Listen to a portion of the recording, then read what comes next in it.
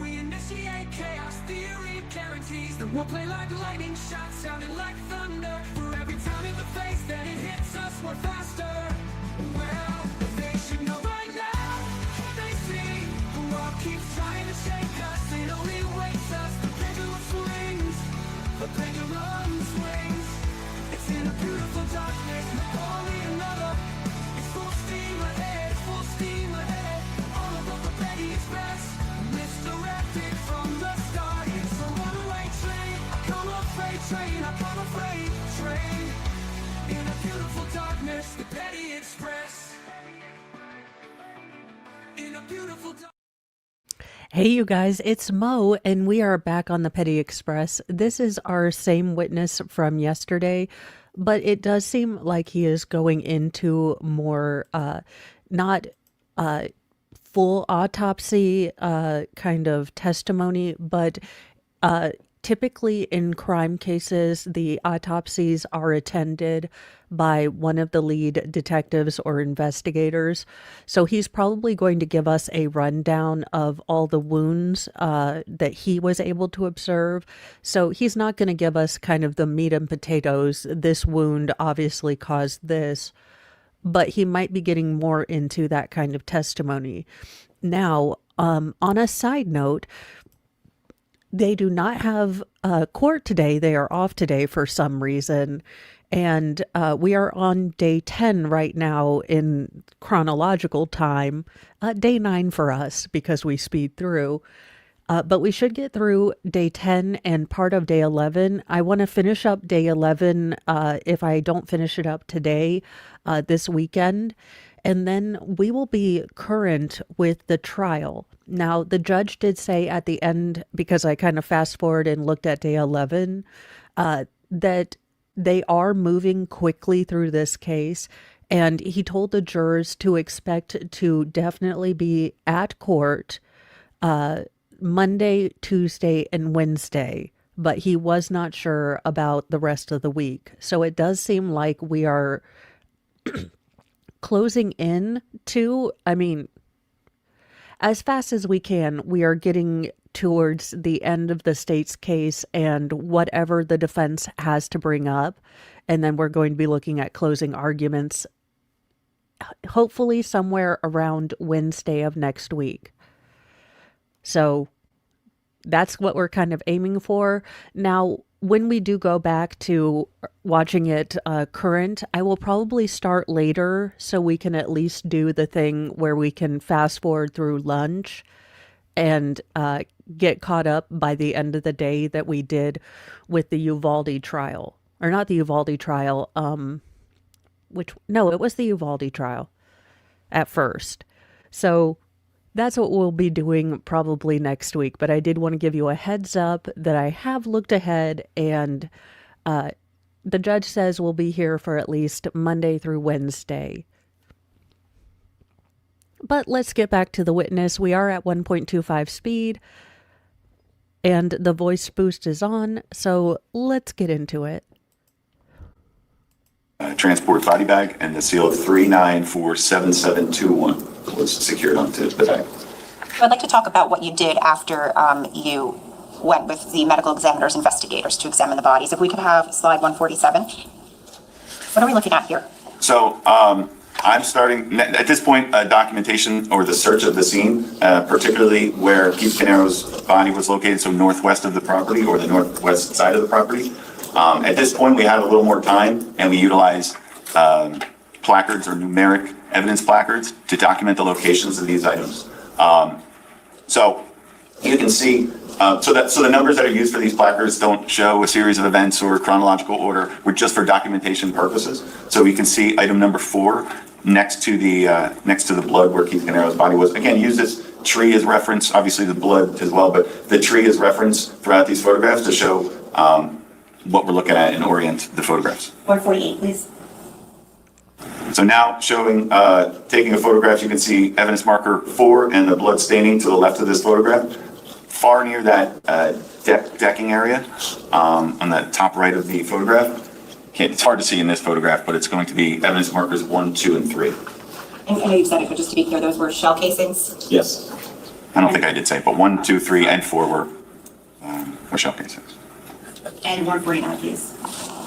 So I'm starting to take my mid-range photographs of those items, so working my way up towards the deck, so just a little bit closer. Were each of those shell casings, so 1, 2, 3, and 4, were they collected and preserved? Yes, they were. What were the head stamps on those? They were the same as that live cartridge from the back deck, which again is GFL 10 9x19. Can we have slide 150? This is just a closer up mid-range photograph of evidence placards 1, 2, and 3. 151? A close-up photograph of the discharge cartridge casing or shell casing, evidence placard 1. And if we could have slide 152? This is more of a almost mid-range photograph of the discharge cartridge casing, evidence marker 2. And 153, please. That's a close-up of evidence marker 2, as well as that discharge cartridge casing. So I do wonder, and it's gruesome either way, but again, I think the state is proving its case, so I'm going to use Paul in this hypothetical. But if you had a force multiplier and you could do unaliving at a distance and not be up close and personal, it confuses me as to why he used a knife on the children. That's so much more up close and personal, unless he ran out of bullets. I don't know that they've proven exactly which force multiplier he used, but I would think that a magazine, a standard one, if he used 5 freedom seeds for Keith and 1 for the wife, surely he wouldn't be out of bullets. I don't know how many cartridges, not bullet, go into a magazine. I don't know, but it just seems so incredibly up close and personal that it would seem to me if you did this crime, especially to the children, it would have to be at a distance. But this is asking for logic from a monster, so who knows? 154? Is a mid-range photograph of evidence marker 3. 155? And a close-up of the discharge cartridge casing of evidence marker 3. Can you sort of see that right there in the grass? Is that where that is, the golds? Yes. Circle. I don't think we need to circle it, but you can see it. And S154, slide 154. Again, Is that 3? I'm sorry, or 156, I apologize. this is evidence marker 4, and which is just to the east of the blood staining where Keith Canero's body was located, and that's more of a mid-range photograph. 157. A close-up photograph of the discharge cartridge casing and evidence marker 4. I'm going to show you what has been marked now is S305, 306, 307, and 308. I'm showing counsel. We could start with 306, if you could just tell me what they are and what they correspond to on your own property receipt. Sure. What number are you starting with? I'm sorry? 305, right? First one, 305. So exhibit 305 is my item number 1-6, which is identified as EM1, so evidence marker 1, cartridge casing, GFL 10 9x19 from grass near paved deck on northwest of property. My packaging, as well as the packaging from New Jersey State Police Ballistics Lab, again has that same item number. And I really like the kind of cleanliness and the non-crinkliness of this kind of packaging that they've been using in this trial. I've seen it done in a couple of other cases, but I really like this. It kind of makes it all clean. It's easier for the jury, if they need to handle it. or case number, and then item number 13, as well as the cartridge casing. And the New Jersey State Police number on there? Yes, it's 13. Okay. S306? 306 is item number 1-7, EM2, cartridge casing GFL 10 9x19 from paved deck on northwest of property. New Jersey State Police number 14, and then the discharge cartridge casing on top. S307? My item number 1-8, EM3, cartridge casing GFL 10 9x19 from grass near paved deck on northwest of property. New Jersey State Police, item number 15, and a discharge cartridge casing. And finally, S308. 308 is my item number 1-9, EM4, cartridge casing, GFL 10 9x19, from grass near reddish stain, near Keith Canero's body on northwest of property. Item number 16, and the discharge cartridge casing. I'm going to show you next what's in marked, and I'll show council, is S332 and 3. Paul, why are you making this dumb, derpy face like, I don't understand the implications of this evidence? No, you left, and I'm saying you at this point because while the state still have several more days for me to see the evidence, it's highly unlikely that someone could conspiratize against you and perfectly coordinate with your random late-night escapades to set you up perfectly for the night in question.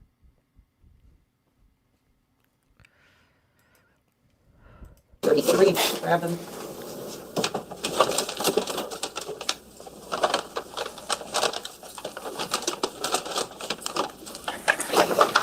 We'll start with S333. Do you recognize this package? Yes, I do. What is that? This is my item number 1-30, a GE electrical meter, recovered from the ground underneath the exterior electrical box northwest of property. Are your numbers on there from your crime scene unit? 1-30. Does that correspond to the evidence receipt? Yes. Okay, if you could please open that. Well, the description does. It's in the evidence receipt. It's item number 7.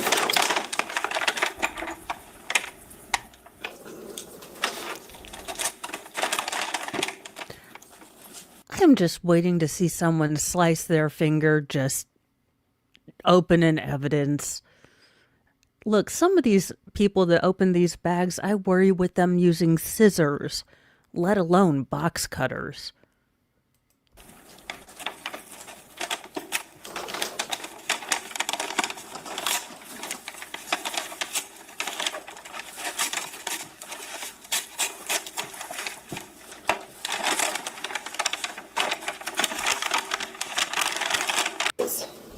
So it's a GE KV2C multifunction meter, electrical meter. It's the extent of my explanation. I don't know much about it.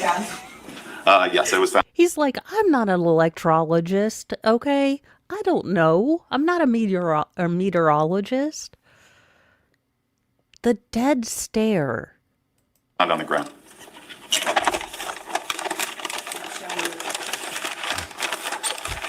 The next item, S3. I'm going to ask you if you recognize that by the markings first. Yes, has my evidence tag 1-29, gray colored exterior electrical door box from the grass near the northwest of property.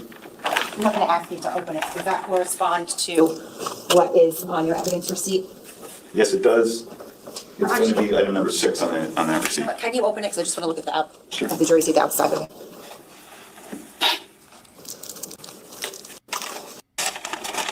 Itself and the door, did you do anything to process those? Yes, we used fingerprint powder to dust it for fingerprints. Any results come off of that?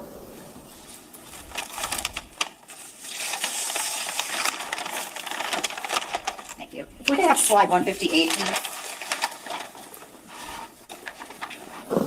Sergeant, what is in this photo? It's a photograph from the interior kitchen. It's a mid-range photograph locating the cellular phone that was on the counter there. So directly under, I'm almost standing in the location where Jesse Canero's body was recovered from, just underneath, in front of those drawers there. And we're going to look at some more pictures from the kitchen momentarily, but if I could have please slide S159. What are we looking at here in that photo? What were you trying to capture? Almost directly in the middle of the photograph is a laptop computer, an Apple laptop computer, which was recovered as well. And what did you do with those two items, the phone and the computer? So they were ultimately turned over as well to Sergeant Broccolieri from the computer crime team. Okay. Are those listed on the evidence receipt? Yes, they are. And does it indicate when you turn something over to somebody else? Yes, it does. On the bottom, it says So all of the items, except for the cell phone, were recovered by me and placed into the temporary evidence vault on the 20th. They remained there until November 26th, when I turned over items number 8 and 9, which are the cell phone and the laptop computer, to Sergeant Bartolieri. I can take the evidence receipt back. Did that essentially conclude the first day on the 20th of your processing of this seat? Yes, it did.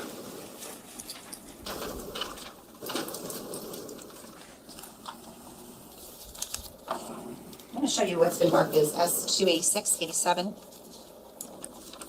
88, and 85.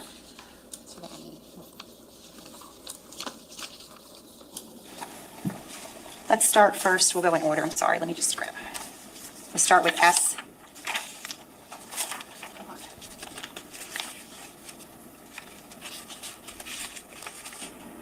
It's going to be S288. Do you recognize that? Yes. Okay, what is that?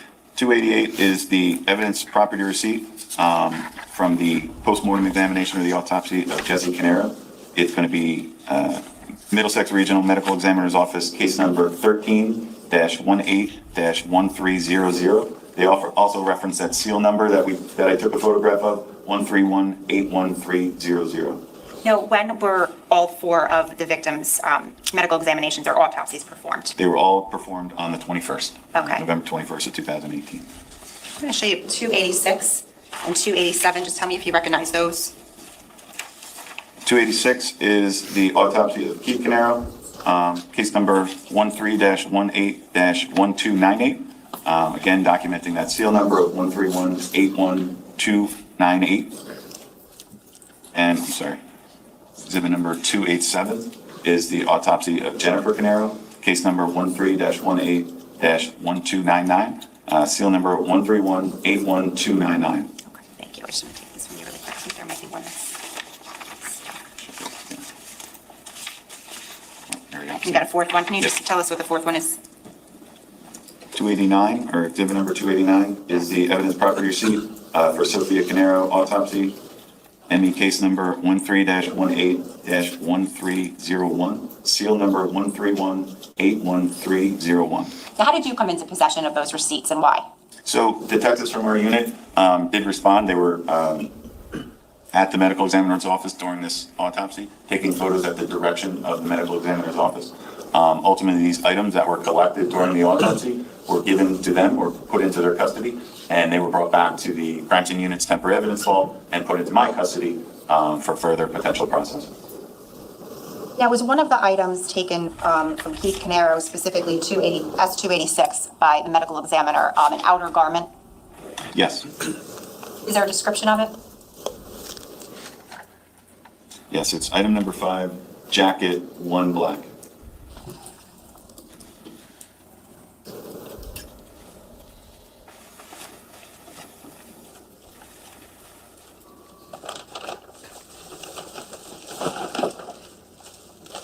Did you have the opportunity to look at that jacket?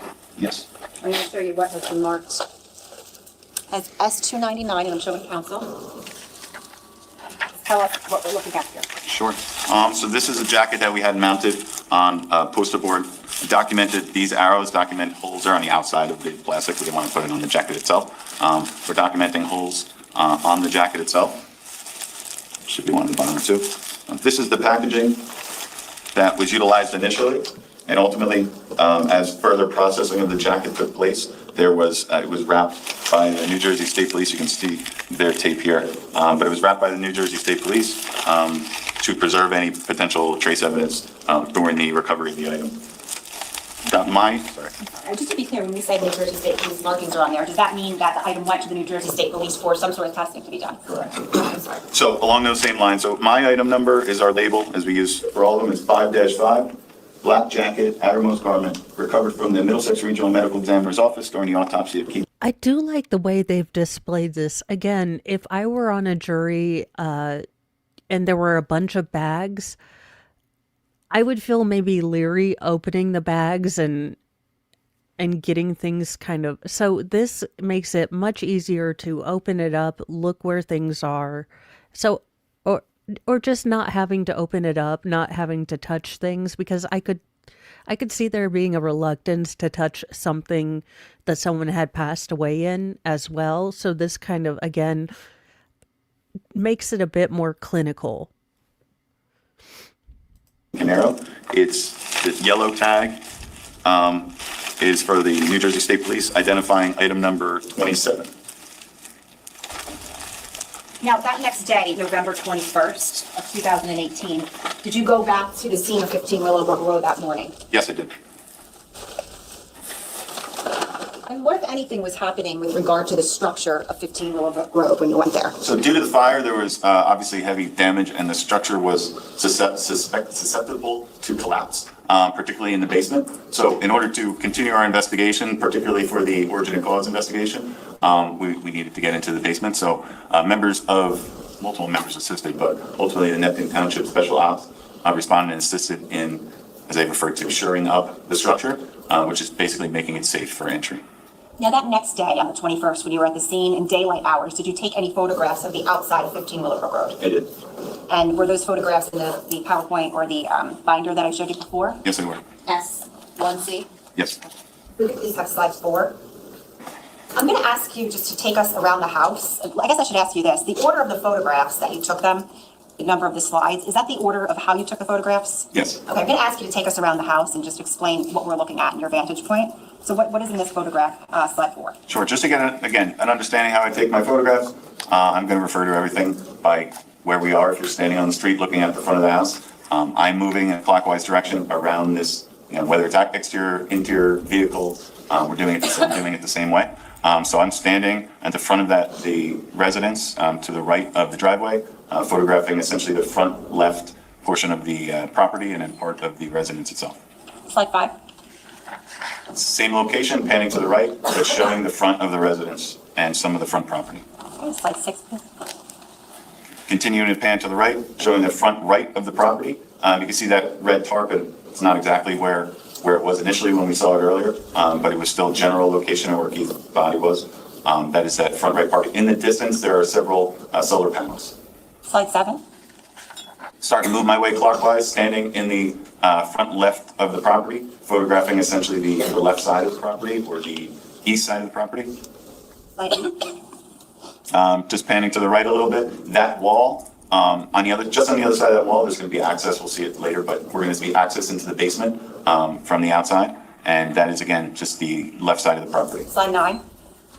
Panning to the right, showing the northeast part standing in the northeast part of the property, photographing the scene or the residence. Okay, slide 10. Continuing to pan to the right, showing a little bit of the front right of the property. Slide 11. Starting to move my way around, that's the wall and the left side of the property. Slide 12. Again, panning to the right, showing the different portion of much of the front left of the property as well as the structure itself. Do you see 2 doors if you're looking head on? Yes, The door to the left of the garage, what is that? that's going to be access into the mudroom.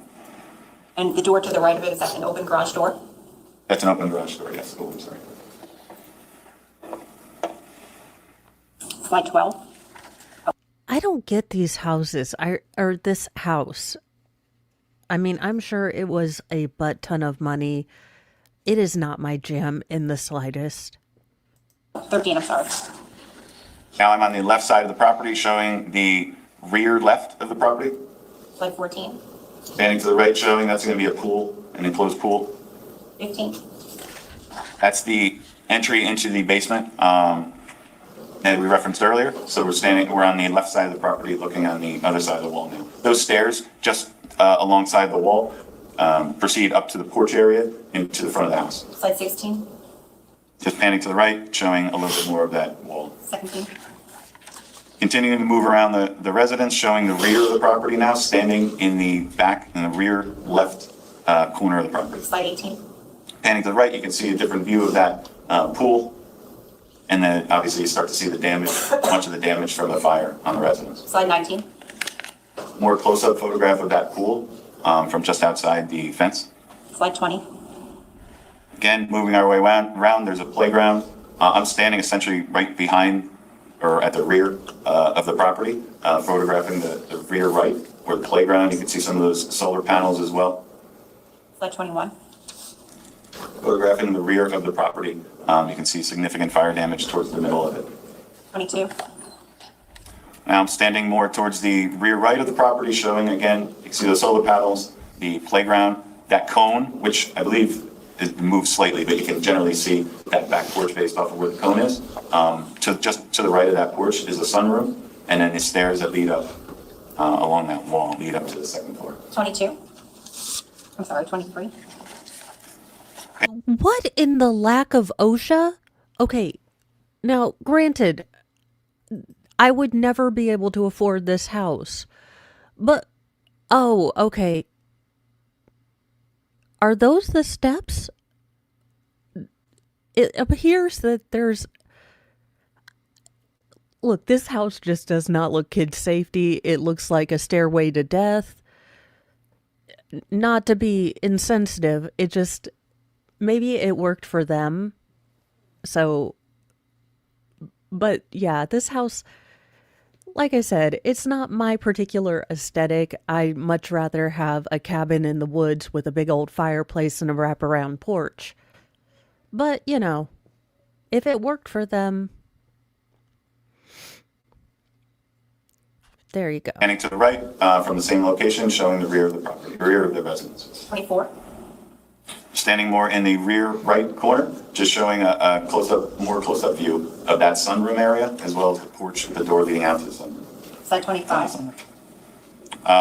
Another photograph, slightly different location, but showing the sunroom and that deck, and that porch, that deck.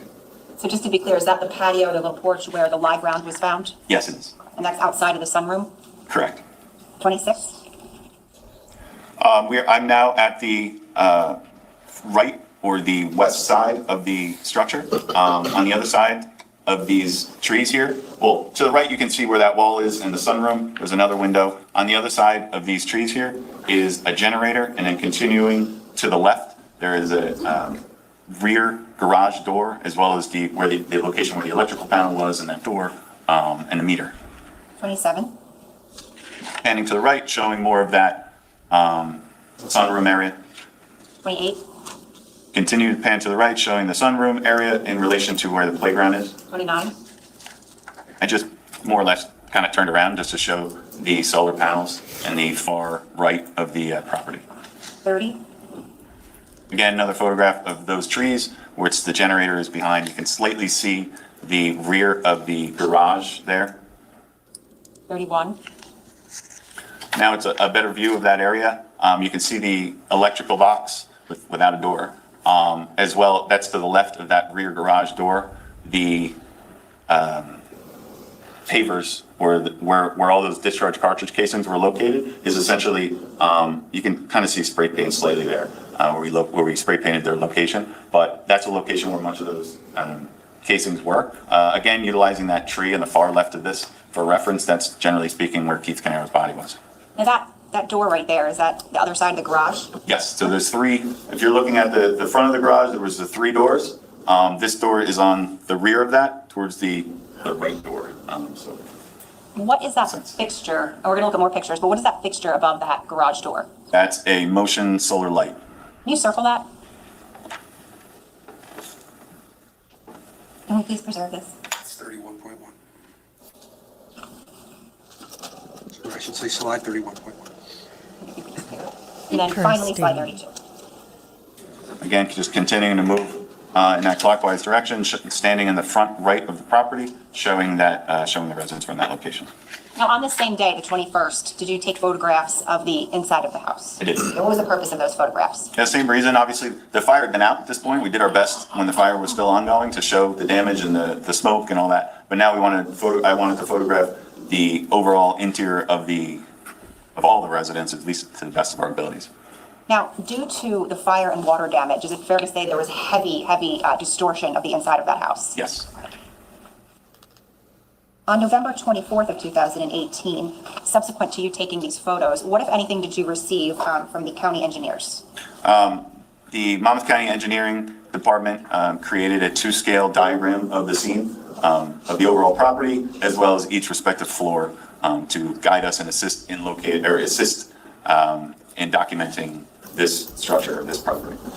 And specifically, did they create a diagram of the first and second floor? Yes. I'm going to show you what's been marked.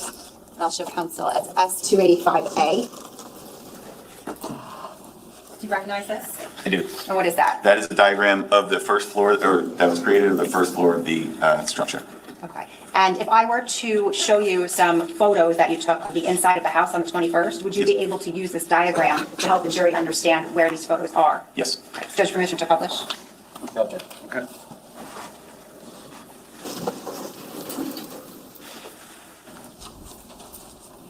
Thank you. Judge, can I use this kind of point? Sure.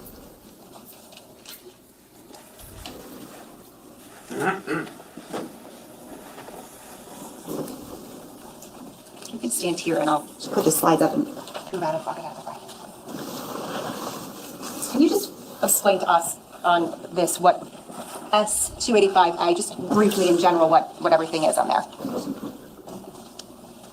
So, generally speaking, if you're looking at the interior of the first floor here, this is the porch. So Keith Canero's body was located roughly over here. This is the porch, the front door leading in, the foyer. Jennifer Canero's body was located, like I said, 2 stairwells, ascending stairwell going up, descending stairwell going down. Her body is located right here. Sophia Canero's body, before being taken out by the fire department, fire members, was located on this landing right here. And Jesse Canero's body was located in the kitchen right about here. So this just identifies each respective room. You can tell from the photographs that things are going to look kind of all the same. So I'm going to help, that's why we use this. I'm going to use this to kind of guide you through it. But remember that generally speaking, even though it's a little bit of a uniquely set up house, generally speaking, I'm trying to work my way clockwise around. So if you get disoriented, that's the goal. As well as just because he keeps saying here in certain locations and he's pointing to it, but the record will not be clear as to what he pointed to. Can you use this black marker? And can we just mark that document, which is 285A, of the location? You can do it by initial or however you want to do it, but just so it's clear for the record on the actual diagram. Thank you, Judge. And I actually do like that the judge is making things very clear for record. A lot of times, if you've watched other creators as well, when we get to the record and they'll say like, witness pointed to lower left quadrant, vaguely near this, sometimes it's really hard to figure out what they're pointing at. Sometimes it's completely obvious. But with this and with him with this judge insisting on documentation, it's definitely really helpful. Yes, if you could, where you indicated where the victims were located. So Keith Canero's body is located in this, generally speaking, in this area. Use their initials so that it's clear for the record. I'm sorry? If you could use their initials, their first. Oh, I'm sorry. Sure.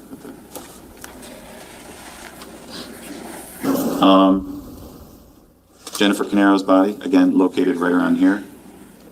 I'm sorry. This landing over here is Sophia Canero and Jesse Canero in the kitchen here. Okay. Now, if we could have slide 51, actually 49, please. Yes. The back table. This is slide 49. All right. This is what? This is a photograph of, you can see that front porch area and the front door. Okay, if we could please have slide 52. So, walking in, do you want me to mark it in some way? If I point to it, or? Only if you need to. Okay, I'll try and describe this best I can. You can see, I'm going to describe the names of the rooms, obviously foyer, game room, living room, so that should help.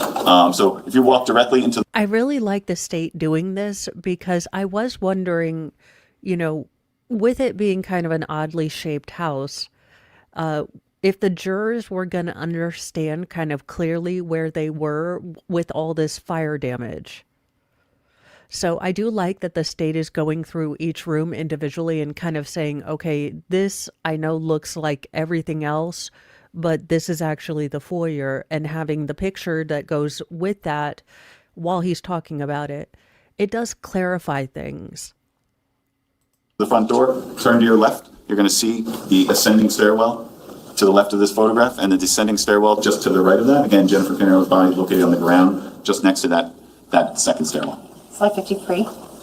I'm panning to the right, showing a closet, as well as kind of working our way towards, you can see a little bit of the living room to the right of the photograph and a hallway in between. 54.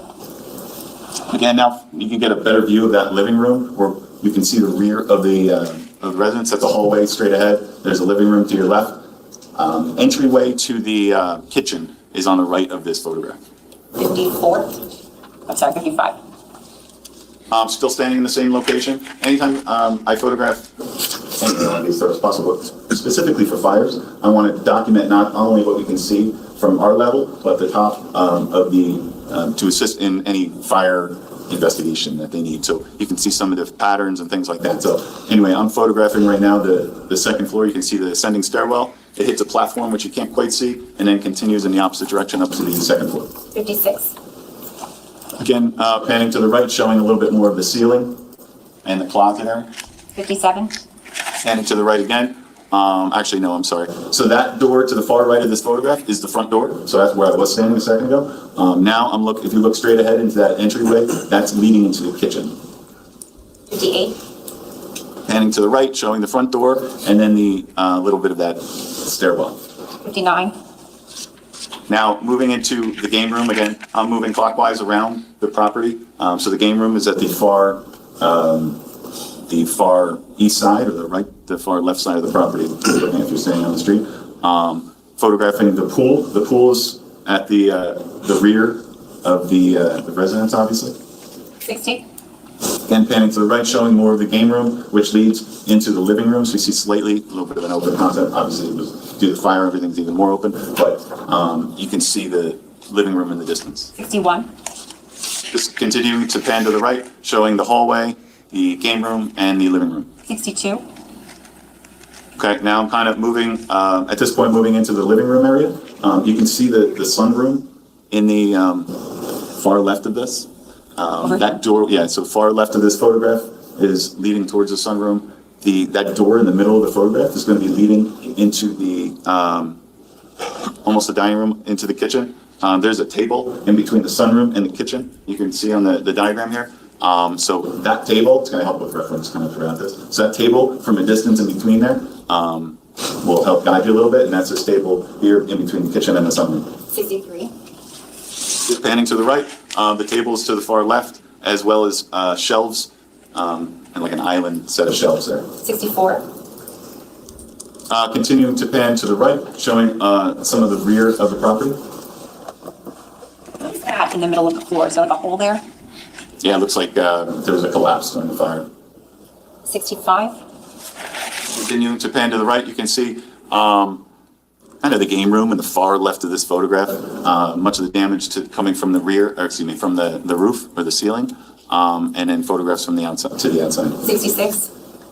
That's the sunroom. So if we're referencing kind of standing in the dining room right now, or if I'm standing in the dining room, photographing that sunroom, remember the sunroom is where, just on the outside of the sunroom, there's a door that led to where that live cartridge was. 67. Okay. Continuing to pan to the right, sunroom, there's also the office, which is on the bottom of this diagram, so that I photographed the door before entering into the office. 68.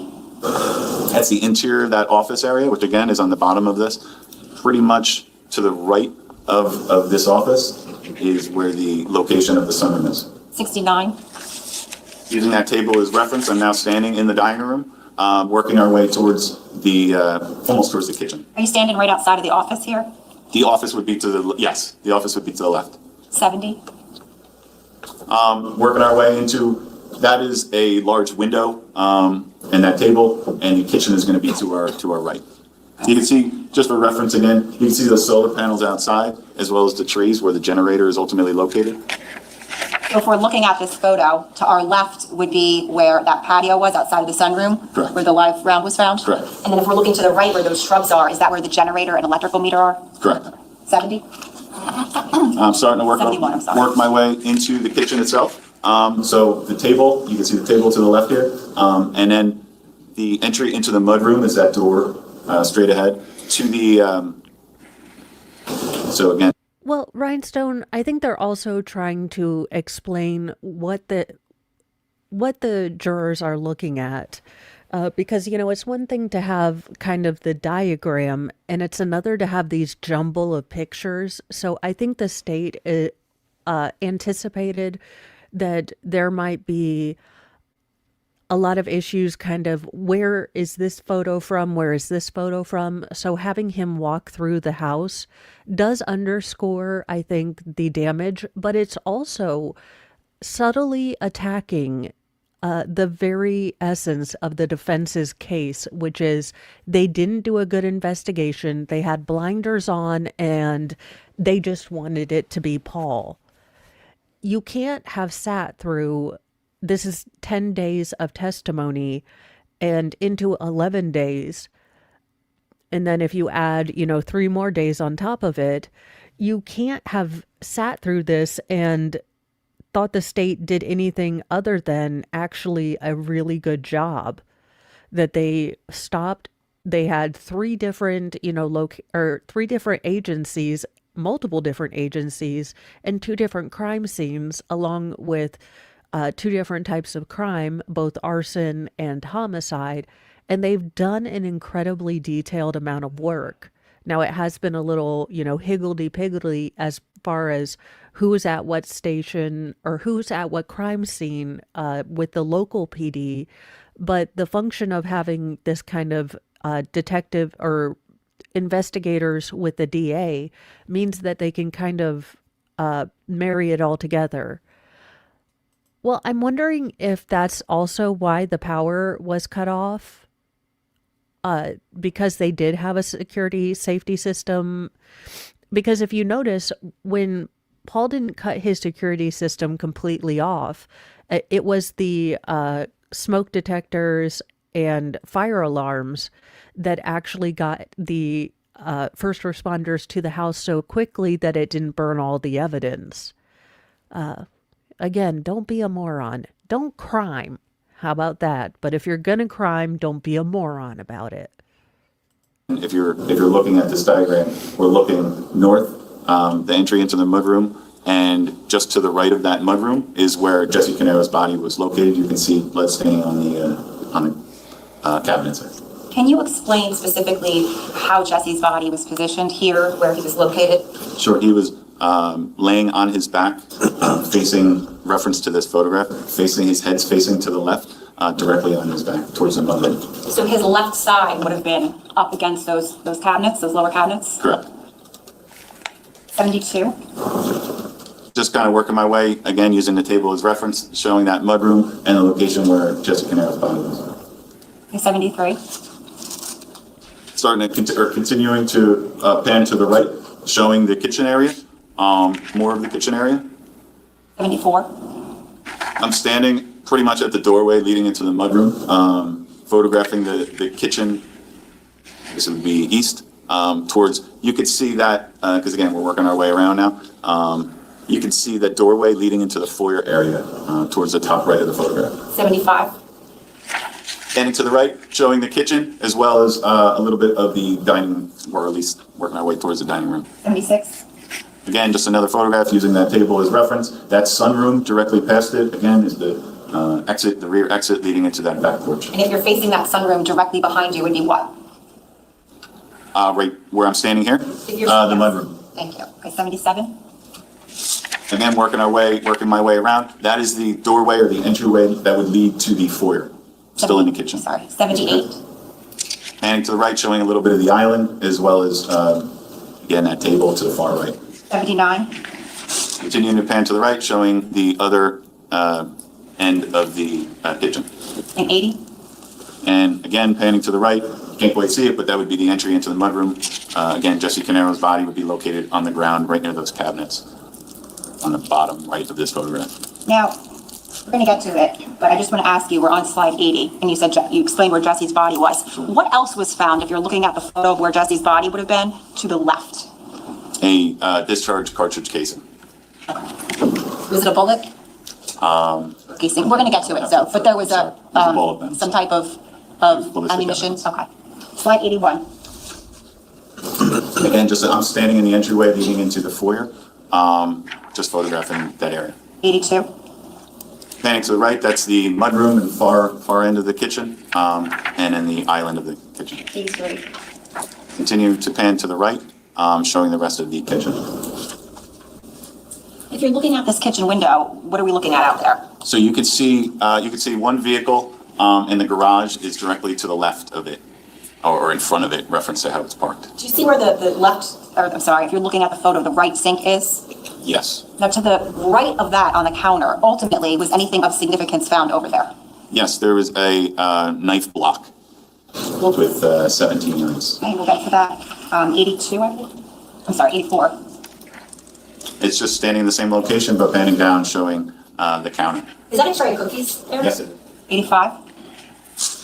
Again, standing where the mudroom is now, showing that table, and this is just to sort of orient ourselves for the next photograph. 86? Now working my way into the sunroom itself. The door's closed, but obviously the windows are blown out, and showing the water damage and the fire damage in the sunroom. 87?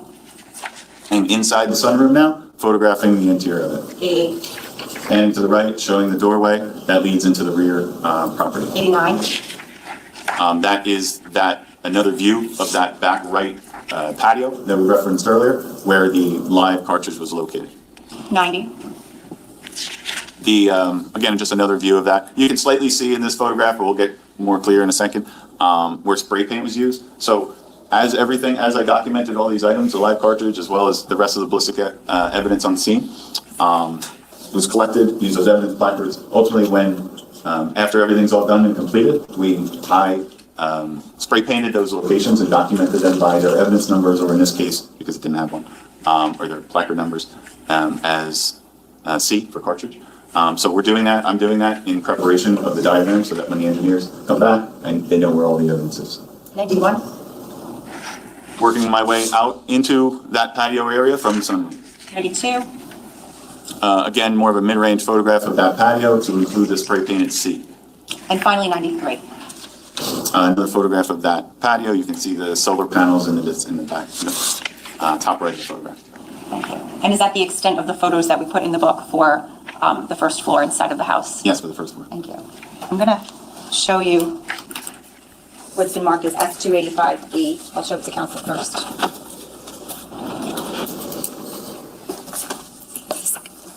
Judge, permission to publish? You recognize this? Yep. Sorry. Do you recognize this, Sergeant? Yes. And what is that? So this is much in the same way they did the first floor. Now it's the second floor, completed by the engineers. And we don't have nearly as many photos with regard to this floor. Is that right? Correct. Okay, let's start, if we could, slide 95. So they did use some first floor documentation just to kind of help with reference. But again, just for reference, I'm on the first floor now, showing the ascending stairwell leading into the second floor. Slide 96. Working my way up the stairs towards the second floor. 97. That is the platform area where Sophia Canero's body was located. Again, we're standing in that foyer area, working east, reference to the... Yeah, Granny Smith, I'm kind of wondering why he's going... I was wondering if they were even going to be able to take pictures of the upstairs, because they had to find an alternate way into the basement because those stairs had completely disintegrated. So I would have thought that with fire going upward, that the ascending stairs would probably be affected as well. But maybe they weren't. Diagram, and hitting that landing, and then basically turning around and continuing west to continue up to the second floor. In regard to Sophia Canero's body here, where she was on the landing, where in relation to that was Jennifer's body directionally? Well, in respect to where I'm standing, I guess it would be behind me taking this photograph. I guess what I'm saying is, was Jennifer's body essentially right on, sort of underneath that area? In close proximity, yes. 97? I'm working my way, that's the remainder of that platform area where Sophia Canero's body was located. I'm sorry, that was 98, so we're going to go to 99. Continuing to standing on the second floor hallway, if you will. Those railings, if you look directly over those railings, are going to show you the front door and the foyer. 100? Just panning to the right, showing entry into that second floor, or at least the top of the stairs to the far right of the photograph. 101. This is the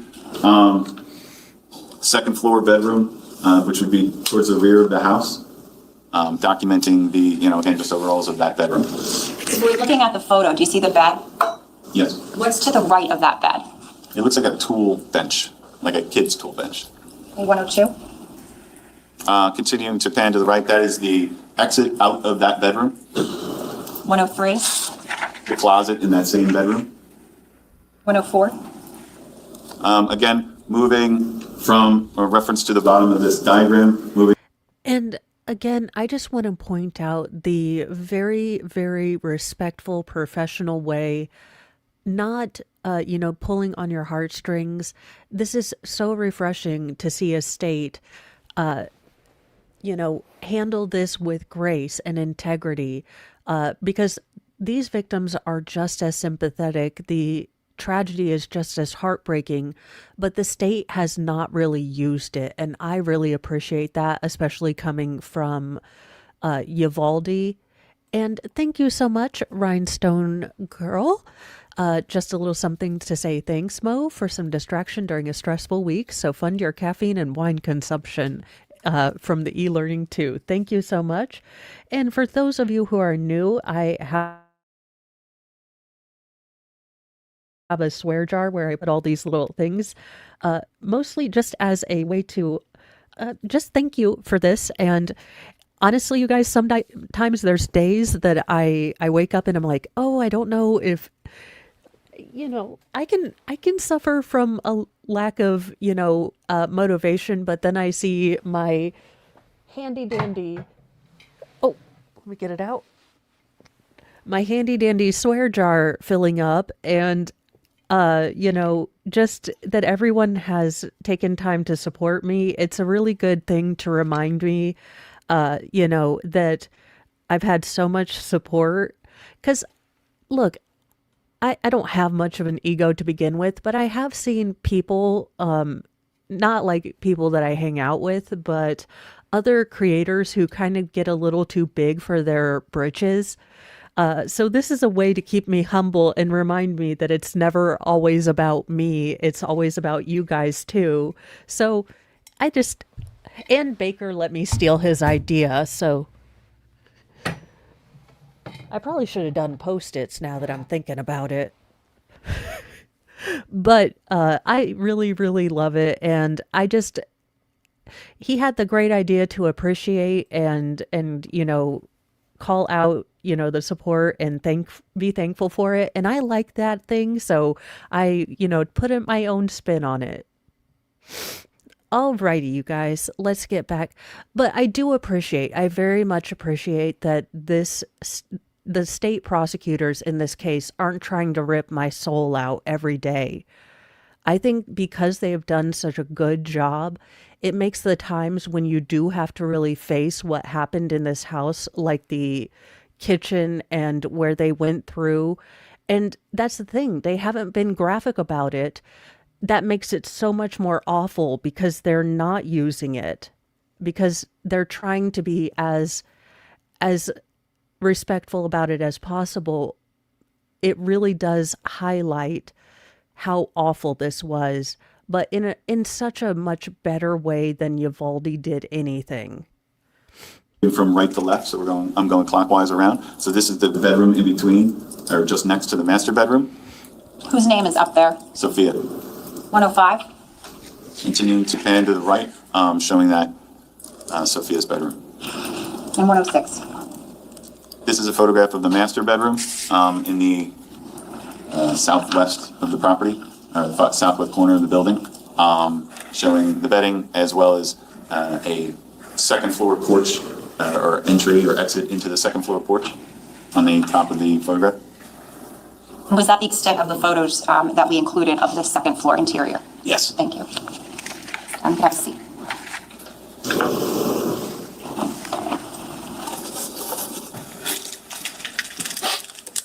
I just want to ask you about access to the basement from this house. How many ways were there to access the basement? 3. If we could have slide 52, please, just to orient us. Okay, so do you see one of those ways in this photo? Yes, I do. Okay, how would that be? So that, again, ascending to the second floor, that one directly to the right of it is a descending stairwell into the basement. Okay, and slide 107? That is another entryway into the basement of from the outside. And what is the third way to enter the basement? Through the garage. Okay, can I have slide 50, please? Okay, is that the garage there? That's the garage, yes. Okay, slide 115. What vantage point is this now from the garage? I'm kind of standing right near the entry into the basement. It's at my back, and I'm photographing the doors leading out to the driveway. Okay, and do you see the open door right there? Yes. What is directly to the right of that door? So directly to the right of that would be entry into the mudroom and kitchen area.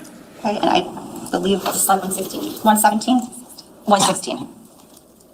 Okay, what are we looking at here? What is that door straight ahead? So you can see the front doors of on the far left of this photograph. Those are the garage doors. Straight ahead, or just to the right of that, but straight ahead is entry into the mudroom. And then far right corner, back right corner of this photograph is entry into the basement. Can you just circle where the mudroom door is, and then if you could put M over it? Yeah, sorry.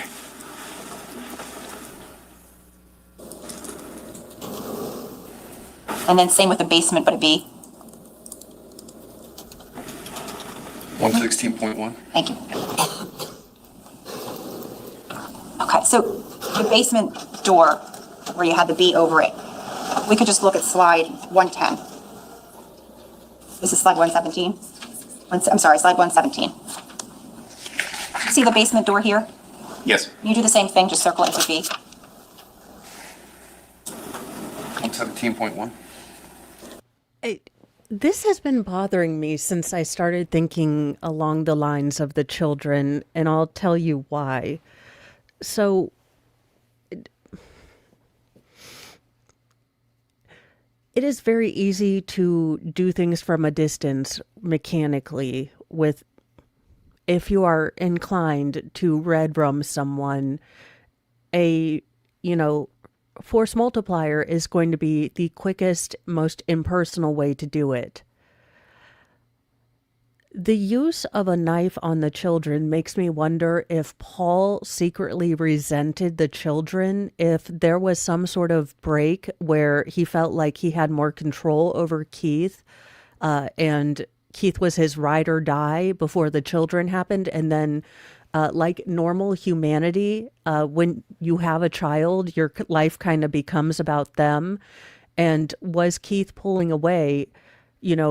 Did Paul know down at the bottom of it, if it came to choosing him or the kids, that Keith would always choose the kids? I don't know. It's just been something I've been pondering. I am not a behaviorologist. Yeah, they would, but it would seem to me if it were just about the money, then it would be easy to use the force multiplier on all of the people. The switch from the force multiplier to a knife, to me, either indicates that something went very wrong, he lost control somewhere, or that he had a deep-seated rage against the children because they came along and maybe became beneficiaries, or because Keith was going to essentially cut Paul off and choose his family. I don't know. So, like I said, I am only a part-time behaviorologist, but there is something deeply unsettling with the kind of deeply impersonal way that he dealt with his brother and his sister-in-law, and then the up-close and personal way that he dealt with both of the children.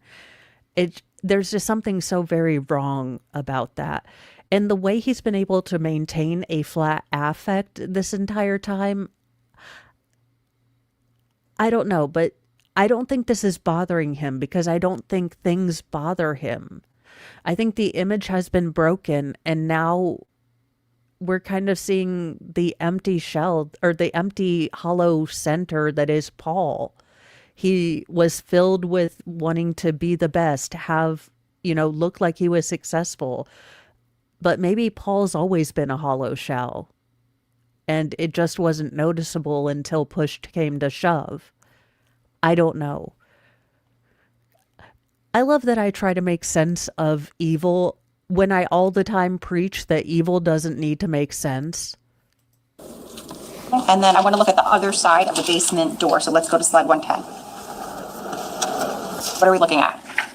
Photograph, I'm standing in the basement, looking at that same door from another vantage point. Thank you.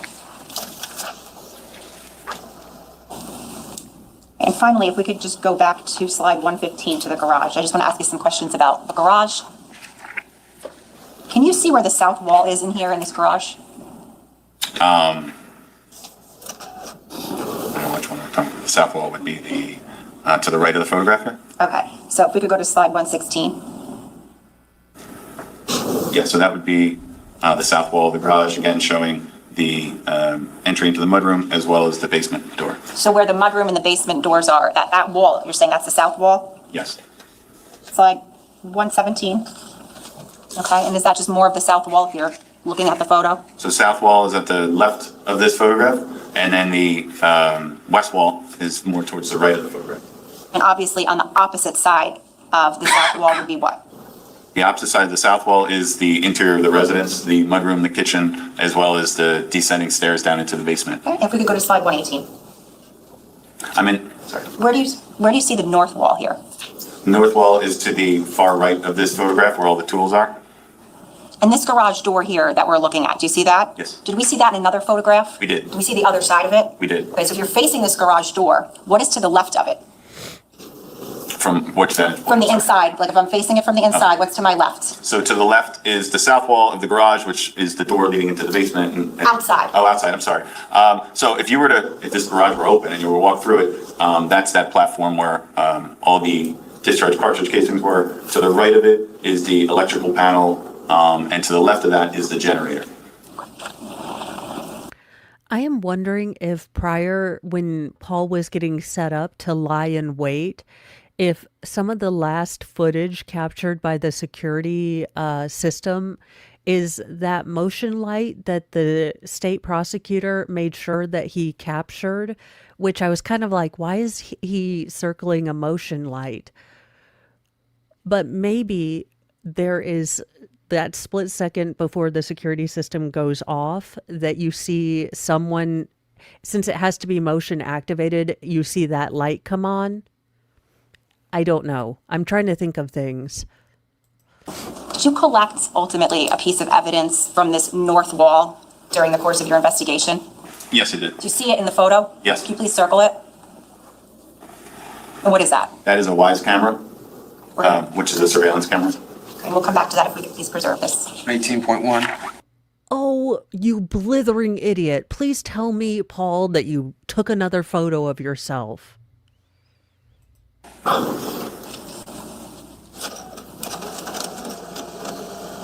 Staying on the same day now, so November 21st still of your investigation at the scene, if we could please have slide 161. At some point, did you collect, and you may have mentioned it before, but any items of evidence from this particular area that we're looking at? Yes, a bullet specimen was located in the kitchen area. Okay, 162, please. It's more of a mid-range photograph of that bullet specimen in sort of the middle of this photograph. And 163. A close-up photograph of that bullet specimen. Okay, 164. Mid-range of the same bullet specimen, but this time utilizing a evidence placard. 165. And a close-up of that same thing, but with the evidence placard, this time evidence placard 7.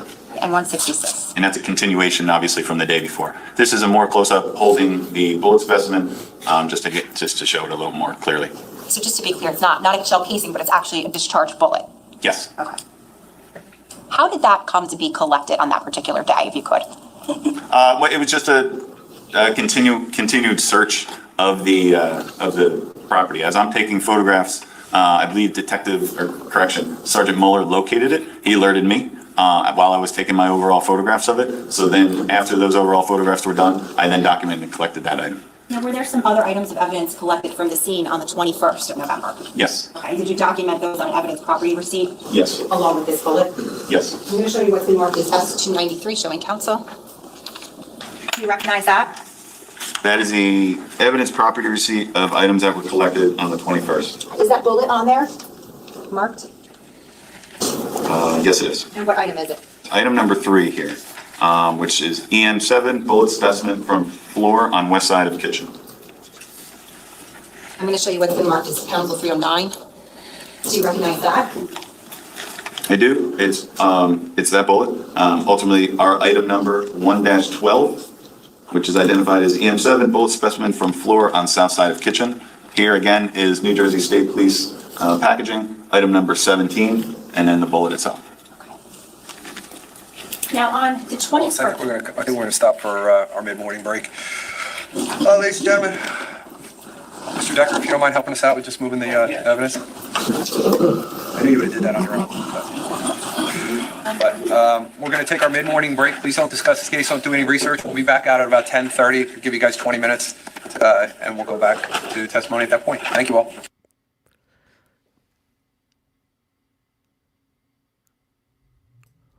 Out. You guys don't need to stand every time. I just, you guys are doing enough for me. I appreciate it. So we can bring our witness back up. Miss Wallace, whenever you're ready. Thank you, Judge.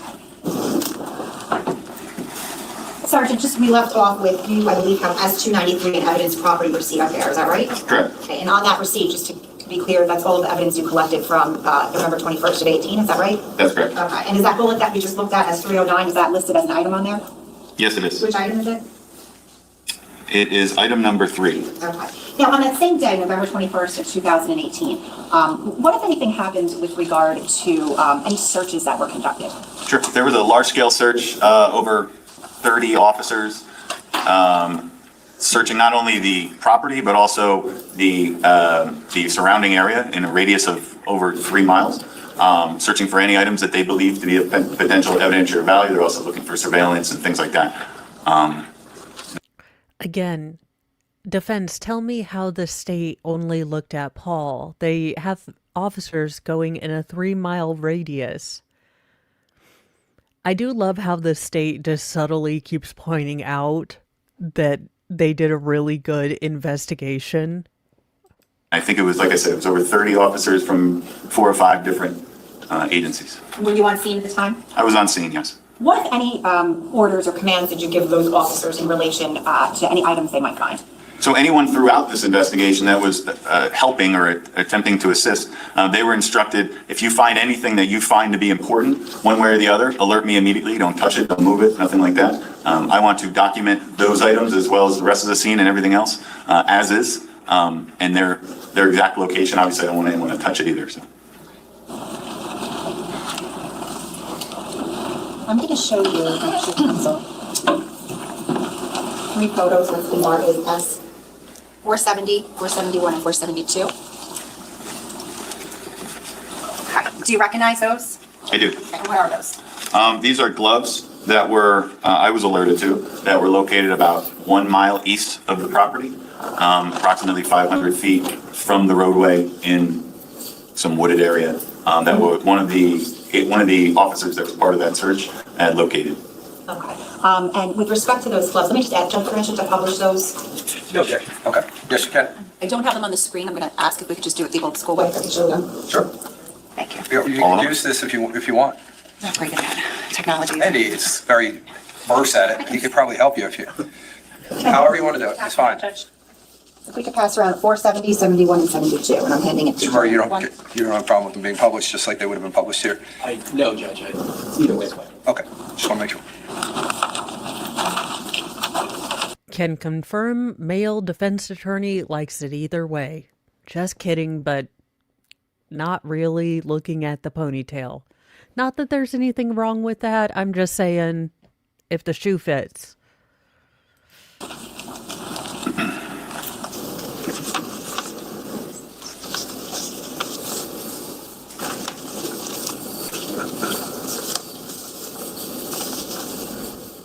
I will say that if those were his family, his wife and 2 daughters that were coming in late, they have consistently been late coming in. I don't know. It just screams of entitlement. And if you are wanting to kind of allay fears that you feel like you're entitled, that you felt entitled to steal money, that you felt entitled to special care because of who you were, it doesn't put you in the best light if your, supporters are consistently late coming back in for court. But maybe that's more irritating to me because I always need to be on schedule. So.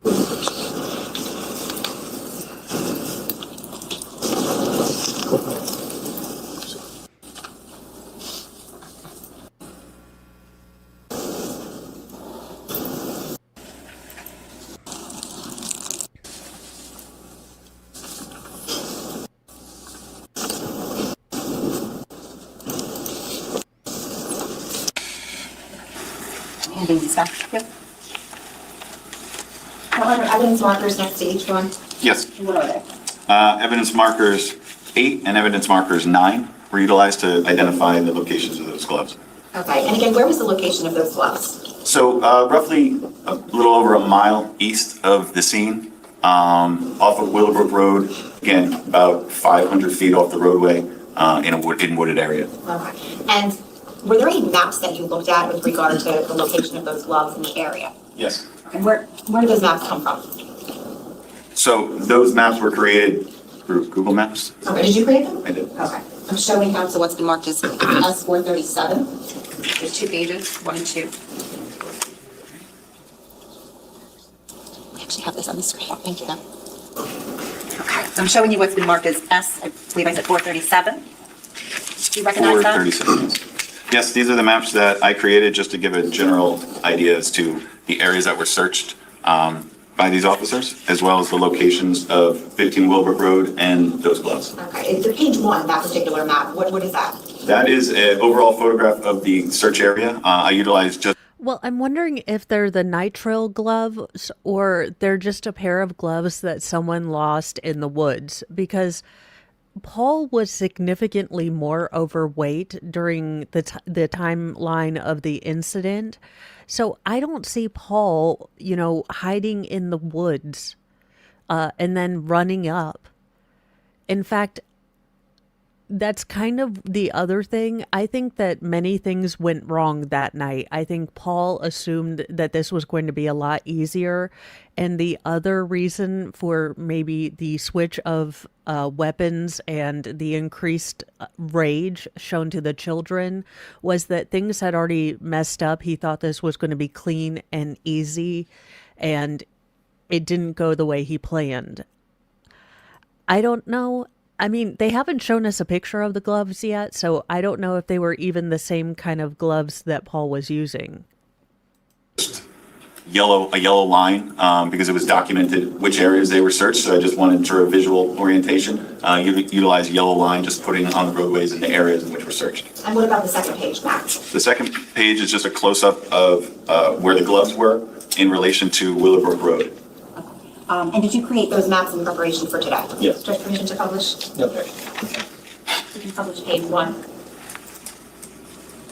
Okay, and can you just explain to the jury the markings on here and what we're looking at? Sure. So you can see the circle with the house on it. That's 15 Willowbrook Road. Its location to the northeast of that, up the roadway on Willowbrook Road. So Willowbrook Road is running left to right in this photograph or in this diagram, moving towards those gloves. So those gloves are again about a mile east or northeast of Willowbrook Road. Sorry. Go ahead. I was just going to explain the lines. So you see all these yellow lines. I put them there. Not an official thing, just utilizing the lines to describe from which intersections to which intersections were searched. And again, this is a large-scale search that was conducted on the 21st. Correct. If we can have page 2. What are we looking at? That is a close-up of where the gloves are in relation to Willowbrook Road. At the time they were recovered, I measured the distance to that dirt roadway, closest to the location. It was about 160 feet. But relation to this photograph, it's about 500 feet from the entrance from Willowbrook Road. Thank you. And because it came up yesterday, why did you collect these gloves? Because I was alerted to it. At the time, I just wanted to be thorough. I didn't know at the time if it was any evidential value related to them. So we wanted to be thorough and cautious, and I collected them. Were there other items of evidence that ultimately you determined did not have evidential value that were also collected, just to be thorough? Yes, it happens all the time. If we're ever, the general rule I have is if I'm on the fence or if something is close, I collect it. There's no reason not to. You never know what could come up down the road, and you learn that something actually is important, even though it doesn't appear important at the time. Okay. Now, while you were on the scene and the search was being conducted, did you collect a lockbox or a lock to a box? Yes. Okay. If we can please go to slide 167.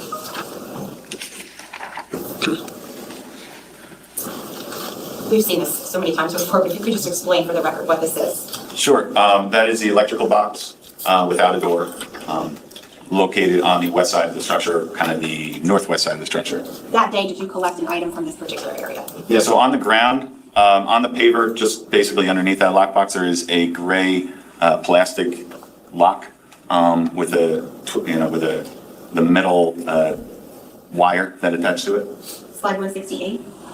Do you see that lock in the photo? Yes. And slide 169.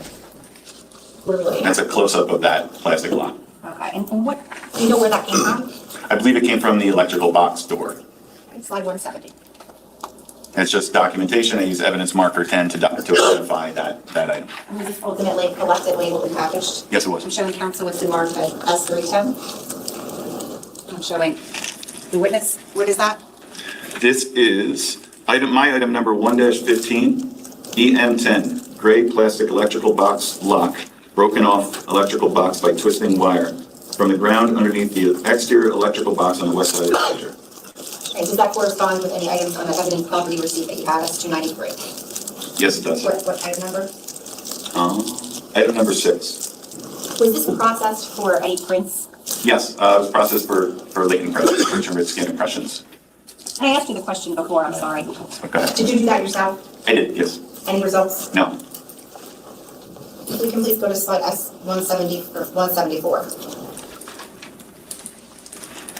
What are we looking at here? So this is again, just because we were just looking at it, that electrical box is again out of screen to the left of this photograph. You can see where I utilize spray paint to document items 1, 2, and 3 in this photograph. Item 11, or evidence marker 11, is going to identify another discharge cartridge casing that was located in the grass. Okay, so we've heard about cartridge casings and some bullets that were found the day prior on November 20th, right? Correct. Okay, so now this is November 21st, you found another one? Correct. Okay, we can go to slide 175. What is this that we're looking at? That's a close-up photograph of that discharge cartridge casings, as well as evidence marker 11 that was utilized. Can you circle that in the photo? You can preserve this, please. That's 175.1, and again, we're in 1C for this entire testimony. Was this ultimately collected, packaged, and preserved? Yes. I'm showing counsel, you was marked as S11. You recognize that?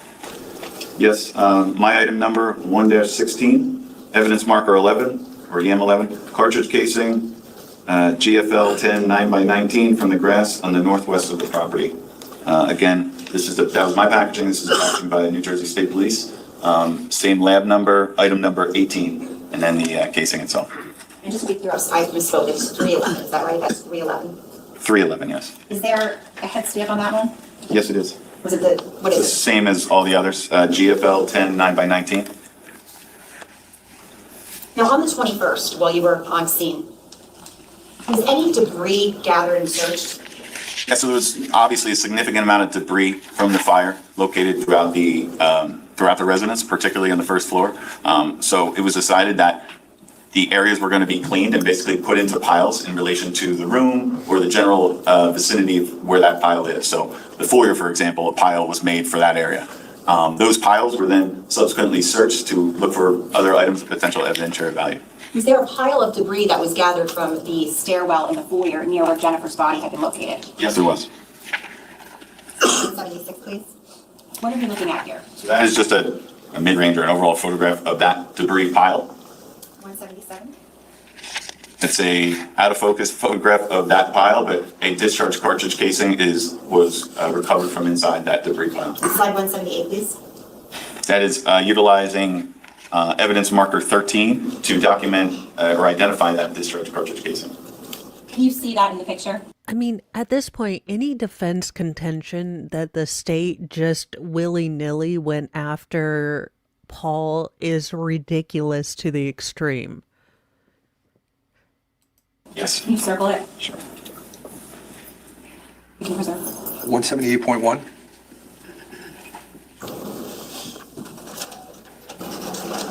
When you can erase your markings. And then finally, slide 179. That is a close-up of that discharge cartridge casing. And is that your hand that's holding? Yes. I'm going to show you what's been marked as S312. I'm showing counsel. Do you recognize that? Yes. What is that? My item number 1-18, evidence marker 13 or EM13, cartridge casing GFL 10 9x19 from debris from stairwell leading into the basement. It's my packaging, New Jersey State Police packaging, item number 19. I think you just said it, GFL, but was that the same stamp as all of the other casings found from the scene? Yes, ma'am. Was there a pile of debris that was gathered from another area in sort of inside the foyer? Yes. Okay, you can have slide 180, please. What I'm looking at here. That is just a photograph of that debris pile. Slide 181. As a more of a close-up photograph of a knife that was recovered from inside that debris pile. Can you circle the knife just because it's a little bit hard to see it runs in? 181.1. Slide 182. That is the same knife, but with evidence marker 14. Was that knife collected, packaged, and labeled? Yes. I'm showing counsel what's been marked as that's 313. Do you recognize this from the markings that packaged? Yes, exhibit 313, again, it's my item 1-19, EM14, saboteur knife with black handle from debris from floor of residence. Okay, and can you please open that? And this is item, New Jersey State Police item number 9. Thank you. I feel the mother instinct to say, don't cut yourself every time someone has a box cutter.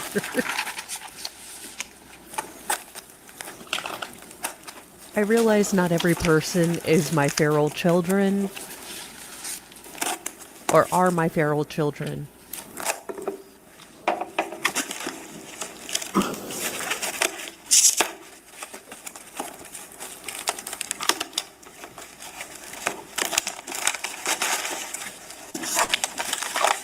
This is the packaging from inside that was wrapped by the state police during testing.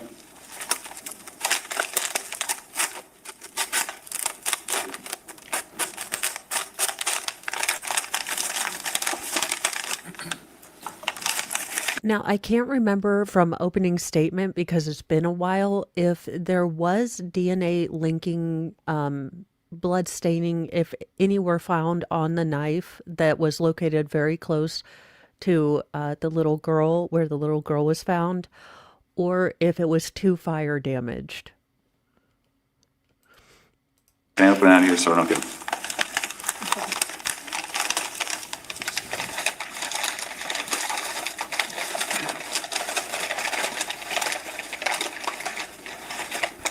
I will say, I pulled it up. Any objection? Thank you.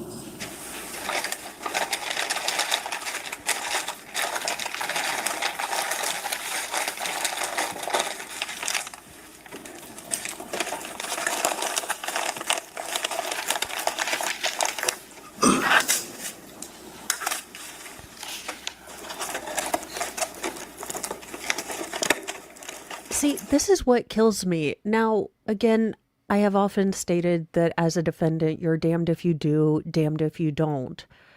But you would imagine some subtle kind of revulsion that before you, it being held before you is a knife that took the life of not only your niece, but your nephew. You would think that there'd be some just subconscious kind of self-comforting or something going on. I mean, I don't, buy into bodyology and body language, but this is so, again, he could be waiting at the DMV. This is so disconnected. If you wanted prove to people that you're a sociopath, look like this.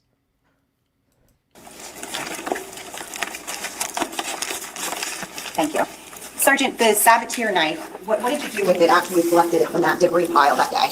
So it was packaged in that box that you saw there, brought to the fire marshal's command vehicle to document further as well as process for or swab for potential DNA evidence. Okay, if we could please have slide 183. Just explain to us what we're looking at here. So the knife was placed onto new unused brown paper and documented. I wanted to document because it's hard to tell now, but at the time, as you can see, there's a significant amount of debris caked onto one side of it. On the other side, it's more clean. So I basically documented each side with a scale, as you can see, but also swabbed the 4 different areas on the knife. The debris A marked the location of the blade that had debris on it. Well, I guess we'll go one by one. Sure, if we could have slide 184 now. So that's just a close-up of just that blade area. And when I say swab, we use what's called a capture swab. It's a fancy name for a Q-tip with a plastic cap on the end that's self-drying. So when we're swabbing that area, I can then swab the area completely and then close that plastic cap, allowing it to air dry. Slide 185. This is a photograph of the other side of the blade or of the knife itself, but particularly the location which I swabbed, B was the other side blade only. Slide 186. Close-up of that location. Slide 187. C is the debris, going back to the debris side of, and swabbing of, and C signifies that I swabbed the handle on the debris caked side. Slide 188. Just utilizing the scale in another way, just to show the size of the bleed. Slide 189. And again, the last one was a swab D, as in delta, that's just the other side. I swabbed the blade of the cleaner side. And slide 190. And just another photograph of the size of the blade. Tried to take as many photographs with the scale in case we needed to match it up to anything. What did you ultimately do with the swabs once you took them? The swabs were sent to the New Jersey State Police for testing for potential DNA. Prior to that, though, just like take a step back. After you took the swabs, what did you do to preserve them?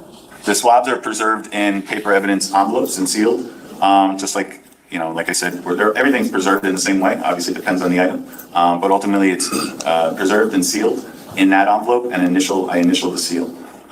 I don't know. I'm thinking of Delta Line Schweppes, you know, like the club soda. Like, if you'd like a gin and tonic or gin and soda, you know, use Schweppes Delta Force.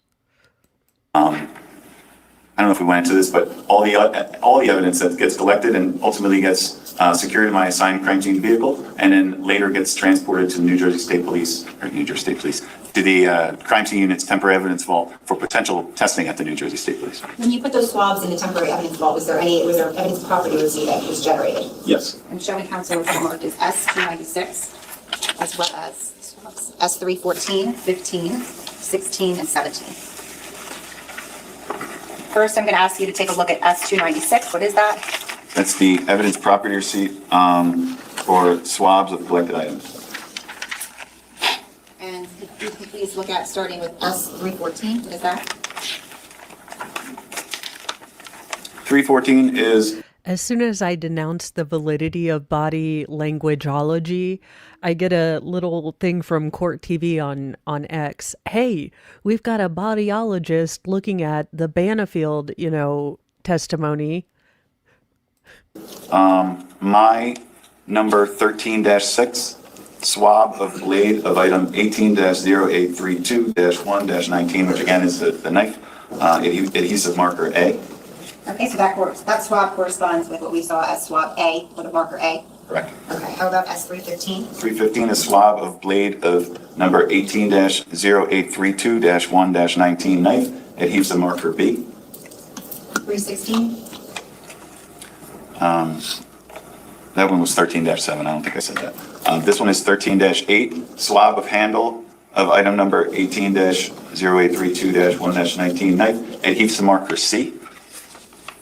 And S316? I'm sorry, 17? 317 is my item 13-9, swab of handle of item number 18-0832-1-19 knife adhesive marker D.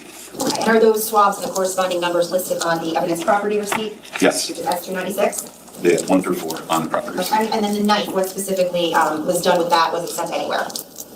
Yes, it was ultimately sent to the lab as well. To the New Jersey State Police Lab? Yes. All right, and is that also the knife listed on S-296? The last one on the bottom, is that? No, not on this one. It's on the 293. Did you have it in front of you? I do. Thank you. Read it? No, I just wanted to know it was on there. Now, on November 23rd of 2018, did Lieutenant Catalona bring those swabs and that knife to the New Jersey State Police DNA lab? He did. Did he also bring reference samples for the 4 victims' DNA samples to the lab as well? He did. If we could have slide S-191. Okay, what are we looking at here, Sergeant? So after locating that knife, I located and documented the Saboteur knife block. There were a total of 17 knives in that, or 16 according to this picture. The 17th is a serrated knife that's on the counter there in the knife set. How did that knife correspond with the knife that you just showed to the jury? It fit into that, the knife that we just showed, well, they all have the same markings specifically on the handle, on the back of the handle. It's the same knife. The one that we just showed to the jury, that I just showed the jury, was a like a chef's knife that fit into that same block. Can we have slide 192? This is documenting the top of that knife block in the middle of the photograph. There are 2 empty slots. The one to the middle row towards the right is where that serrated knife would fit, and presumably the chef's knife would fit into the top middle row. That serrated knife, when you got to the scene, was that in the butcher block or someplace else? It was on the counter right in front of it. You can see it on the photo that before this we just looked at. S-193? That's the side of the butcher block or the knife block. S-194? Where is Alanis Morissette for the irony that the saboteur, Paul, used a knife with the label or brain... Good Lord. Dayquil. Stay with me. The brand name saboteur to sabotage an entire family. Where is Alanis Morissette? We need her to sing Ironic now. The top of the knives, of all the knives, to include the one that was recovered from the foyer, all had that same symbol. And S-195? I documented the knife block with marker 15. You can see the knife, the serrated knife slightly, at least the blade of it in this photograph on the bottom of the photograph. And you may have said it, I'm sorry if I missed it, but did you do anything to see if the knife that you had shown to the jury just before that you marked as evidence fit into any one of those slots? I didn't want to, the serrated knife I put into the slot that it would fit into. In terms of the other one, I documented to the best of my ability, but obviously I don't want to cross-contaminate it or contaminate it in any way by putting it into the block prior to, any testing done. Did you take that block as evidence? He did. I'm showing you the counsel which you marked as S-18. Do you recognize this, Sergeant, based on the packaging? Yes, my item number 1-20, EM15 wooden butcher block containing 17 Saboteur knives from the kitchen counter. Have a great lunch, Wolfram. We'll see you when you get back.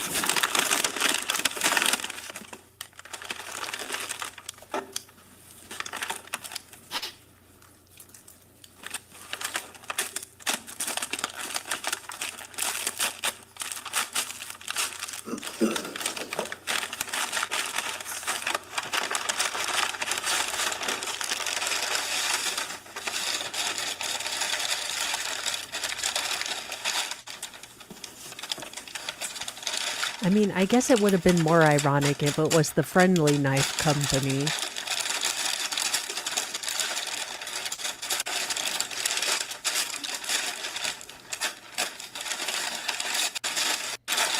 Going packaging. Thank you. The name brand was Saboteur. I kid you not.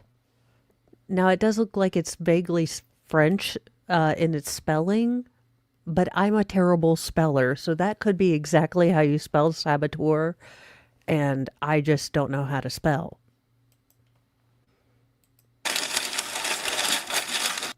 Well, it seems that Paul or the knife that was used on the victims did come from the butcher block, and it was a chef's knife.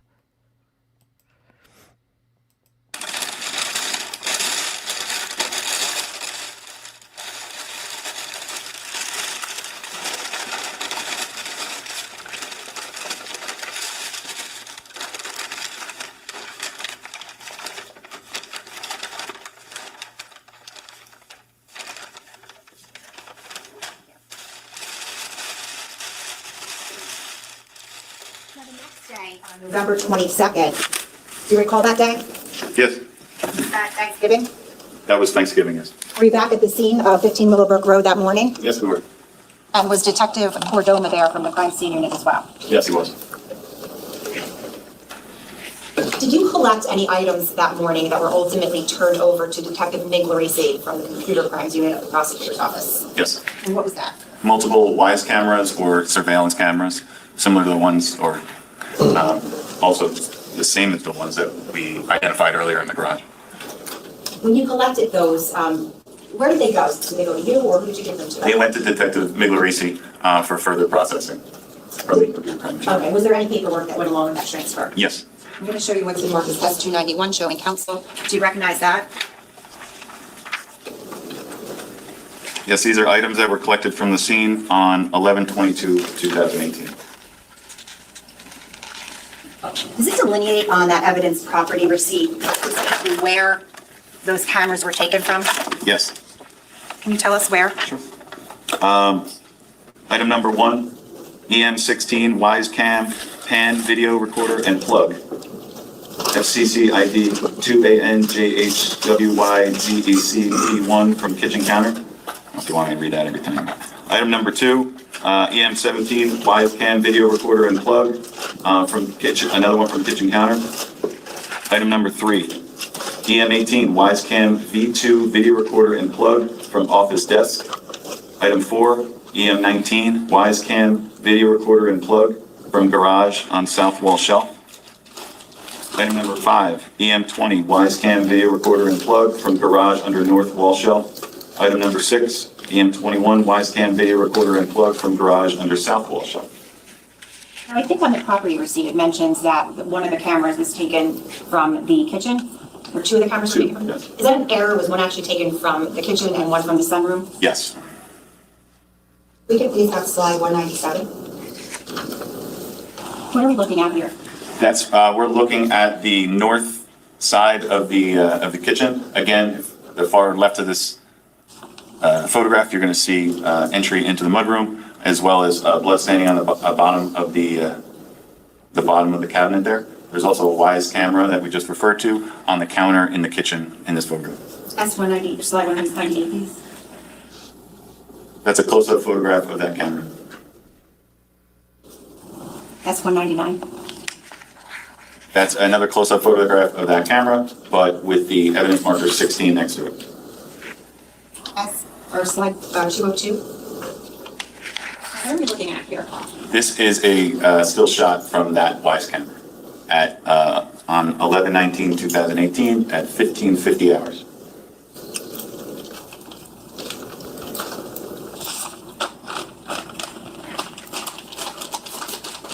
I'm going to show you what's been marked as S320, S321, 322, 323, and 324.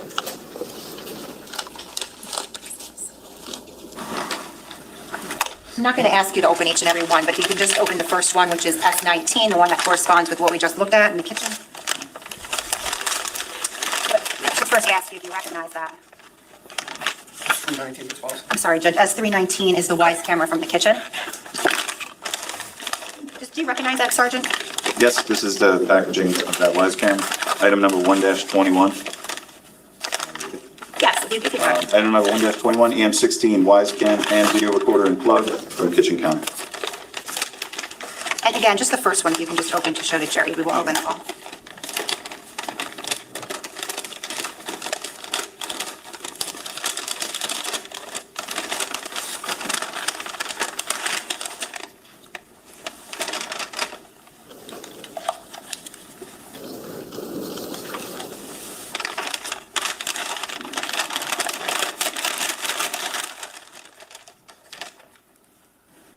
generally, if you can go to the next one, but we don't have to open them, but it says 320. You would think that you would have, so we call them mudrooms in Michigan, which is technically the Midwest, but also kind of northeastern. I don't hear mudroom when I was over by Seattle. So do they not have mudrooms? I mean, for a place that gets all that rain, you'd think they'd have mudrooms. Do they call it a utility room? I don't know. Through S324. You can tell us if you recognize them or what they correspond to. 320, 1-22, EM17, wise cam video recorder and plug. It says from kitchen counter. Actually, it's written sunroom on here, but there's a mistake. 321, EM18, wise cam V2 video recorder and plug from office desk, 1-23. Number 1-24, EM19, wise cam video recorder and plug from garage on south wall shelf. Item 1-25, EM20, wise cam video recorder and plug from garage on north wall shelf. 1-26, EM21, wise cam video recorder and plug from garage under south wall shelf. What was the last one? Okay, 324. And just to be clear, S320, I think you indicated that it had written kitchen on it. Yes, Was it actually from the sunroom? it's from the sunroom. I did take a photograph with this evidence marker 17, showing its location. Thank you.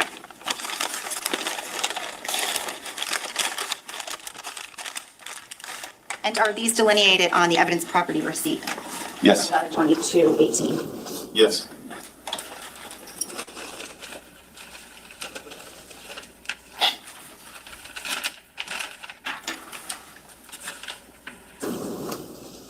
We can have slide 203, please. What are we looking at here, Sergeant? This is a photograph of the sunroom, showing towards the middle of the photograph, the wise camera from the sunroom. Can we have slide 204, please? A close-up photograph of that camera with evidence marker 17 next to it. Slide 205. A photograph from the office, of the office, showing the office desk, but specifically towards the middle of the photograph is another wise camera. We can have slide 208. What are we looking at here? That is a still shot from that camera In the office? in the office. And is there did you say still shot, is there a timestamp on there? Timestamp is 11/19/2018 at 18:06 hours. We can have slide 209. What are we looking at here? That is a photograph of the south wall of the garage. Towards the top middle of this photograph is another wise camera on the shelf. And just a close-up, can we have a little closer, slide 210? That is a more close-up photograph of that with evidence marker 19 next to it. Slide 211, please. What are we looking at here? We're looking at the north wall of the garage, again for reference showing that rear garage door on the far left of this photograph, but towards the middle of the photograph, just under the shelf, is another wise camera. Did you circle that wise camera earlier in another photo? I did. Okay, I'm gonna ask you, can you circle it again here, please? Then we could proceed. Slide 211.1. Slide 215. Yes, they are collecting from Keith's house that was significantly burnt. But yes, this is the fire one. I get you, Boosh. I get you. What are we looking at here? We are looking at that rear garage door, and the wise camera you can see towards the right of the photograph, so that's the north wall of the garage. And earlier you had described what was outside of here. Do you recall that? Yes. Slide 216. Here, What are we looking at here? this is a still frame or a still shot from that wise camera showing the rear garage door, timestamp 11/20/2018 at 2:35 hours, 50 seconds. And slide 213, please.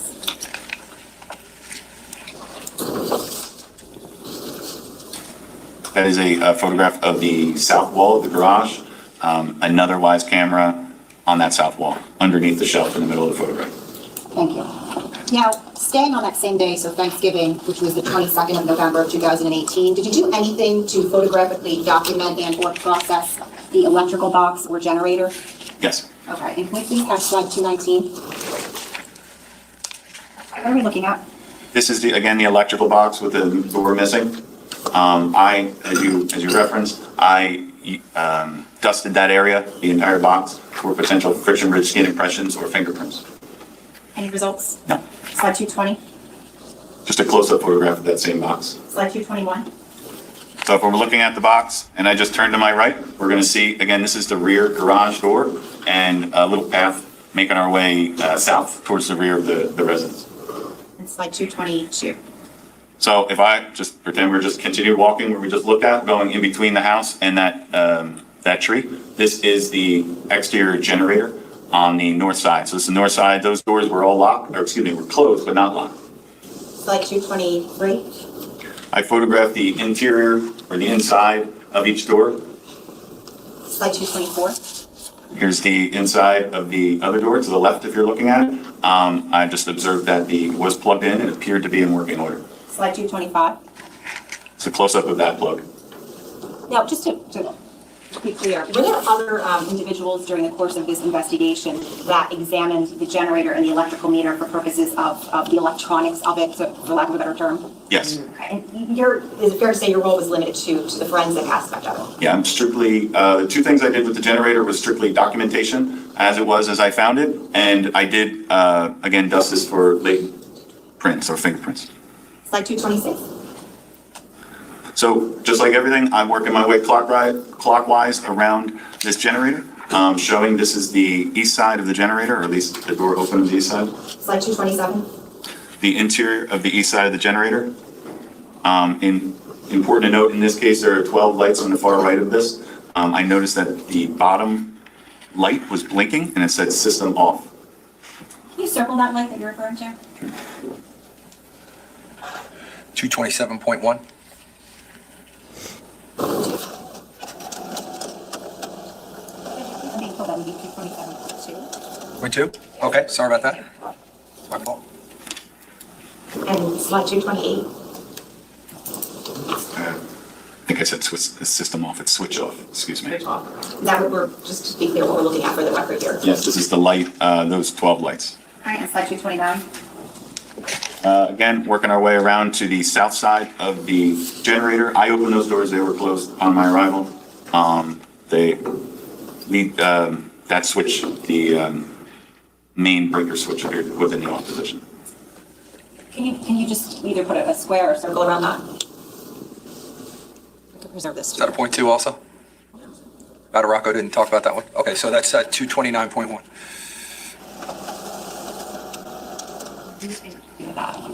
And then finally, slide 230.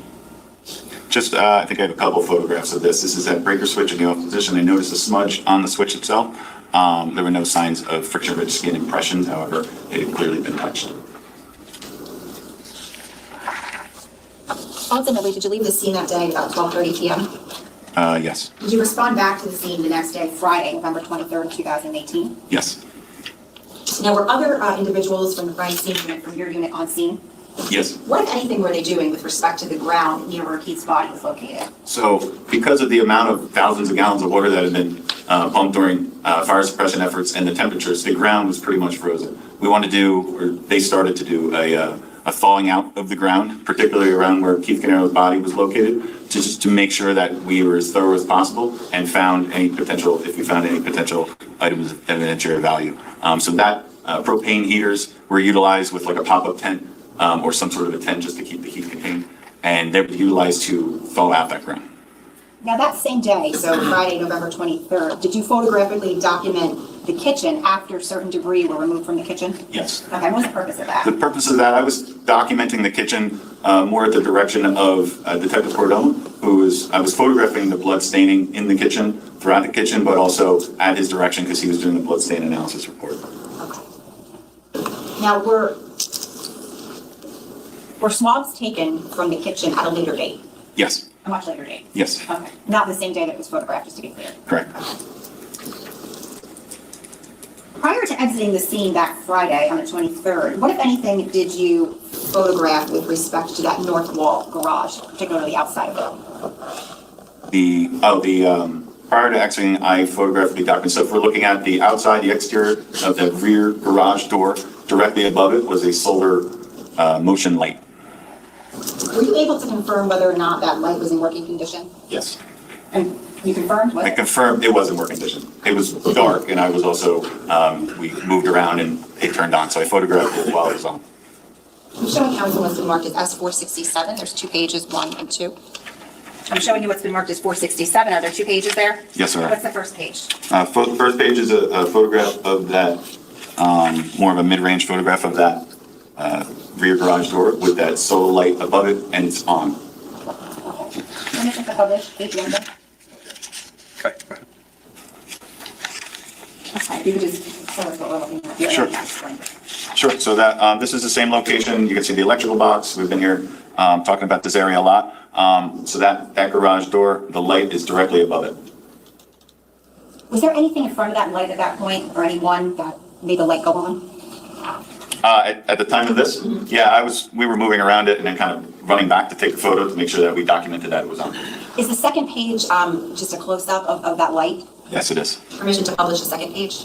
No objection. Okay, go ahead. Okay, and this is just a close-up of the light that you documented? Yes, it is. Thank you.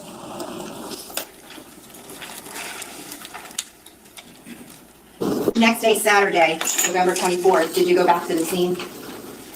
Yes, I did. And again, was the scene, we didn't touch on this, but was the scene being secured this entire time? Yes, it was.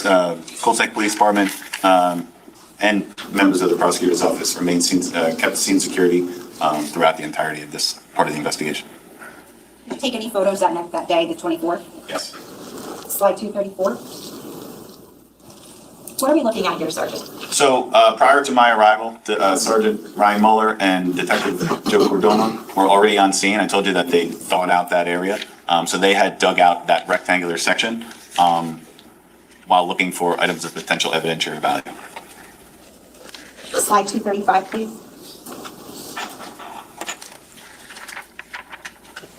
That is just a close-up photograph of that section that was dug out after they sifted through it. Slide. You know, again, the more they go through this, it's like, okay, defense, explain to me how the state did a crappy investigation and decided to, just go with Paul instead of do any work. It really makes no sense as they keep going like, oh, we actually shoveled up the frozen ground, thawed it, and sifted through it to make sure we did a thorough job. Canton, Massachusetts, if you're watching, this is how you're supposed to do an investigation. 236. What is this? This is at least what's left over of what they located during that search. Within the there's a discharge cartridge casing and a bullet located. Okay, we have a poster up 237. Here is a photograph of the discharge cartridge casing as well as that bullet. 238. Close-up specifically of the bullet specimen on the tarp that was sifted through. Okay, so just to be clear, how many items were located under where that was dug out that area? 2. 2, okay. A casing and a bullet? Yes, ma'am. 239. Close-up of the casing. Slide 240. The same items, but documented with sequential evidence markers, 22 and 23. 22 for the bullet, 23 for the casing. On the casing, was there, actually, let me show you this first. Was there any, were these collected, packaged by you? Yes. And were your markings put on them? Yes. Was there an evidence property receipt that went along with them when you took them back? Yes, it was. Showing counsel S294. Yes, 294, 326, and Were recovered on 11/24/2018. and specifically, is that bullet and that casing, evidence markers 22 and 23 listed on that receipt? Yes, item number 1 is evidence marker or EM22 bullet specimen from northwest of property embedded in the ground. Item number 2, EM23 cartridge casing from northwest of property embedded into the ground. If I can have you look at S325 first. What is that? So 325 is my item 1-27, which is EM22 bullet specimen from northwest of property embedded in the ground, as well as New Jersey State Police envelope. They're item number 20. And what is S326, if you recognize it? Item number 1-28, evidence marker EM23, cartridge casing from northwest of property embedded in the ground. And then the New Jersey State Police packaging, item number 21, which is the discharge cartridge casing. On the cartridge casing, S326, was there a head stamp on it? Yes, sir. And what head stamp was that? It's the same as the others, GFL 10 9x19. I'll take this back from you. That same day, were multiple home alarm system components collected? Yes. And did you have anything to do with them other than collecting them? No. Do you know where they were collected from, I just just know generally? that they were collected from the basement. Were they turned over to somebody else? They were ultimately they were collected, I collected them, but at the direction of Michael Abraham from ATF. I took custody of them pending any further testing to go on, just because I am the evidence custodian. But he's the one that, again, directed what was to be collected. Now, on that same date, November 24th of 2018, later on in your unit, did you remove some ballistic evidence from the temporary evidence locker and bring it into the packaging room? Yes. Did you take any photos of that? Yes. We can have slide 242. What are we looking at here? This is a firearm. It's a Sig Sauer P228. That was among many other firearms that were located at 27 Tilton Drive in Ocean Township. I was documenting it prior to it being sent to the lab for testing. S243 or slide 243 Another photograph of that same firearm, and 244. just showing the bottom of the firearm and the location where the magazine was. And did this correspond to? Let me show you this. Did you ultimately bring this gun to the New Jersey State Police ballistics unit? Yes, I did. And some other items of evidence that were taken from 27 Tilton, did you bring those too? Yes, I did. Did you receive an evidence property receipt when you dropped those items off? From the state police, yes. Showing you what in council has been marked as S350? Do you recognize this? This is New Jersey State Police Ballistics Unit evidence receipt with their lab number C18-10139. Can we go through? If you could just, is the 6 hour that is in this photo listed on there? And specifically, I would direct your attention to New Jersey State Police number 15. Yes. Item number 15, box firearm, semi-automatic handgun, Sig Sauer P228, serial number B233959, unknown caliber. Okay, if we can please have slide 245. What are we looking at here? That is a separate barrel that was recovered, or that I documented prior to being sent to the New Jersey State Police.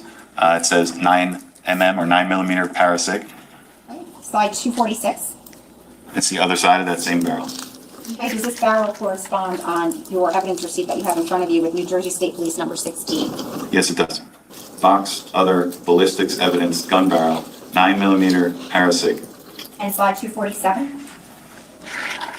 What are we looking at here? Documenting possible firearm parts, again, prior to being sent for testing. 248 Just another side of the same items. and 249. Another view of the same items. Okay, and do these items correspond with your evidence receipt, New Jersey State Police number 17? Yes, it does. Box, other ballistic evidence, unknown possible firearm part.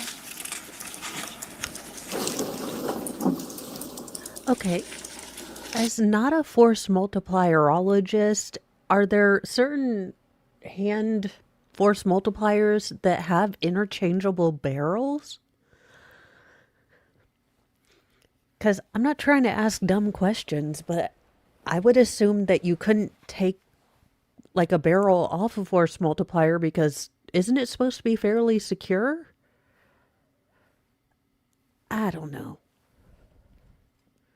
Sergeant, did you ultimately also take to the New Jersey State Police ballistics unit the ballistic evidence that was located from 15 Willowbrook Road? Yes, I did. And when you took that there, was there any evidence or property receipt that was generated for you when you dropped those items off? Yes, I did. I'm showing There was. council S349. I'm showing you what's marked as S349. Just, do you recognize that? Yes, I did. And you got that receipt? New Jersey State Police evidence receipt, ballistics unit, lab number C18-10138. Now, specifically, I want to talk about the New Jersey State Police items on there. Their numbers listed as items 22 through 26. Do you see those? Yes. What specifically, what do each of those correspond to? 22, envelope bullet specimen. Bullet specimen removed from the head of Keith Caneiro at autopsy.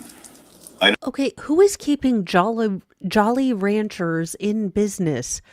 Whoever has the crinkle wrapper candy addiction, could you kindly unwrap all them sons of bitches before you get into the courtroom? Could you bring you a Ziploc bag of unwrapped candy?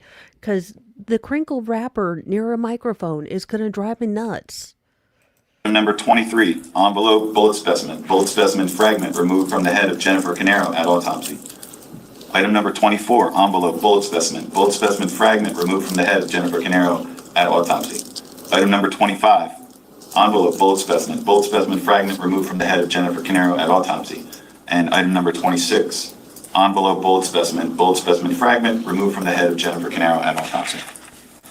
Hey, Cletus, just a tip from the rest of us who are human. You might not look like you're possibly having a stroke or maybe, I don't know, bored to tears when they're talking about the fragments of, a freedom seed that they pulled out of your sister-in-law's head.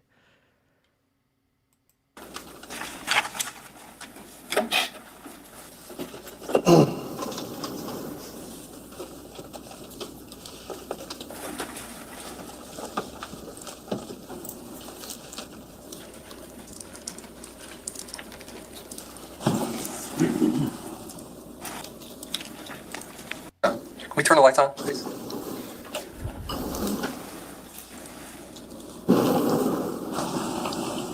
Leadership Council, I'm showing you, Sergeant, what's on months 327, 328, 329, 330, and 331. We get to start from the back, which is S327. We'll go in order. I think it's S327. Do you recognize that?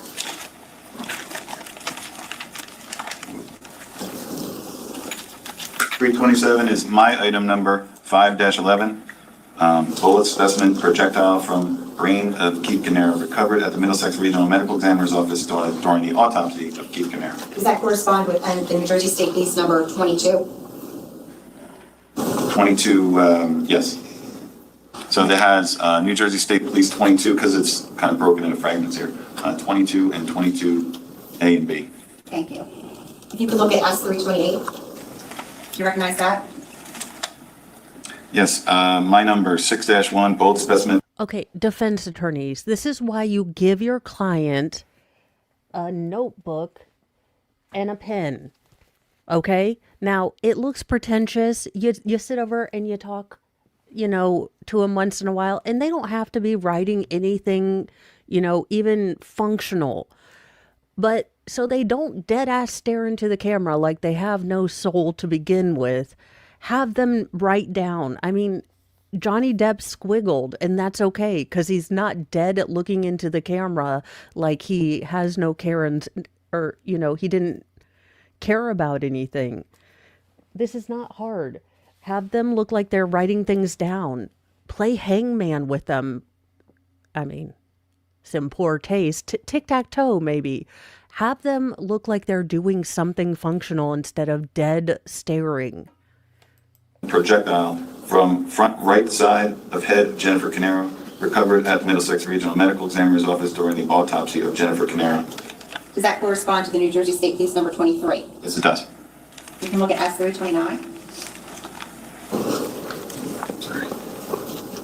S329 is my item number 6-2, bullet specimen, additional fragments from right side of brain recovered at the Middlesex Regional Medical Examiner's Office during the autopsy of Jennifer Caneiro. Does that correspond to New Jersey State Police number 24? Yes, it does. If you can look at S330, please. S330 is my item number 6-3, bullet specimen fragment of jacket, right side of brain, recovered at the Middlesex Regional Medical Examiner's Office during the autopsy of Jennifer Caneiro. And S3, that was 330, right? 330, yes. And S331, please. That one is New Jersey State Police item number 25. I'm sorry. Is the other one? Thank That's you. okay. Exhibit number 331, my item number 6-4, bullet specimen fragment of jacket, right side of brain, recovered at the Middlesex Regional Medical Examiner's Office during the autopsy of Jennifer Caneiro. And that's New Jersey State Police, item number 26. Thank you. Sergeant, do you have S-296 evidence receipt in front of you? Yes, I do. I'm going to ask you if on November 30th of 2018, did Sergeant Canerio from the Computer Crimes Unit retrieve anything from you from the temporary evidence vault? Yes, he did. What was that? It was the, well, he had it, but the black Google Pixel cellular phone. I fingerprinted essentially the case and the phone itself prior to any further testing. Okay. And did anything come of those fingerprints from the phone and the case? No. Did you swab any items on that particular evidence receipt? Yeah, so of that same cellular phone, DNA swab, which is item number 5, DNA swab of the front of item of the black Google Pixel 3 cellular phone.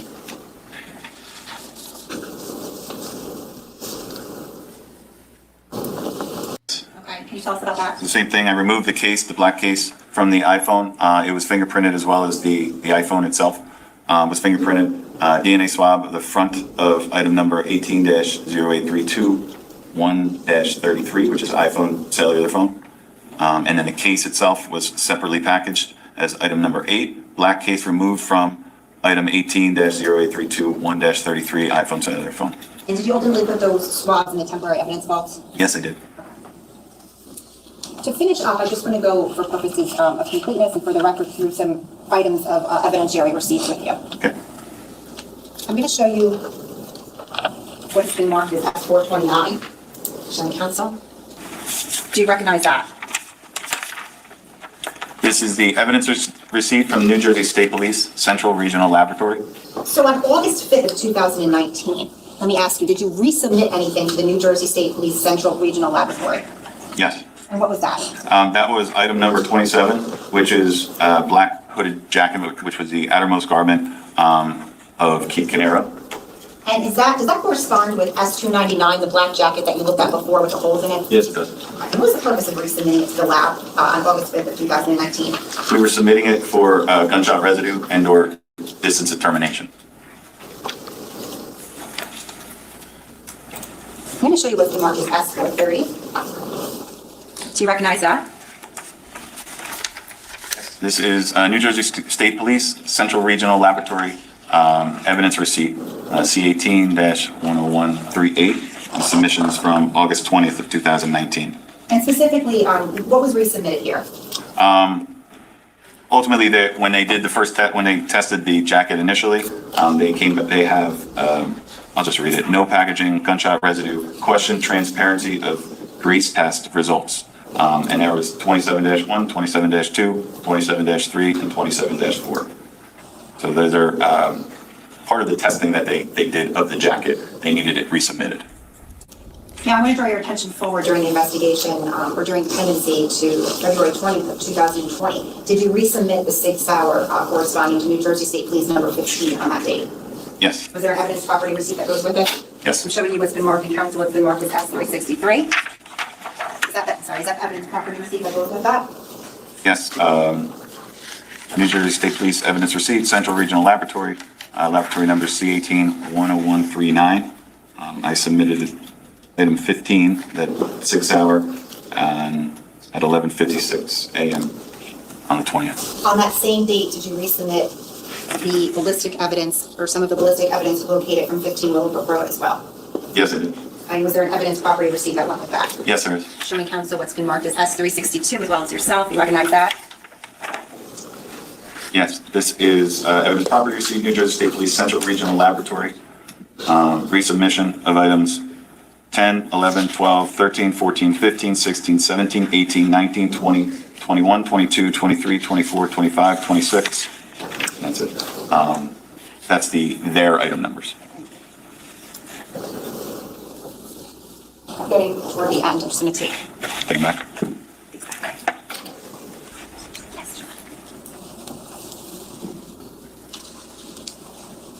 On February 24th of 2020, did you return to the scene of 15 Willowbrook Road? Yes. And the purpose of that was to take samples of DNA from the kitchen area? Yes. Were adhesive markers used to identify those areas? Yes, there were. Who else was with you? Sergeant Mueller and Detective Cordova. Did you take photos? Yes, I did. I'm going to show you, if we could, slide 251. Can you just explain to us what we're looking at here? I'm standing roughly in the foyer area. This is the entryway leading into the kitchen. 252? On the frame of that entryway to the right, or say the north side of the frame, I'm just documenting prior to any utilizing any adhesive markers, I'm sorry. potential blood staining. Okay, sorry. And 253? A more close-up photograph of that staining. 254? Again, a more close-up photograph of that staining with adhesive marker A, which denotes that I swabbed that area for potential DNA.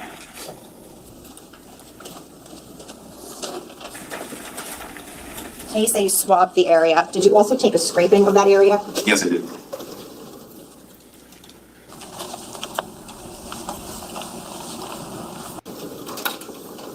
Um, 24-2, adhesive marker A sample, DNA sample scraping of reddish stain from door frame in between foyer and kitchen, 15 Willbrook Road, Colts Neck. And I'm also showing you what's been marked as S334. Do you recognize, oh, I'm sorry, I should have asked, is there a state police number on there? Yeah, state police number is 29. And is that because it was sent to the DNA lab? Yes, it was. This is 24, my. S334? Sorry, 334 is 24-1, adhesive marker A swab, DNA swab of reddish stain from door frame in between foyer and kitchen, 15 Willbrook Road, Colts Neck. Thank you. We can have slide 255. What are we looking at here, Sergeant? That is a photograph of potential blood staining on the south side of the island in the kitchen. 256. A close-up photograph of that same stain. I'm not going to ask you too many questions because we heard about this yesterday, but did you ultimately put an evidence marker there? Yes. We can have slide 257. We're looking at. Evidence marker B is in boy. Did you take a sample from this area? Yes, I did. And in the form of what? A swab. I'm going to show you what's been marked as S336. How do you recognize that? I do. My item number 24-3, adhesive marker B swab, DNA swab reddish stain from the south side of the kitchen island, 15 Willowbrook Road in Colts Neck, New Jersey State Police, number 30.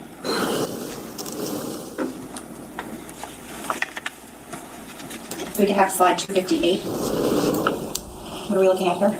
That is blood staining located on the north side of the kitchen, bottom half of the counter cabinet or drawer, in the location where Jesse Canero's body was recovered. 259 A close-up photograph of that blood stain. and 260. That is the same close-up photograph with adhesive marker C, as in Charlie. I'm going to show you what's been marked as S337. And 338 we're up here. I'm going to ask you to look at 337 first. What's that? E37, my number 24-4, adhesive marker C swab, DNA swab of reddish stain from the lower kitchen cabinet on the north side of the kitchen, next to the garbage disposal at 15 Willowbrook Road, Colts Neck, New Jersey. It is so different. Again, all of these witnesses, even the volunteer firefighter who found little Sophia, tried to be as professional and not as emotional. But you can tell every single witness who has had to bring evidence involving the children has been incredibly touched by it. And for Paul to just have that on his face, when you can see the witnesses, even the professionals, trying to take a deep breath, center themselves, and keep their voices normal, it's just such a disconnect. You have slide 261. I'm sorry, let me ask you, was there a New Jersey State Police number on there? Yes, it was, sorry, What's that? 31. Slide 261? This is blood staining also on the north wall, or north side of the kitchen, just under the sink. 262? Close-up photograph of that staining. 263? Same close-up photograph, but with adhesive marker D's and delta. Did you take a sample from that area? He did. In the form of what? A swab. And if you can look at S338, please. S338 is my number 24-5, adhesive marker D swab, DNA swab of reddish stain from the pull-out drawer just below the sink on the north side of the kitchen, 15 Willowbrook Road, Colts Neck, New Jersey. And it's New Jersey State Police, item number 32. On February 25th of 2020, did you submit these to the New Jersey State Police DNA lab? Yes, I did. Right, and what, I'm showing you what, I'm sorry, I should show counsel. Forgot to show you, sorry. That's 414. Do you recognize that? Yes, this is New Jersey State Police Evidence Receipt Central Regional Laboratory. Again, it's C18-10138. I'm submitting items 28, 29, 30, 31, and 32 on February 25th, 2020, 1/2014. And did you ultimately submit any evidence to Bodie Lab? Yes, I did. Now, Bodie Lab is what kind of a lab? It's a private DNA lab. I'm going to show you, when you submitted evidence to them, did you receive an evidence property receipt? Yes, I did. I'm going to show you what's been marked as S464 and 4. Do you recognize these? About the use of a private DNA lab, maybe they have more sensitive testing that the state doesn't have access to, or they were doing something else. Starting with 464. 464 is a chain of custody or a submission receipt from Bodie Technology. Was submitted on 6/18/2020. Identified the description of the item, white package label, item 13-2, white package labels 13-3, clear heat sealed bag labeled 13-4, manila envelope items 24-3, manila envelope labeled 24-3, manila envelope labeled 24-5, white box labeled item 5-4, and brown bag labeled 13-1. And what is S473, if you recognize that?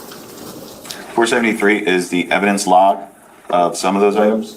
Okay, and the items specifically that you submitted to Bodie on that date, do they consist of a pair of jeans Yes, and gloves yes, and the swabs from the kitchen that you took on the February 20th, 2020? yes. And the swabs particularly, were they B, C, and D swabs? If you recall. I don't recall. I'm going to show you. I have to refer, I could read what I have here. Okay. 5 swabs, New Jersey State Police items 6-1-6, 6-1-9, 6-2-2, 6-3-1-1-1, 6-3-1-1-2, 6-3-1-2-1, in packet BX 2019-00260, removed from item number 18-0861-1-6. So essentially, I would have to refer to the results from the state police in order to identify them. Okay. On February 17th of 2021, did you submit additional items to Bodie? Yes, I did. Did you receive an evidence property receipt from them? Yes, I did. I'm going to show you council what's been marked as S465. Do you recognize this? Yes, this is the Bodie Technology chain of custody for submission on February 17th of 2021. Okay. And on the other page 2, does it list what was submitted? Yes, it does. What is that? Brown bag labeled Brooks Brothers scarf. Nail. Well, that's what I'm wondering, Snipe Hunter. I'm wondering if they had another computer guy look at it, because I think we had the computer guy yesterday, the one with the really greasy long hair. So I don't know. Envelope labeled hair/fiber A, manila envelope labeled hair/fiber B, and manila envelope labeled hair/fiber C.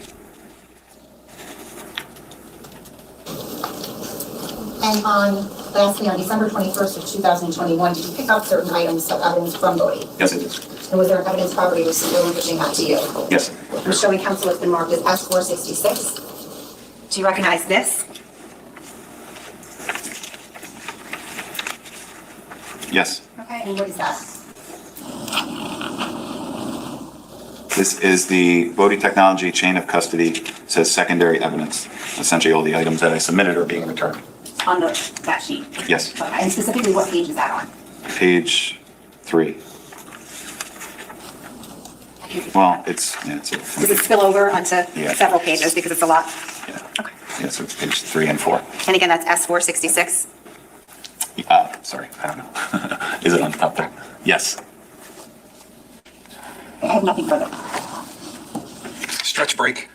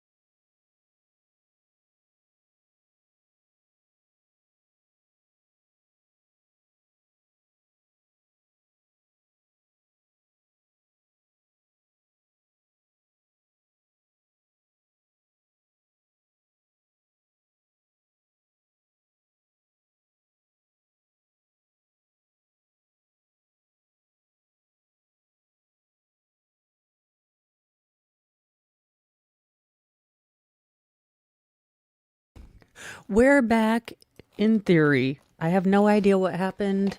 Not sure at all. I've got my phone on. Wonderful. It's weird to hear yourself in double, but now I need to get our Paul feed up and then we can get back to that.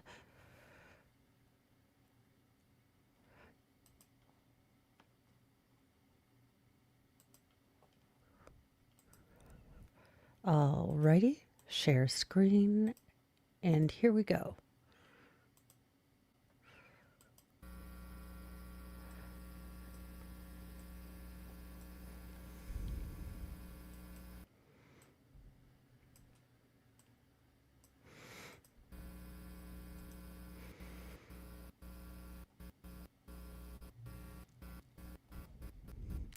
I do want to see if this defense attorney does any better with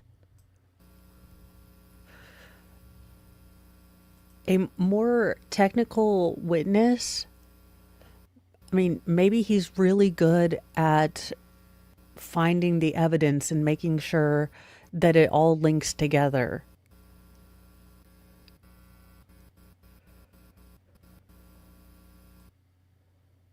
Sorry, whenever you're ready.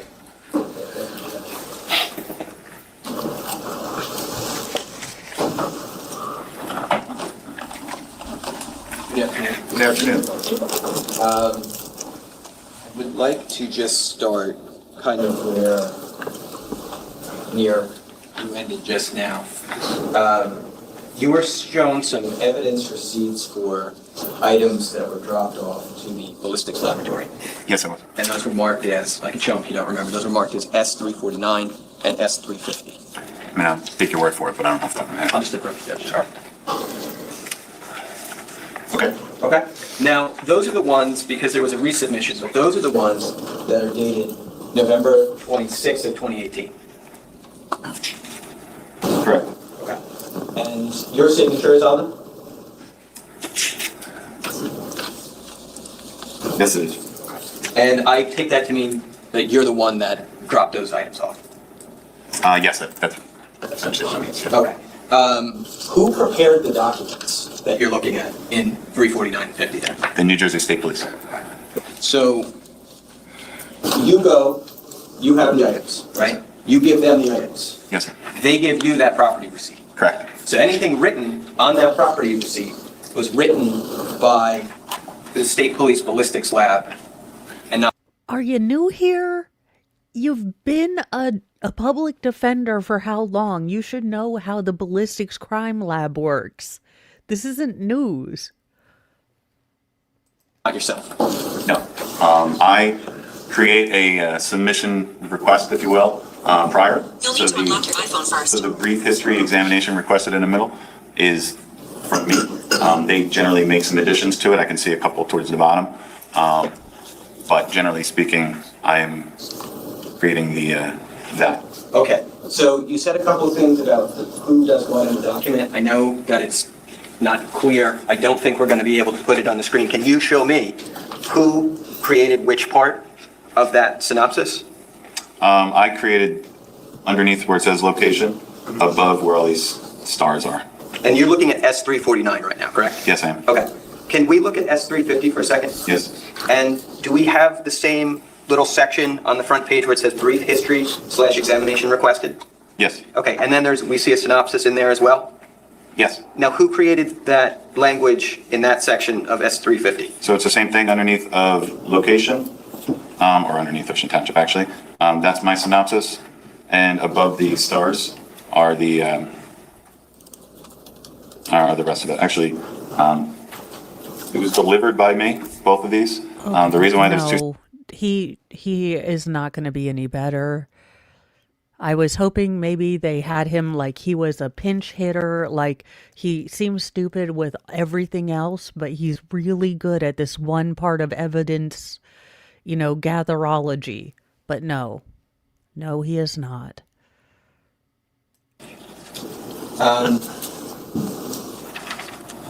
Yeah.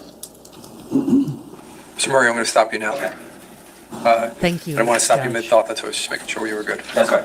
All right, ladies. It's not possible. He doesn't have a thought. He has clanging, the monkey with the cymbals? That's all that's in his head. change my mind. Well, so Post-Punk Mama, we are looking at, they didn't have court today. We are speeding through day 10, then day 11, either today or this weekend, we will finish that up. So we will actually be on or current with the trial on Monday. Now, the judge told the jury to plan to be there Monday, Tuesday, and Wednesday.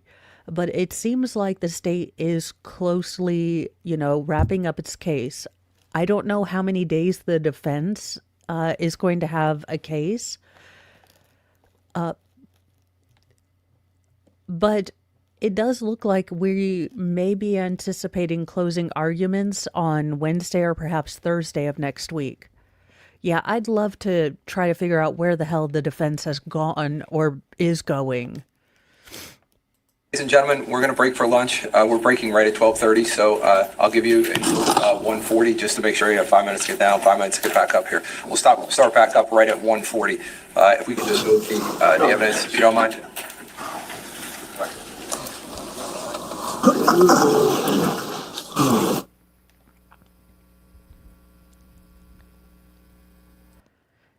And we are moving right along and moving right along from the defense's cross.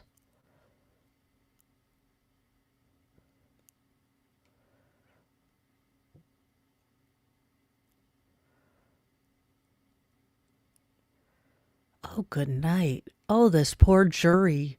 Oh, how did they deal with this trial without Mo's ability to fast forward? Oh, what did he do dumb?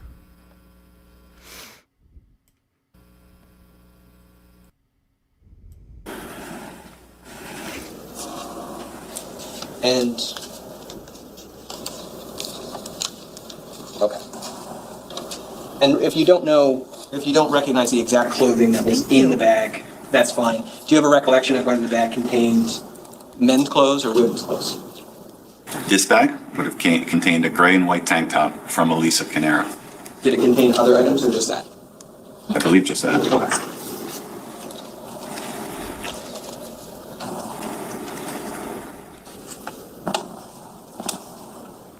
Who's Lisa Caneiro?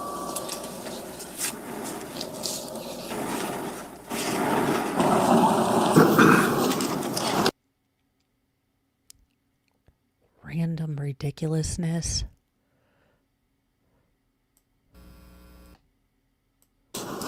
Was describing what he observed in his report. Right. So it wasn't just randomly swabbing an area where we saw, Okay.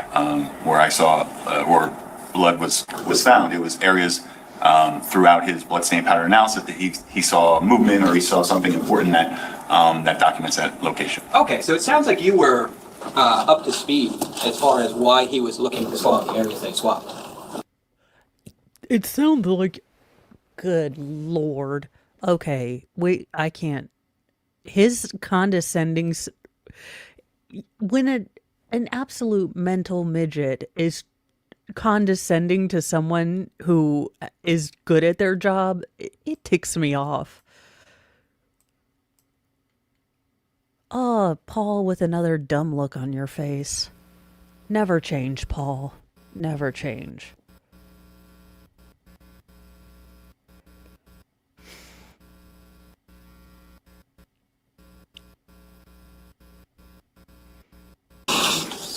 All right, we're back on the record.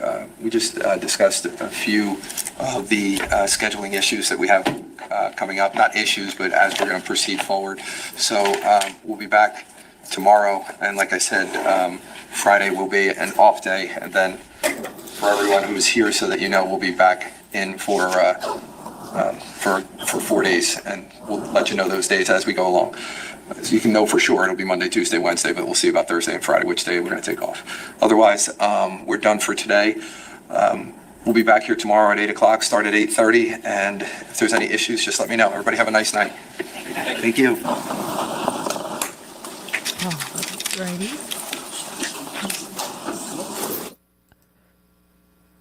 And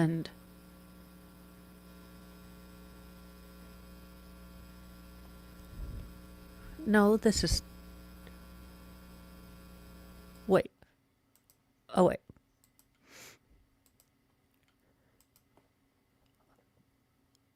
All right, let's just go back real quick. I have the chair. Sorry. If you could state your full name for the record and spell your last name, please.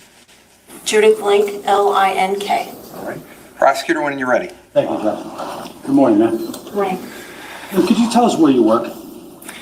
I work for the New Jersey State Police in the Office of Forensic Sciences, and that is located in the Central Regional Laboratory in Hamilton, New Jersey. Okay. And approximately how long have you worked for the Office of Forensic Science? 22 years. And specifically, what is your current title or role? My title right now is a Forensic Scientist 3, and I work in the Quality Assurance Unit. And there I am the Health and Safety Officer for 5 laboratories. I conduct audits for all the laboratories.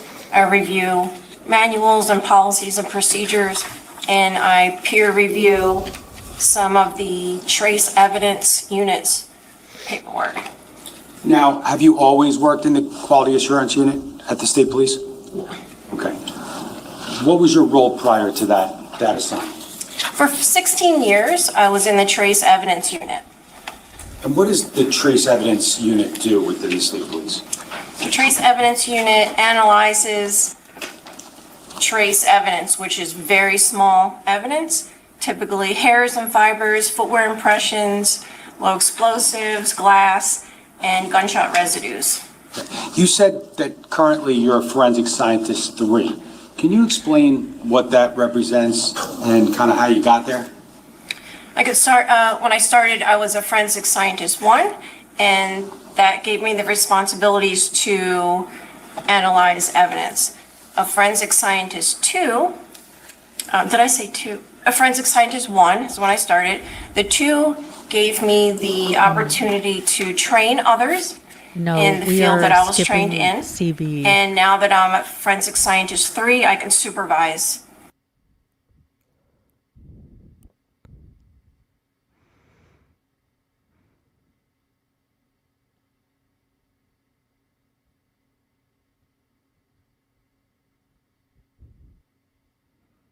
The value or weight of the opinion of the expert is dependent upon and is no stronger than the facts on which it is based. In other words, the probative value of the opinion will depend upon whether, from all of the evidence in the case, you find those facts are true. You may, in fact, find a ceremony. The evidence Can you tell us how evidence is accepted into the Office of Forensic Scientists at the State Police? Sure. The evidence comes into the evidence receiving department, and it is given, the case is given a unique laboratory number, and each piece of evidence is given its own number and barcode. So the barcodes are then placed on all the packaging of the different pieces of evidence, and then the evidence is scanned into our laboratory information management system, fancy way for saying computer system, and then it's stored in the vault, waiting for the scientist to pick it up. Now, when you talk about the scientists picking up, was there an occasion with respect to this case where you went and obtained evidence from that vault? Can you repeat the question? I'm sorry, that was a bad question. Let me just first show you what they marked as S425 for identification. Show me, counsel. I'm just going to show you. It's been marked as S425 for identification. Do you recognize what that is? Yes, I do. And what is it? This is an evidence receipt that is created when the evidence comes into the evidence receiving department, and the case is created with its unique laboratory number, and information on this evidence receipt tells me what evidence to pick up when I go to the vault to pick it up. Does it also help you, guide you in what, like analysis to perform? Yes. Okay. Now, S425, does that have a date on it? It has a received date, yes. Okay, and what was that date? November 30th, 2018. Okay, and does it indicate a specific item? Yes. And what item is that? It is item number 27, which is a brown paper bag containing a black hooded jacket. Okay, now, based upon your work in this case, was item 27 the item that you actually reviewed and analyzed for purposes of gunshot residue? Yes, it was. Okay. Now, based upon work that you did in this case, did you ultimately draft a report? Yes, I wrote a report. Okay. Now, as part of your work in this case and in drafting that report, did you also keep notes? I kept notes also, yes. Is that customary with respect to your analysis? It sure is, yes.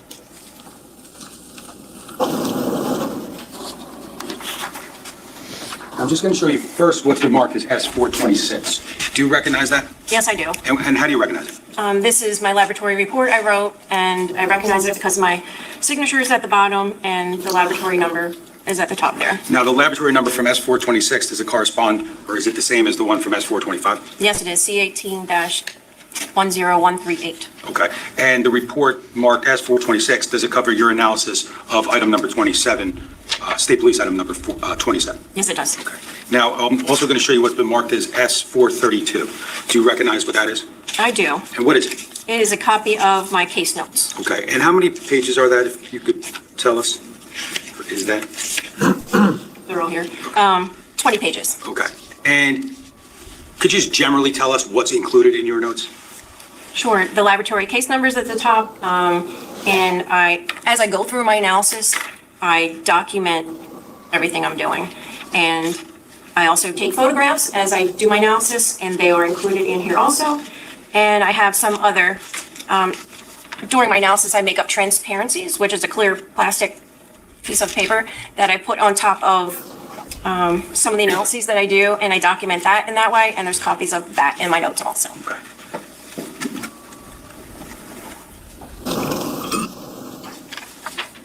I feel ya.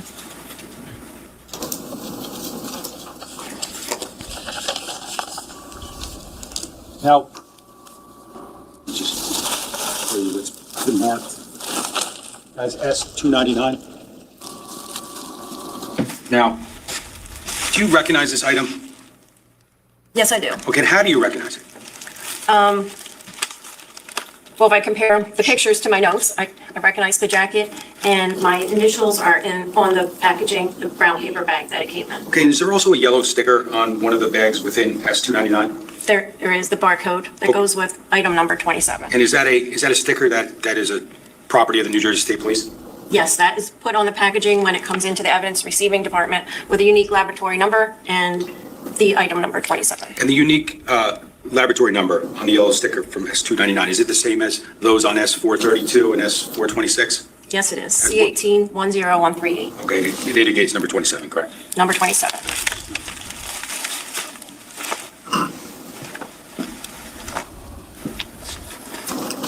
Now, once this item, number 27, comes into your possession, can you tell us the first steps that you perform with that item? Sure. Once I pick it up from the vault, I take it back to my workstation and I spread out a big piece of white butcher paper and I open the package and I do an inventory and make sure what's in the package is what's on my evidence receipt, and I document that, and then I do a visual examination on the item. And in that I look for, well, first I document what's on the brand, what's on the tag, any size, any fiber content, and then I continue on with my visual examination, and I'm looking for any defects, any holes, anything unusual, and then I index holes that I find, which means, number one, I give them all a letter, beginning with the letter A, and so on, and then I index them, meaning I measure from the hole to a seam or to the bottom of the jacket. Just, it's kind of mapping out the holes so I can find them more easily later. And, excuse me, and then I take photographs.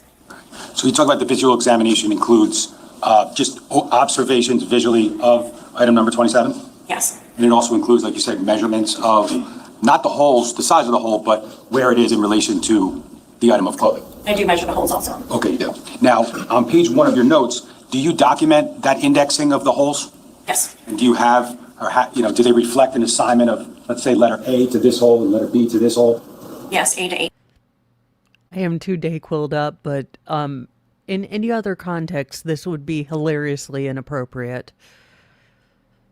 But I'm glad that this woman is marking out the holes for us. H. A to H, so that's the number of holes we're talking about, correct? And also those measurements, are they depicted on page 1 of your notes? They are. Now,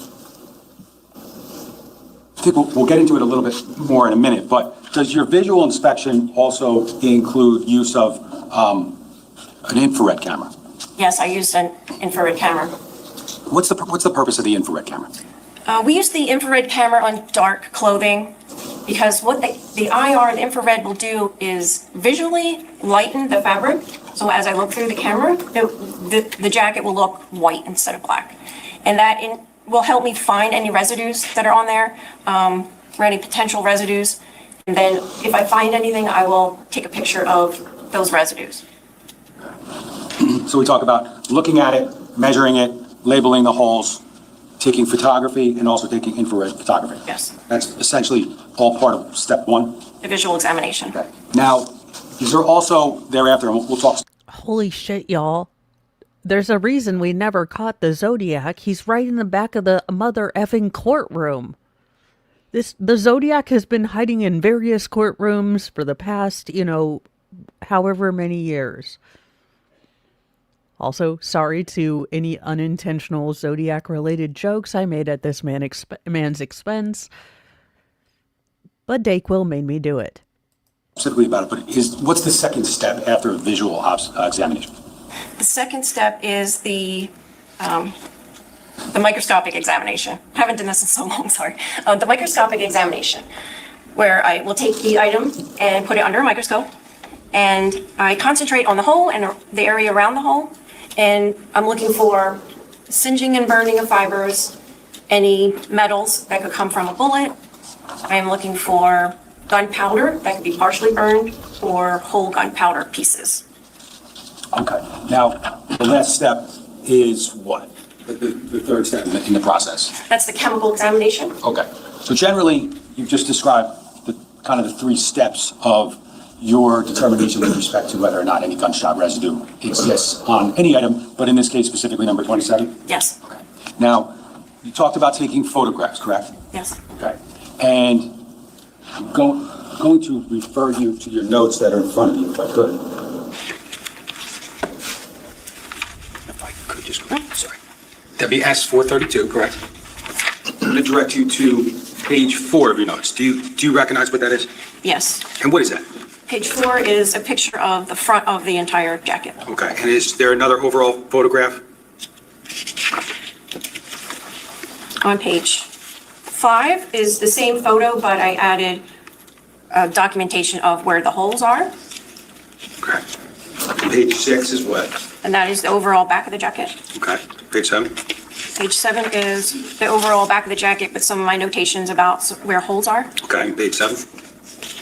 Page 8. Sorry, page 8. Apologize. Let's see, page 8 is the back of the hood, which is a close-up of hole A and hole B. Okay.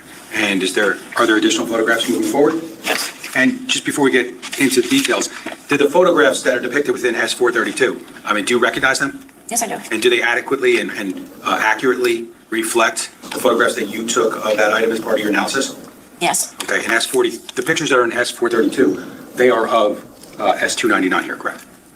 Prosecutors, attorneys, I beg you, enunciate your, and then pause, take a breath, analysis. Or you could simply say, do those fit with the analyses that you did? See, takes it away there. Let's just think about those of, lawyers, won't you think about those of us watching trials who are inappropriate degenerates? Look, we have a hard enough time paying attention with ADHD, and then we can't be asked to be appropriate, too. Item number 27. Yes, item number 27, sorry, yeah.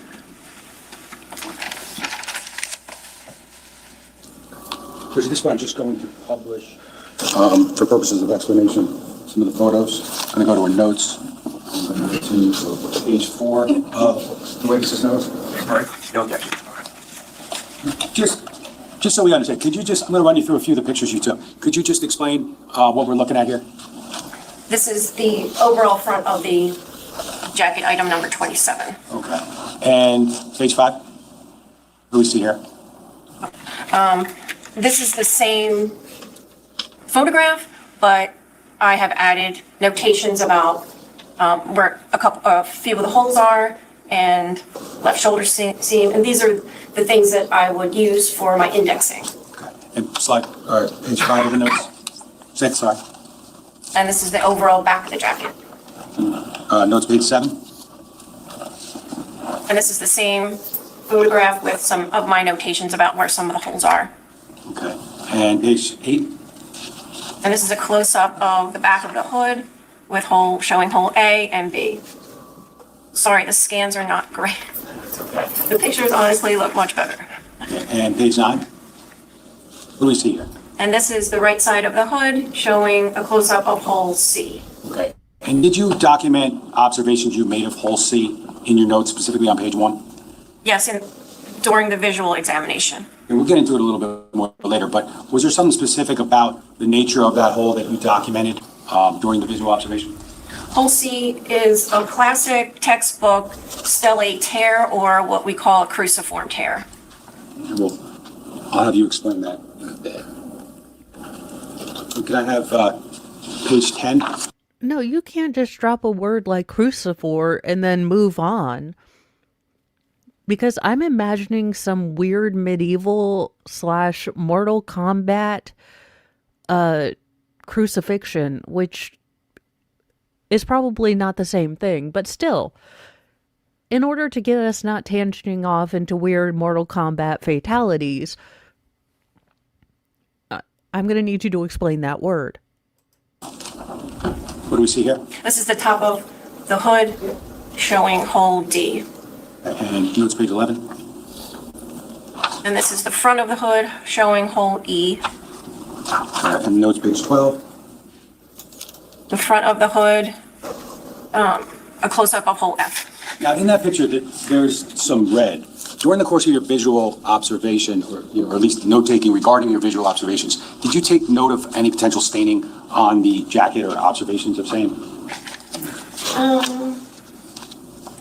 Looking at my notes, yes, I wrote my notes, possible blood throughout the front, back, and hood.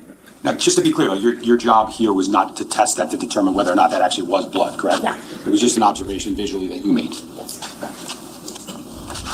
Kind of page 13. What do we see there? And this is the front of the jacket showing hole H and G.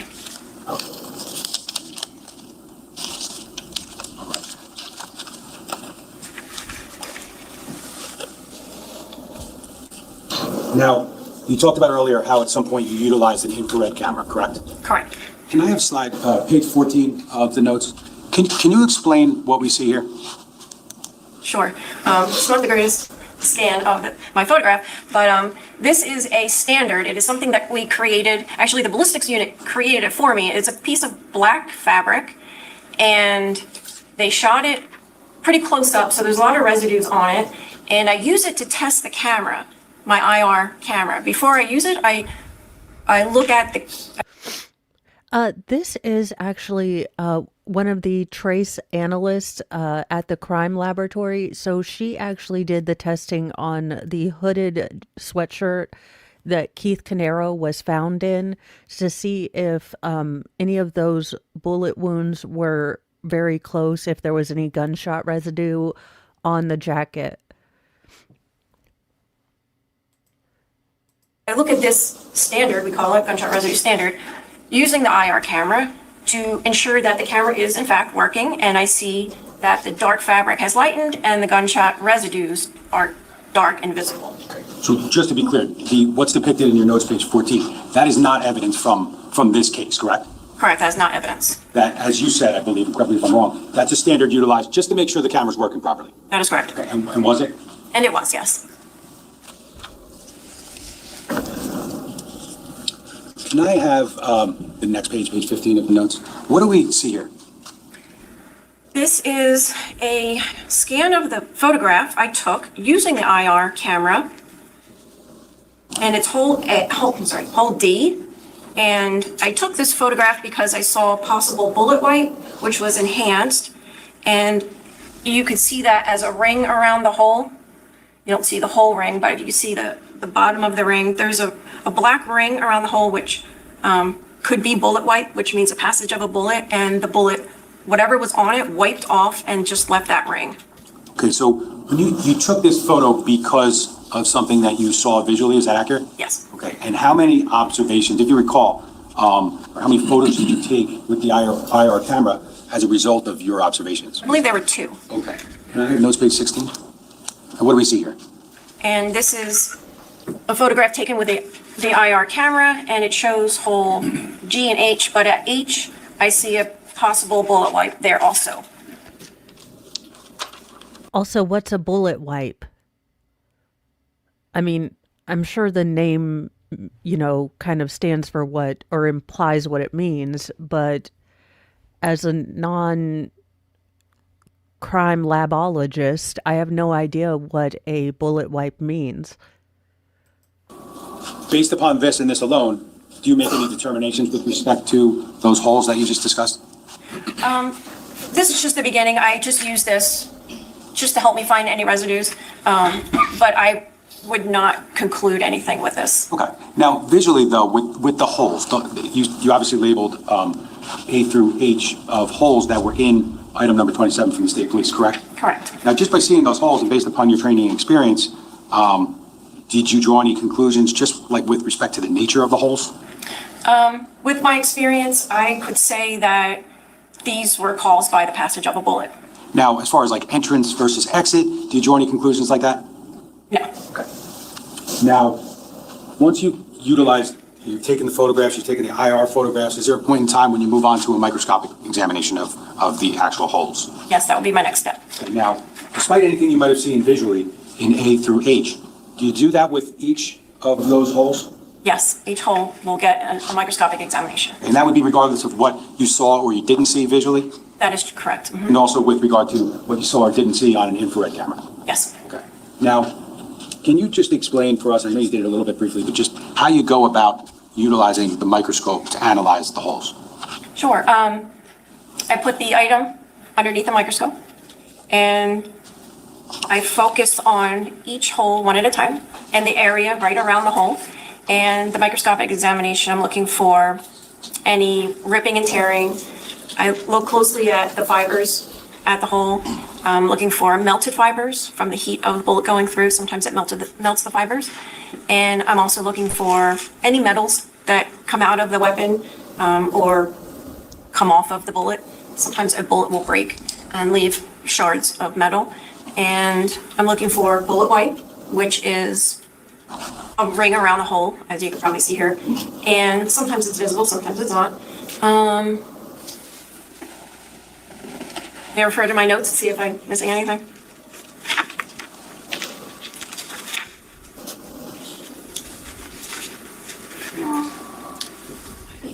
Oh, and gunpowder, of course. So I'm looking for particles of gunpowder. They don't always completely burn.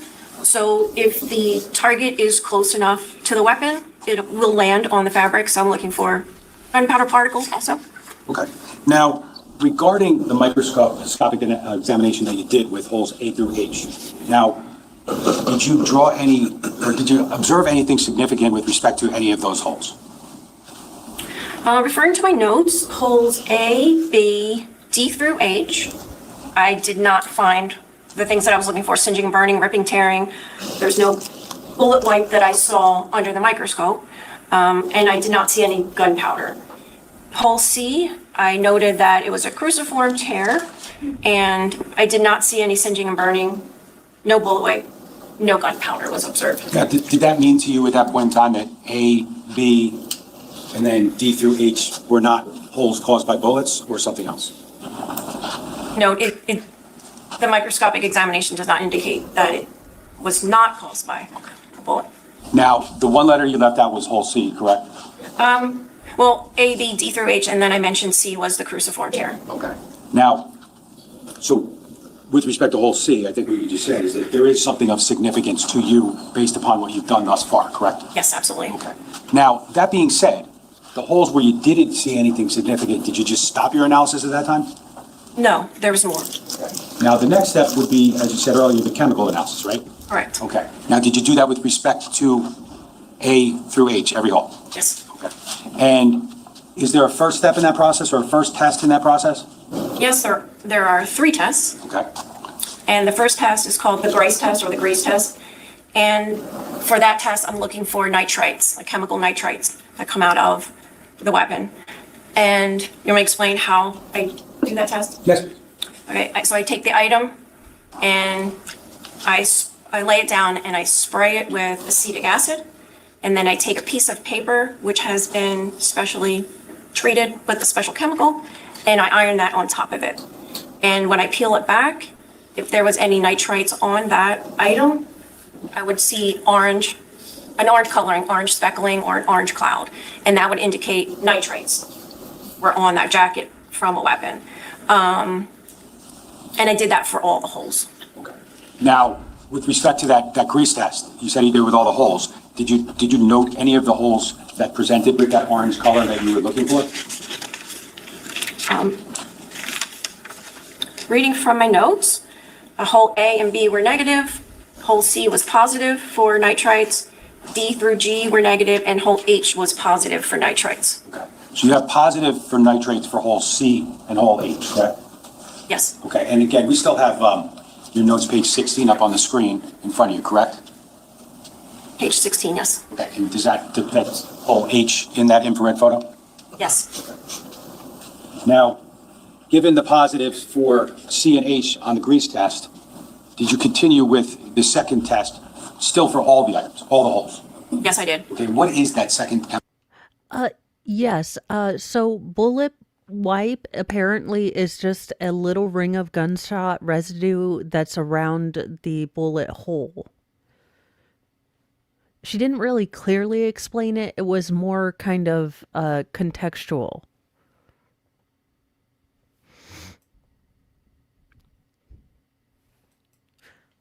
Chemical test that you utilize. The second test is called the dithioxamide test. We call it DTO for short. And that is testing for copper.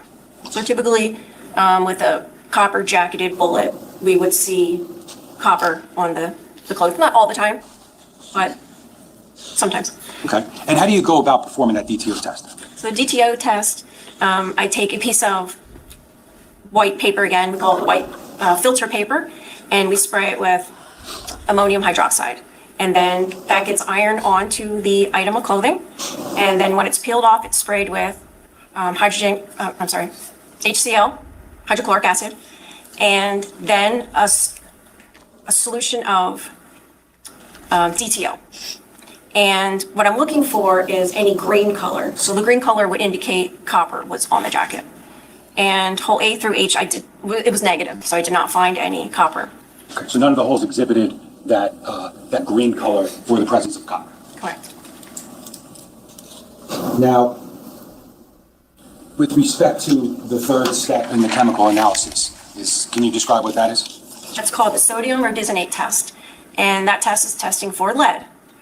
And to do that, I also take white filter paper, I spray it with acetic acid, and I iron it onto the clothing. And when I peel it off, I spray it with a solution of sodium rhodizonate solution that I created. I spray that on, I'm looking for a purple color this time. And my results show that hole A and B were negative, hole D through H were negative, hole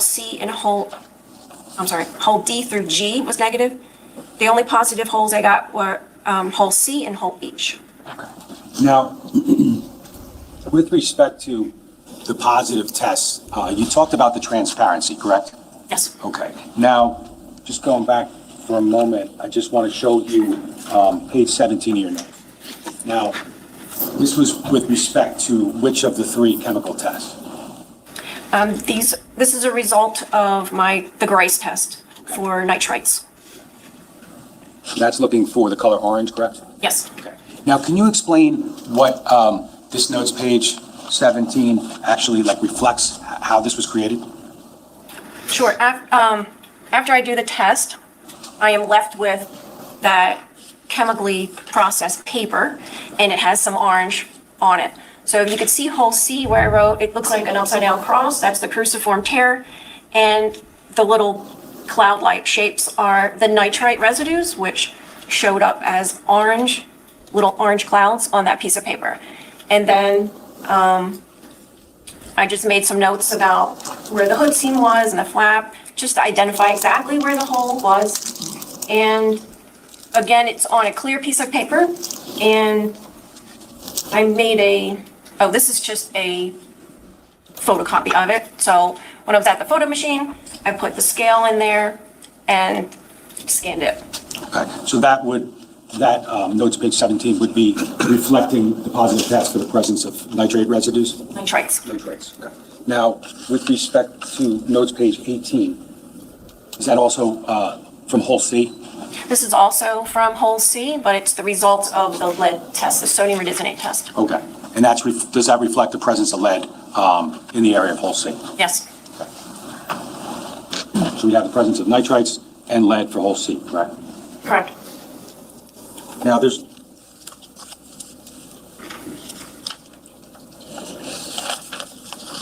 Now, given your visual observations, as well as the microscopic as well as the chemical tests that were performed, did you draw any conclusions in your report regarding hole C? Yes. And what were the conclusions you drew about hole C? May I read it from the report? Yes.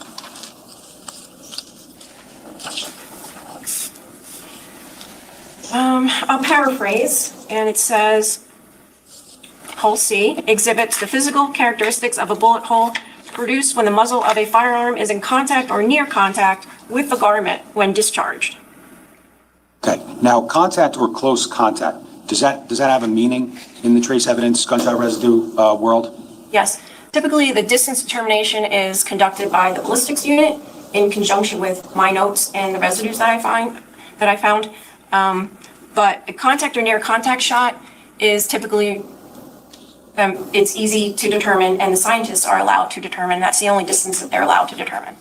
Okay. So if a pattern or presence of gunshot residues did not exhibit that type of pattern, and it exhibited something like more of a distance, could you do a distance determination in order to draw conclusions on other items? Potentially. Let me see if I'm answering your question properly.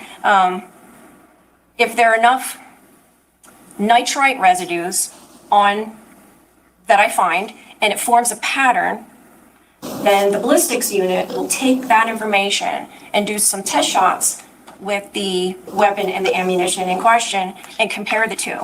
And they determine the distance, if it's any further away than a contact shot. Okay. So you talked about hole H as well previously, correct? Correct? And you did have positive results on 2 of the chemical tests for hole H, correct? Yes.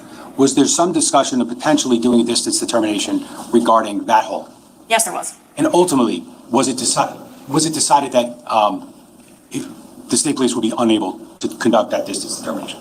Yes, there were residues on it, but not enough for the ballistics unit to determine a distance. Okay. Now, with regard to hole C that we just discussed, was there a need for a distance determination to be done based upon your observations and your conclusions? We did not need the ballistics unit to make that determination because we were able to make that determination ourselves. Was that based upon the chemical testing? It was based upon the cruciform tearing. Okay. And did the chemical testing, did that do anything to corroborate or confirm your observations regarding that cruciform tear? I did not need to do a chemical examination to determine that distance. I did anyway. That's just how I am. I just do everything. Okay. So what you're saying is that based upon your visual examination of hole C, you could have drawn that conclusion? Yes, I could have stopped there at the visual. But you didn't, correct? But I didn't. And then you did all the testing, both visually, microscopically, and chemically? I did. Okay. And ultimately, your conclusion with respect to hole C was that, can you say that again? It exhibits the physical characteristics of a bullet hole produced when the muzzle of a firearm is in contact or near contact with the garment when discharged. And when we talk about the garment, we're talking about New Jersey State Police item number 27, correct? Correct. Now, with respect to the testimony you've given regarding your analysis, your observations and the like, do you give that testimony based upon your training and experience in the field of gunshot residue analysis? Yes.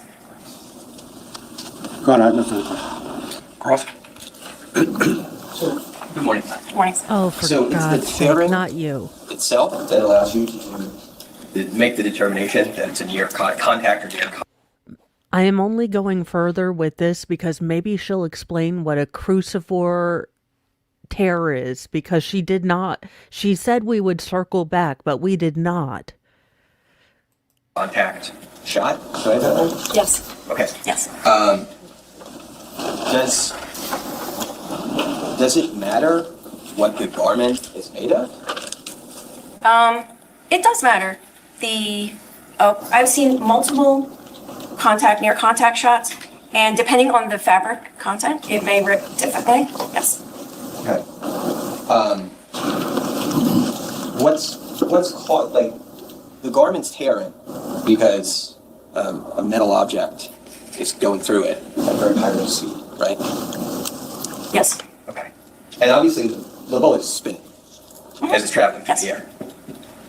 Is that, like, why is it that close up you're saying you can observe tearing that's unique to the gun being fired from that distance versus, let's say, 10 inches away? Yes. Why would that be the case? Contact or near contact shots are when the muzzle is so very close or touching the fabric, and it's the explosion and the force of. Even the stream can't deal with him right now. Now, obviously, as the weapon gets closer, there's going to be a higher concentration, we would imagine, of these nitrites and residues on the garment. Yes. And there's a method for, it sounds like there's a method for confirming their presence on the garment. Is there a method for quantifying their presence? No, their very presence on the garment means that you were close enough to not have dispelled those gases that were present, I'm guessing, from the explosion of the cartridge to pressure it out of the muzzle. If they didn't have any chemical tracings on them, then you would have been hit from a far enough distance to have dispelled all of that. This man is stupid. I cannot deal with him. There we go. I thought maybe he was, I'm a kind person. I keep giving him chances to prove that he might have the IQ of room temperature at least. But no.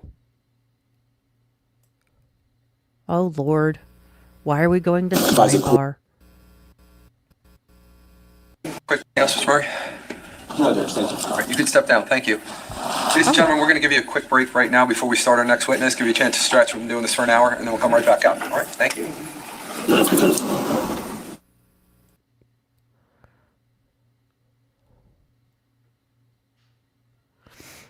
Now, I do know that this witness is going to take the rest of the day. So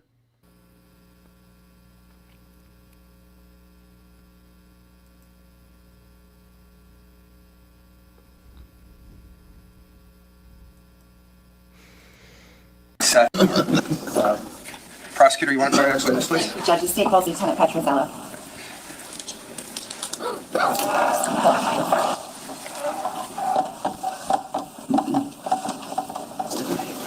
Sir, if you could just put your left hand on the Bible and raise your right hand. Do you solemnly swear or affirm to tell the truth, the whole truth, and nothing but the truth, so help you God? I do, Your Honor. All right, once you're comfortable and seated, can you say your full name for the record and spell your last name, please? Patrick Petrozello, Petruzziello.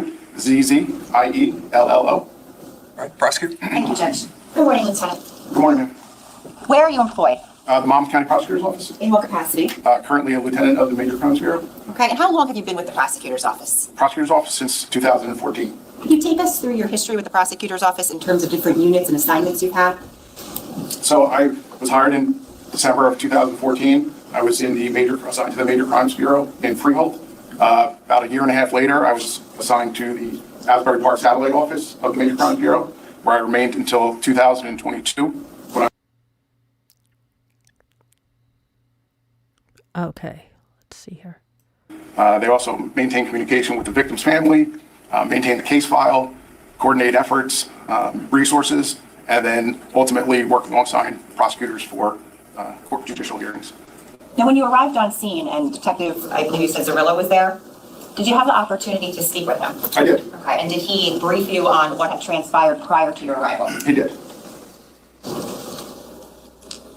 Did you learn of any victims on scene? I did. I learned upon my arrival, Keith Caneiro was still off to the northwest of the driveway, still on scene. And then Sophia, the body of Sophia, was moved at that point to the driveway. Was anyone else located inside of the home? I was aware that there was 2 additional bodies, Jesse and Jennifer, inside the residence. Now, how long were you on scene for that day? I remained on scene till I believe it was approximately 7 p.m. And what kinds of things were you doing on scene during that time? At that point, obviously, the fire suppression activity was still ongoing. The Forensics Bureau for the Major Crimes Bureau for the prosecutor's office was still or actively starting to process the scene, collect evidence. At that point, I made observations of what was going on, continued with ultimately the bodies being removed, medical examiner's arrival. Now, is it fair to say there were numerous other law enforcement officers on scene? Absolutely. And were they doing different things? Yes, during this time, different detectives were beginning to get assigned to do different things, such as collect video, surveillance, canvassing, that kind of thing. Now, did you and Detective Zerillo essentially work this investigation cooperatively? In other words, together? Yes, we did. And did that occur for the next several weeks? That, I think even further, yes. Were there some things that you and he did together? Yes. And then were there other things that you did by yourself without necessarily Detective Zerillo present? Yes. We've already heard from Detective Zerillo, so I want to talk about the things that you did when Detective Zerillo wasn't necessarily with you, okay?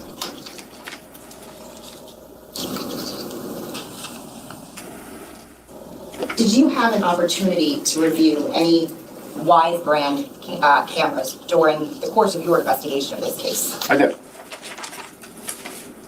Specifically, did you have the opportunity to review Wise camera footage from the garage north wall shelf? Yes, ma'am. Okay. And how many times did you review that footage? At this point, I've watched it many times, paused, sped up, rewound. I've watched it many times. Okay. And the particular time frame or timestamps of the footage that you watched, do you recall what that was? I watched from 2:35 a.m. until 2:51 a.m. I'm showing counsel S391. Oh, I'm sorry. Judge, may I approach? You got it. I'm showing you what's been marked as S391. Do you recognize this? Yes, that's the Wise Cams garage north shelf. Judge, at this time, you state this information to publish. Ms. Maslin? No questions. Okay, go ahead.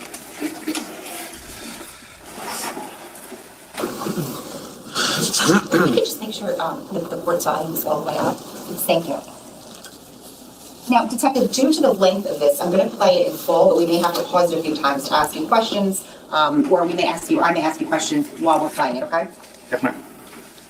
All right. Before I hit play, can you just tell us what timestamp is up here? 02:34:58 or 2:34 in the morning. Okay, and just generally, what is this that we're looking at? This is a view of the from the camera on the garage wall shelf, pointing at the garage door that was to the on the west side of the residence. Now, what we're going to watch at 2:34:58, is that about a 16 or so minute clip? Yes, ma'am. Please tell me they caught Paul moving outside the house with the stupid motion light. Now, this portion of the video, is this what you had indicated you watched previously multiple times? Yes, ma'am. Did you determine whether the timestamp on here was accurate? I did. How did you do that? It was compared to known phone calls. There's other cameras that all went offline at the same time, at approximately 2:51. Again, compared to known phone calls. Okay, I'm going to ask if we can upplay the video.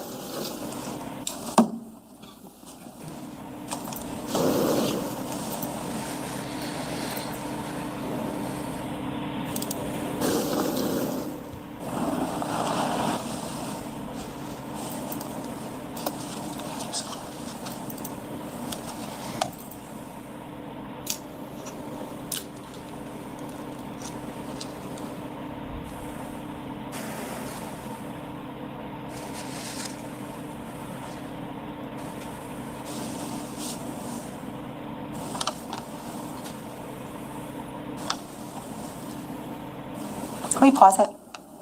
I'm going to pause it at, it's about 2:35:47.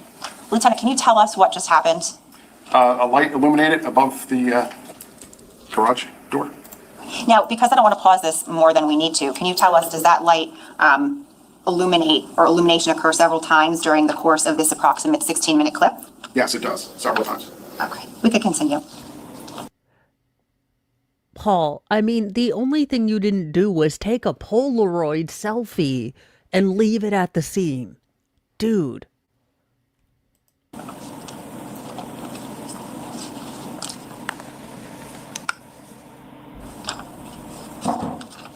you pause it? Detective, did you just see a silhouette appear? Yes, ma'am. Can you explain to us how that happens or what we're looking at?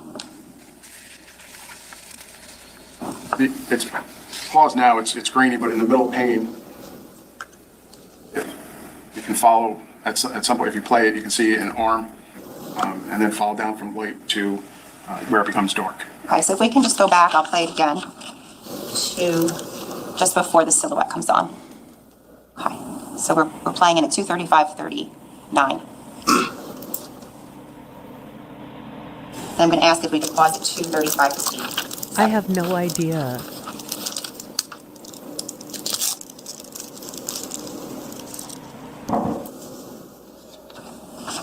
Lieutenant, did the silhouette appear to come from the right side of the screen to the middle of the screen? Yes, ma'am. And does the silhouette appear to leap upwards? Yes, ma'am. If you could continue.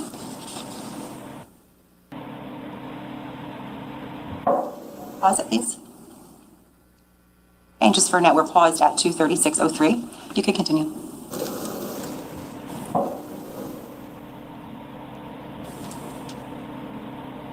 You just go, I'm sorry, pause it for 1 minute. And if you could go back to 2:36:02.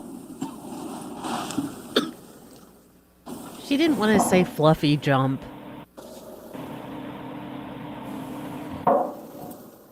There, okay. I want to direct your attention to the area of that middle vertical frame of the garage door. Do you see that? I do. Paul, I can see your freaking bald spot right here, you ginormous jackass.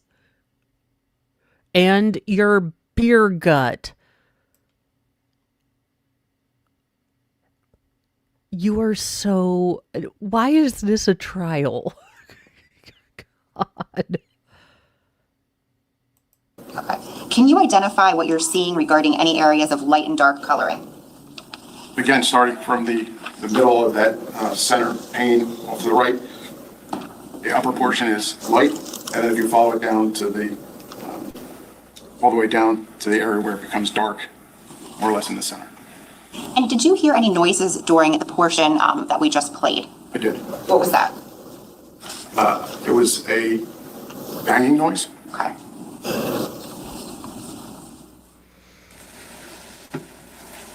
You continue.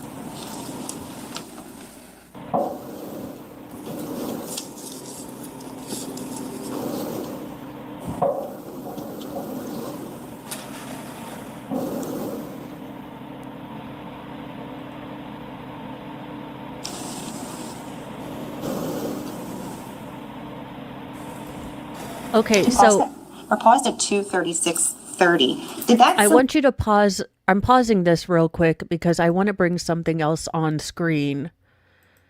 Now, this is what Keith looked like near around... God, you are so ugly anyway. But this is what Keith looked like. Now, I want you to notice something that's not on the top of his head. Oh, daggone. No offense, Mr. Keith, but the man is bald, all right? Now, who has full-ass head of hair? Now, this is what Paul looked like before when he was caught. So this is exactly what my man Paul looked like when he was outside the door of the garage with his stupid bald spot. So again, brother, bald. Him, not bald. At this point, if I'm the defense attorney, I am just functionally drinking. Silhouette appeared to leave the camera frame. Yes, ma'am. Okay. Specifically, did you note anything about that? Off to the right side of the screen as we're looking at it, or the north side of the residence. Okay. Before we resume, I want to ask you about the orientation of what's depicted in this video. Can you describe what's outside of that particular garage door? Yeah, so this is the back side of the garage. In the front, there's just three-bay garage, and this most northern side has a garage door that opens up essentially on the back side of the house, so you can go all the way through. On the back side of this, or the west side of the house, is it opens up to a small paver patio. Okay, let me find what I'm looking for here. So this is kind of what Keith and his entire family looked like. Now, generally, I don't try to put photos of families up, but this does give you an idea of kind of how large Keith was prior to his trial, but around the time that this all happened.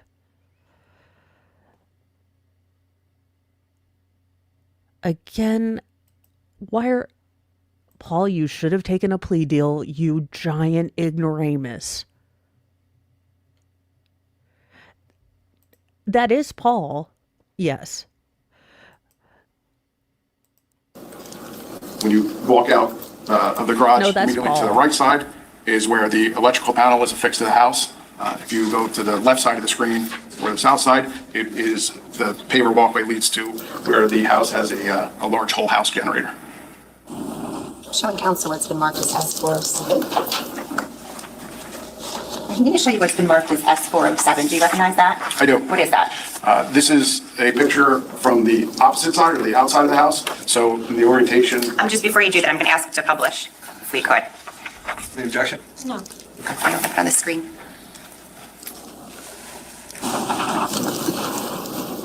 I'm sorry. Okay, now can you orient us to what we're looking at? so looking at it from the opposite side, in this particular case, the electrical panel is on the left side. And if you go to the right behind the row of shrubs or bushes, that's where the generator is located. Thank you. I think we can resume.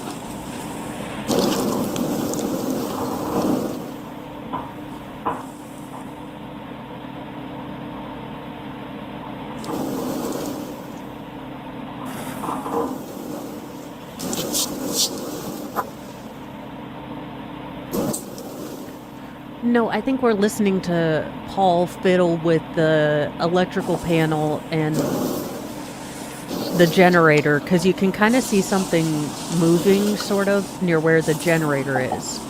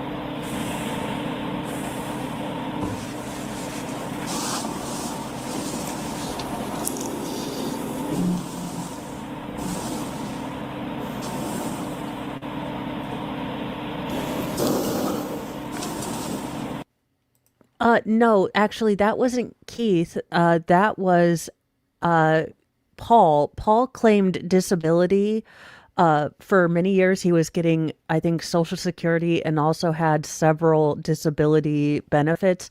He claimed that he could barely walk, that he had incredible amounts of pain, that he could, basically, his back was constantly seizing after this car accident he had, I think, in 2016.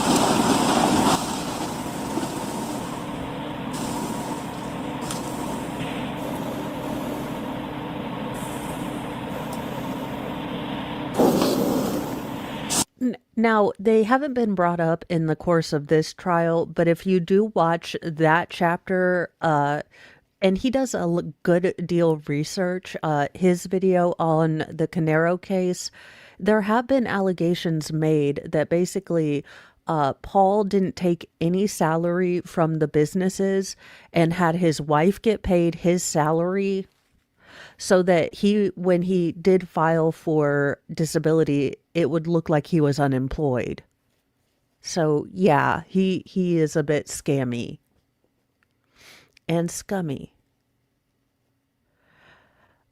Well, Rhinestone Girl, you have to remember that so the garage is kind of set apart from the house, and I think that the master bedroom was all the way on the other side. This is 2 a.m. in the morning, and the exterior walls look like they're solid cement, or as solid as cement can be, I guess.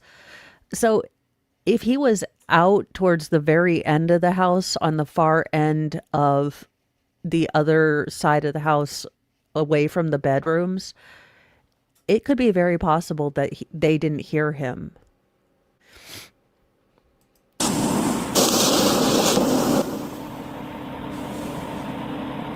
And you've got to think that Paul knows his brother, so he might know if his brother is a really heavy sleeper. He maybe knows his schedule, when he goes down to sleep, when the kids do, when it's a likely time that they will all be in bed. So that could be the other thing too, is that because he knows them, he knows their schedule, and he knows the likely time when they would all be, sound asleep in their bed, and he could maybe be a little more noisy.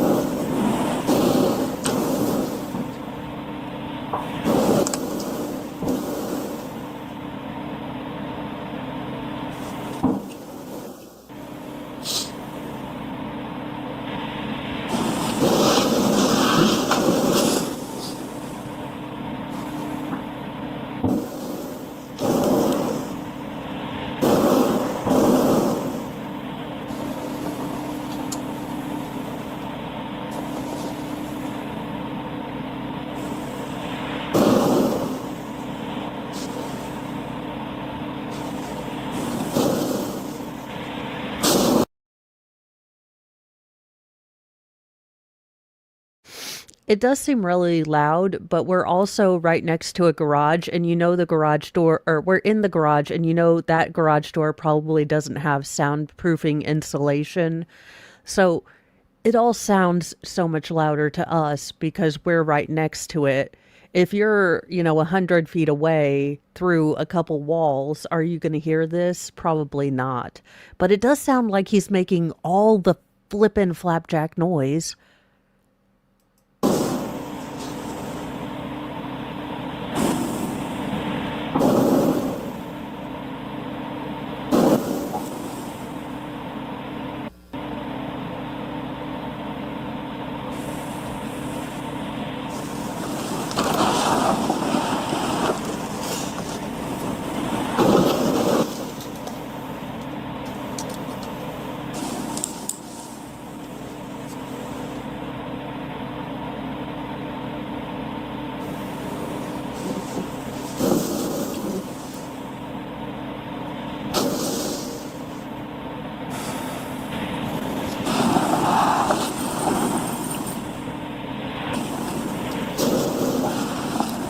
I was wondering.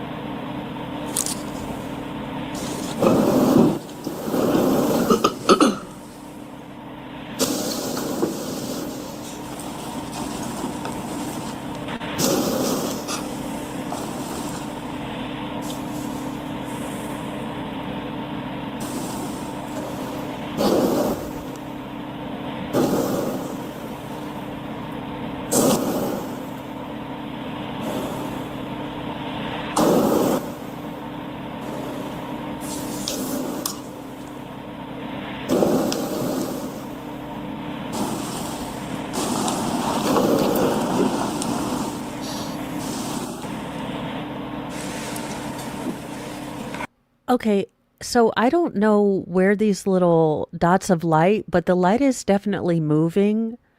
Now, I don't think it is Keith coming downstairs. So is Paul on the other side moving around? I don't know. It seems kind of noticeable if you have a flashlight moving around, but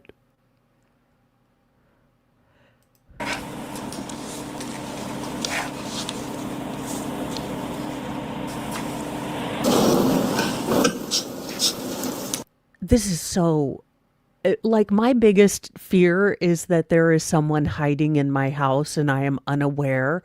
So the fact that his creepy, disgusting behind is in their garage, you know, of all the times where you think, gosh, I wish that this family just had a whole pack of rabid German shepherds.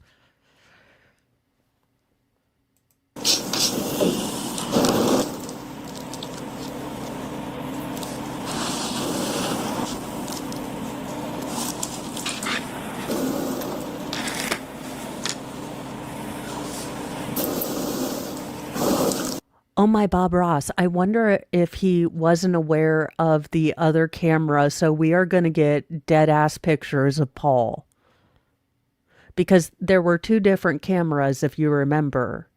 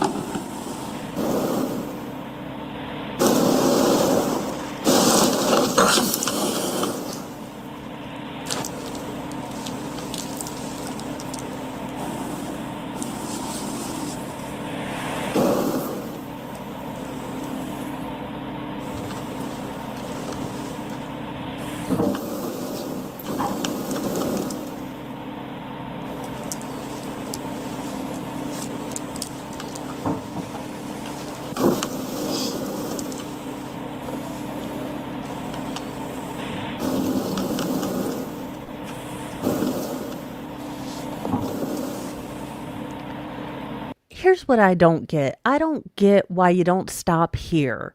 Like, look, you're already caught dead to rights, okay? But at this point, you are fully breaking into your brother's home. I mean, you fully know that you intend to leave this house with no one else alive. It just, I don't get it. I have never been that motivated by money. I mean, I like, you know, having enough to pay my bills and sure, some fun stuff, but I have no understand. It does not compute in my head to unalive everyone over money. Can you pause it, please? Lieutenant, what did we just see? What appeared? The silhouette of the subject walks from the right side of the screen over to the left side of the screen. Continue, please.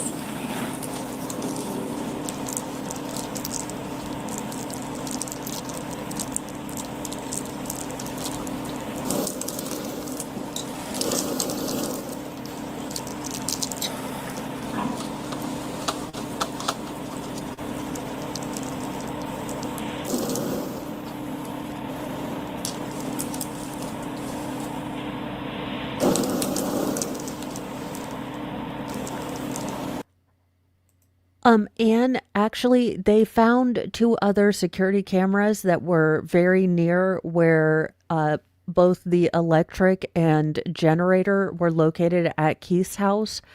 And basically, Paul is semi on camera disabling those, and we can hear him wandering into the garage, coming out of the garage, and see him taking off or basically we hear him fiddling with stuff. So he was caught on camera, though I doubt that we'll see him fully look at the camera, though it would be hysterical to me if they did.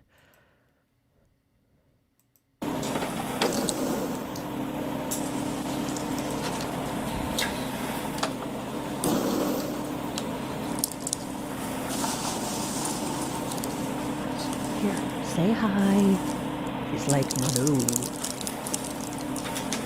Sure.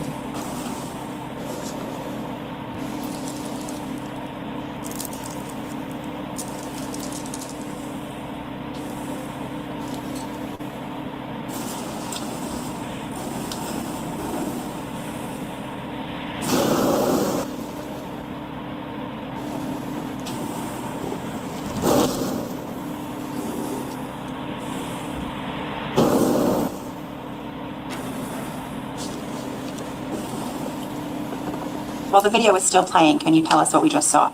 That silhouette walks from the left side to the right side.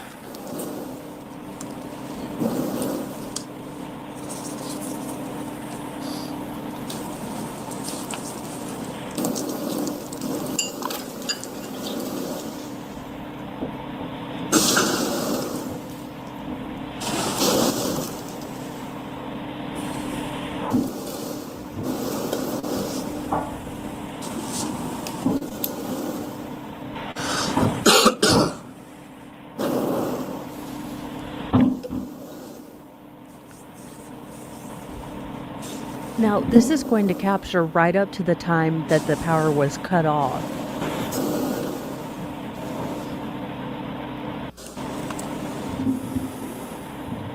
I'm having the same feeling I always have at the end of Seven. Now, why Seven is one of my favorite movies. My therapist, I'm sure we'll all have to get together.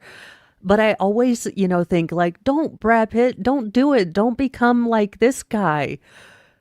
And I find myself looking at 2:49:03 and thinking, okay, don't go to 3 a.m. because we know around 3 a.m. is when the power cuts off and this entire night of evil, kicks off.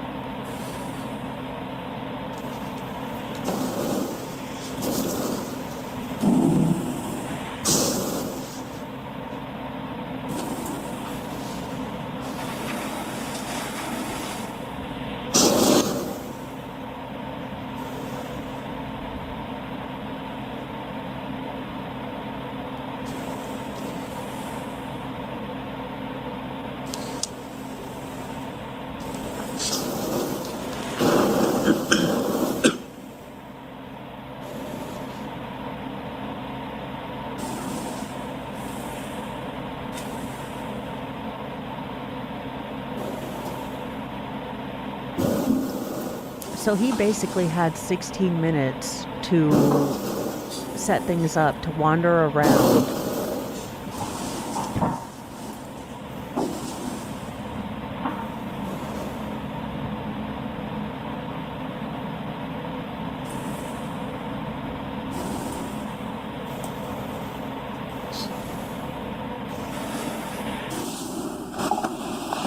Did that video end at 2:59? Yes, ma'am. Thank you. Now, did your investigation reveal anything about the loss of power to 15 Willowbrook Road? It did. What was that? As I mentioned before, those cameras, the Wise cams went offline at the same time, 251. Additionally, there was a Verizon reported that the loss of power at 252. There was also 2 additional cameras inside the residence that went offline at the same time, 252. Now, during the course of your investigation, did you request anything from Verizon? I did. And what was that? I requested any information they had referenced the optical network terminal for the Verizon connection to the house. And did you receive anything back? I did. What was that? It was a printout that indicated, the initial response that I got indicated that the loss of optical, the ONT went offline at 3:42 a.m. Now, after that, did you follow up and request any additional information? I did. Based on that response, I made contact with Verizon to indicate how they deducted that the ONT went offline at 3:42. They said based off that, they provided additional alerts at the residence, which indicated that the loss of power at 2:52. The second time when you followed up, did you receive any paperwork or anything back? I did. I'm going to show you what's been marked as 375. It's pages 1 and 2. I'm going to ask you to look at page 2. Do you recognize that? Yes, this is the response that they provided the first time I made the inquiry, which shows it's the loss of optical network terminal connection at 3:42 a.m. Can you just explain what an optical network terminal is? Essentially, it's the Verizon connection to the house for communications. And if you could look at the first page of that, I'm going to ask you if you recognize that first page. I do. Okay, and is that the additional information you received after you made contact with somebody from Verizon? It is. And what does that indicate? It indicates 6 different alerts. The first one being on 11/20/2018 at 2:52, loss of external power to the ONT, and then it ends with loss of external power to the ONT at 3:43 a.m. And when you say ONT, you mean optical network terminal? Optical network terminal. That's it. Now, during the course of your investigation, were you made aware of any type of cameras that were hardwired to the house on 15 Willowbrook Road? Yes. Okay, and specifically, was that a DVR system with hardwired cameras? Yes, Were efforts made to get into that DVR? they were. Okay, and what came of those efforts? The DVR was sent to the Regional Computer Forensic Laboratory for examination, and the results were that they weren't able to pull any information off of it. Were you aware of whether the house had any Nest cameras? I was. What is Nest? Nest is just a company, a manufacturer that produces cameras. Where specifically were those Nest cameras located? There was one on the side door. There was one that was determined to be the playroom, and one that was determined or identified as the basement. So when you say the side door, is that like the mudroom door? Yes, Okay, and then the other two, are those the interior of the home? correct. Okay, what if any efforts were made to obtain, let me ask you this, were efforts made through legal process to obtain data from those 3 cameras? They were. Okay, and what, if anything, did you receive? The response was, I believe it was 12 clips from the interior of the residence that were reviewed and didn't show anything of evidential value, and that was it. There was nothing from the outside camera. And I should back up and ask you, when you request legal process on a company, is there a time frame that you have to give? There is. And what was the time frame in this case that you gave? In this case, we did from November 19th through November 21st, 2018. Okay, you just said this, but was anything obtained from that doorbell or the camera on the side door? No, ma'am. For that time frame? No, ma'am. Now, were efforts made to obtain any information from the defendant's Porsche Macan, specifically the loaner Porsche Macan? They were. Can you tell us about those efforts? We attempted to extract data in 2 different ways, one being the infotainment system, and then the second was through the cellular connection. Both of those were negative results for anything that evidential value. There was no data to be obtained? No data. And during the course of your investigation, did you become familiar with 867 Route 34 in Cold Snap? Yes, ma'am. If I showed you a map of that area, would you be able to identify it? Yes. D317.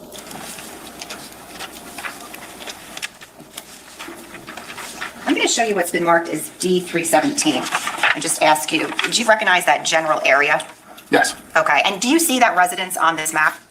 It's cut off, but it would be at the top portion behind these 2 structures. And do you see 15 Willowbrook Road on there?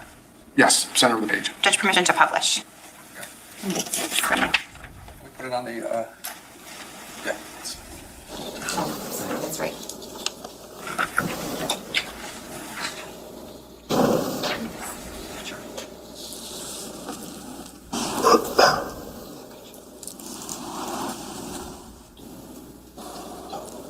Mr. Murray, you can help her. Thank you very much.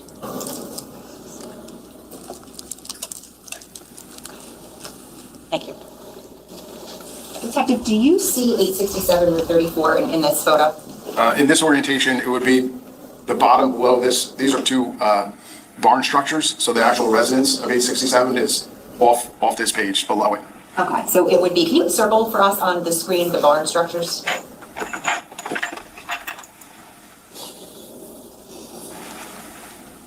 And the house specifically, if you could just know, where would that be, 867?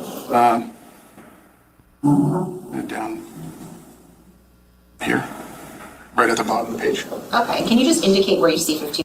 All right, this does actually make a lot of sense because I thought for sure that Keith, given how many security apparatuses he had, he would have some sort of beep or alarm if anyone drove down his driveway to get advanced warning. So it does make sense if Paul was to come down here, park somewhere here so he doesn't trip anything for this house, and then cut across over to here. So that actually does make sense. And I believe, if I remember things correctly, that the glove was found approximately here. Yes, Loki, I'm petting you. Sorry. I was trying to point things out. It's kind of my job. Willowbrook Road. Okay, now where is Willowbrook Road? Be this. Okay, and the driveway to Willowbrook Road? Okay. Now, if you're looking at the street all the way to the left, is there a road that sort of runs into that house, 867? Yes, this is the access, one of the driveways. There's a secondary driveway that's on Route 34, which is off screen to the left, but this is a driveway access to that property. Were any efforts made to make contact with the owners of, or the residents of 867? They were. Okay, and was any video surveillance footage obtained from there? There was. Did you review that video surveillance footage? I did. Okay, and can you tell us if you could see on here, what angle did that footage depict? In that direction, essentially up the driveway. Okay, and is there a gate somewhere in there, if you know? Please tell us we have a picture of the Porsche Pecan on the damn video evidence. Right. Okay, now when you watched and you reviewed that footage, what time frame was that for? Collected from 1:38 or 1:30 in the morning to approximately 4:30 in the morning. And what, if anything, did you see on there? Nothing other than a couple of animals walking through the screen. Now, on this particular photo, is there a way, if you know, to access the property of 15 Willowbrook Road from the wood line? It wasn't a defined driveway or anything, but there is a break in the brush or tree line to the, that would be the west side of the property. And how are you aware of that? I observed it, but also it was utilized by first responders to access the property. Thank you. All right, for the record purposes, 317.1, but when you, Lieutenant, when you're describing the camera angle, you made an arrow, is that correct? I tried, Your Honor. Yeah, I'm not gonna say it was a good arrow. I'm just gonna say it was an arrow. All right, and I'm describing this for the record, but so you put a circle around that gate that you talked about? Yes, sir. That was, and your arrow goes a little bit past that, is that correct? I was defining the view. Okay. In that direction. In that direction. So it would be kind of a northwest direction of the view. Did you see beyond the gate, or you did not? The gate is focused in. You could see past the gate, but I couldn't tell you how far. Okay.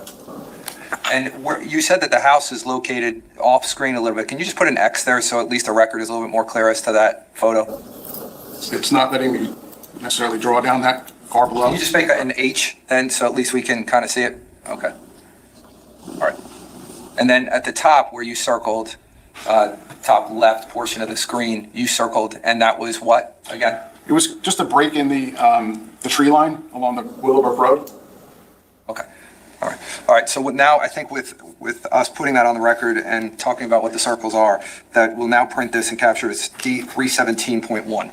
Judge, I think it's .4. Is it .4? Okay, I'm sorry.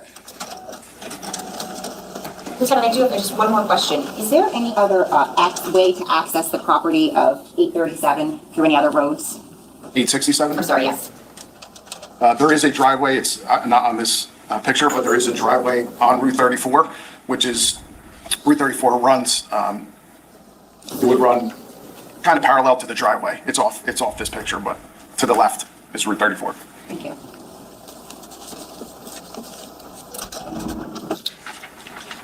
Lieutenant, can you just hit the No, undo that is my button? pizza.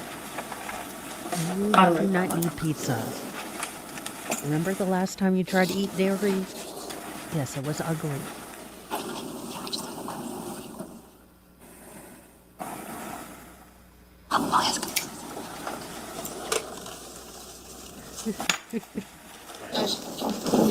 Sure. Just a scotch.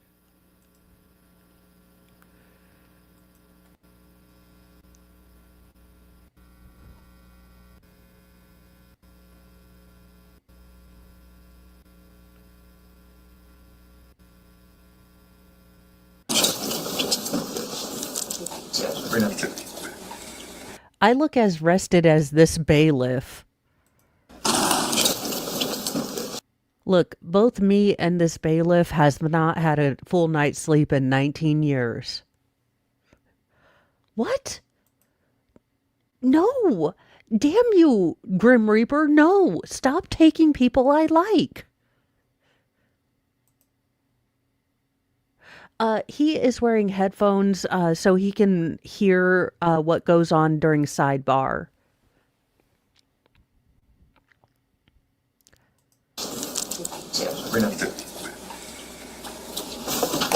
Ladies and gentlemen, we're about to listen to some phone calls. And before I do that, and it's marked 392. Before that, I want to give you an instruction as how to accept this evidence. Okay. You're about to hear several phone calls that were recorded during the time frame of November 2018 to February 2019, which indicate that as of those dates, the defendant Paul Caneiro was arrested and incarcerated. The fact that the defendant was arrested and incarcerated for any period of time should not enter into your discussions or deliberations in any manner at any time. Arrest, indictment, and incarceration are not No, but his choice of sweater should be mocked and derided before you come to deliberations. Evidence of guilt, but rather a part of the pretrial procedure that occurs prior to the matter coming before you to decide whether the defendant is guilty or not guilty of the charged offenses. The defendant is presumed innocent, and the burden of proving each element of the charge beyond a reasonable doubt rests upon the state, and that burden never shifts to the defendant. Only you, members of the jury, will decide whether the state has met its burden. Can everyone follow that instruction? Yes, sir. The second part of that is that you're going to hear, or you'll learn that there are redactions to these recordings. Just because something is redacted, that's a legal decision. That's not something that I want you to have any speculation or conjecture as to why something that may have been redacted for a particular reason. It is your function to determine whether or not the statement was actually made by the defendant, and if made, whether the statement or any portion of it is credible. In doing so, you may consider all the circumstances surrounding the statements that you're going to hear now in making the determination with the following caution. I instruct you that, in this case, certain portions of the recorded statement have not been provided to you. You may only consider those portions of the statement which have been admitted in evidence and must not speculate as to the contents of the omissions or the reason or reasons for the omissions. Can everyone follow that charge? Yes. Okay, perfect. With that being said, prosecutor, go ahead. Thank you, Jeff. Now, during the course of your investigation, did you make efforts to obtain any recorded phone calls pertaining to the defendant? Yes, ma'am. Did you receive those phone calls? I did. Did you have the opportunity to review them? I did. Were transcripts prepared? They were. Did you have the opportunity to review the transcripts? I did. And were the transcripts fair and accurate to the phone calls? Yes. Now, in the phone calls, who was the speaker? Paul Caneiro. Okay, and how did you identify that? Established PIN number, and then there's also a voice recognition where you have to say your name before you're allowed to make the phone call. Does he also identify himself in the phone calls? Yes. Prison calls.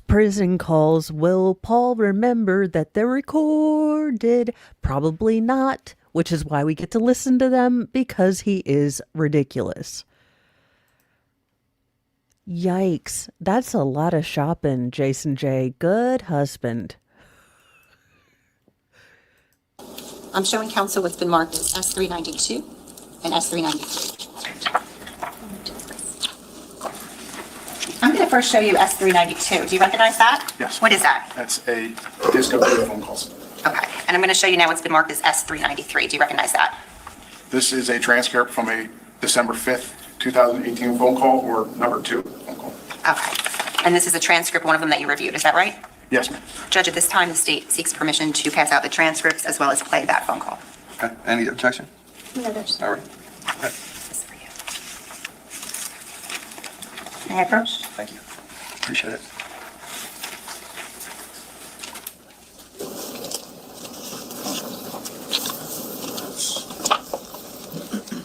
Perfect. I have 10. I don't know that we have enough.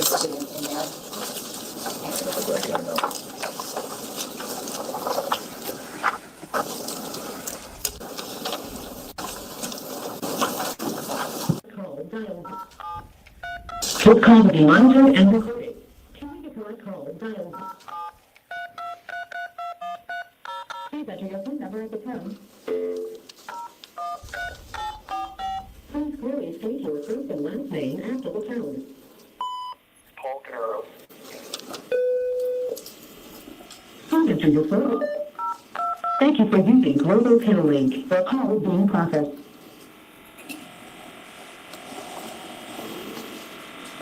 Good afternoon, Square One. This is a Global Link. Who may call from? Paul Caneiro. An inmate at the Monmouth County Correctional Facility. This call will be monitored and recorded. If you wish to block any future calls of this nature, dial 7 now. To hear the cost of this call, press 9 now. To accept this call, press 0 now. To decline this call, hang up. Hello? Paul? Yeah. Hey, it's Noel. How are you? I'm okay, Noel. You want to talk to Tiff? Yeah, hold on one sec. Hey. Hey. All right. I don't think something crazy. Yeah, Quick update. Could you respond to this line? no. No. No. All right. That just happened as of yesterday. What happened? They decided not to continue. You know, Corey's actually going to be here later today. He didn't tell me exactly when. Corey? Yeah, I don't want anything to do with business. He's already, What is he doing? he's trying to keep everything going. All right, and I guess just let's see what's going on. All right, a couple of things from the business. CoStar, I need Lois to come back. Will she come back? I talked to her and she can't. She feels horrible about it, and she's trying to figure out a way to do it, but she can't. All right, what is it? Money or stability? Both. Um, And also she's scared. You know, not anything with you. She, you know, to us, there's somebody out there, you know? Listen to me. I told her not to worry about that. Just see if she'll do it. Tell her she got 20% of the company and 70. Yeah, he's like, no, don't worry. It's really safe for you to be at the company now. The unaliver is in jail. Also, Paul, who the F do you think is going to listen to you from in jail? Like, I'd put you on to elevator music. Deuces. Tell me what to do while you're in jail? The hell do you think you are? 25K a year. Honey, CoStar. I just need her to Got it. get this going. If she accepts, I need to get rid of the other two. Got it. All right. I need block day-to-day charges. Wait one. He is. All right. When are they? 12, 31, 18. All right. I need you to speak to. I don't even know who to talk to. We got to remind them that they have a contract, that they can't hire our people for a period of 1 year after the contract ends, so on and so forth. You're talking about the non-compete? Yeah, Duke continues the contract. And you don't want that to happen, where they would hire our people? Right. Unless they're going to pay us. But we have to negotiate a payment. All right. So I just wanted to address non-compete. Alright, I need you to go on the T-Mobile account. I need you to cancel all the unused lines. Then there's my iPad and my iWatch. You can cancel those. I want you to, to make my account the most basic, my line, the most basic line going. Most basic, got it? And then there's lines on there for Keith and his kids and things like that that we're not going to use, so you need to get rid of those too. Holy hell. Do you not understand how incredibly crass and callous it sounds to call from jail to say, oh, by the way, those people that were unalived, go ahead and get rid of their lines because we don't need them no more.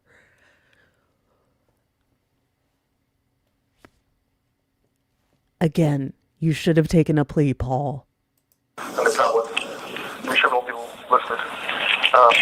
So you meaning your names are tied to it? Yeah, or just call and you'll know if it's a company number or not. Melissa's got a number there, don't get rid of her number. You need to call Susan and figure that out. Alright. The other thing was, I need you to get me another SIM card for that phone and put it into that Android phone that's on my desk. And They took it. people call. It's an Android phone? You mean you want to get rid of a SIM card from an Android phone and you forgot that this was being mother effing recorded? Stay stupid, Paul. You need to be behind bars for your stupidity and your homicidality. His brother, his sister-in-law, and his niece and nephew. They took that phone, yeah. Alright. Then don't do anything with it. Okay. They didn't take much, but that was one that they took. Okay.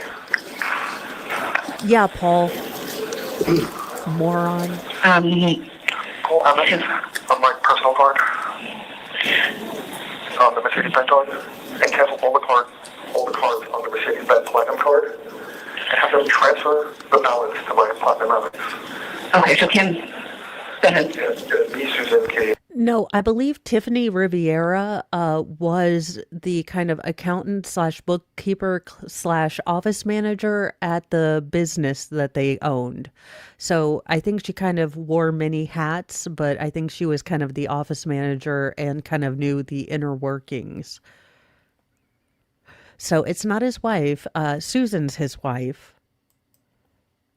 All that account. So call Amex, your personal card, cancel all Mercedes.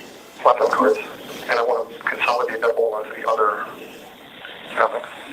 Okay, so just cancel all those Mercedes cards, keep the other accounts open. Yeah, but because the Mercedes card's going away, just tell them I want to bring it all into one, and then tell them that, my situation and I'm working on it. All right, I'm gonna work on it. A lot of the things we're currently having problems with is that nobody will talk to us because we can't pass verification. For example, the Evernote. Yeah. My Evernote? The Evernote, we're working on something called DNS, stuff like Dynex, yeah, I think that's what it's called. There's something you should get in Toronto. Let me see those first.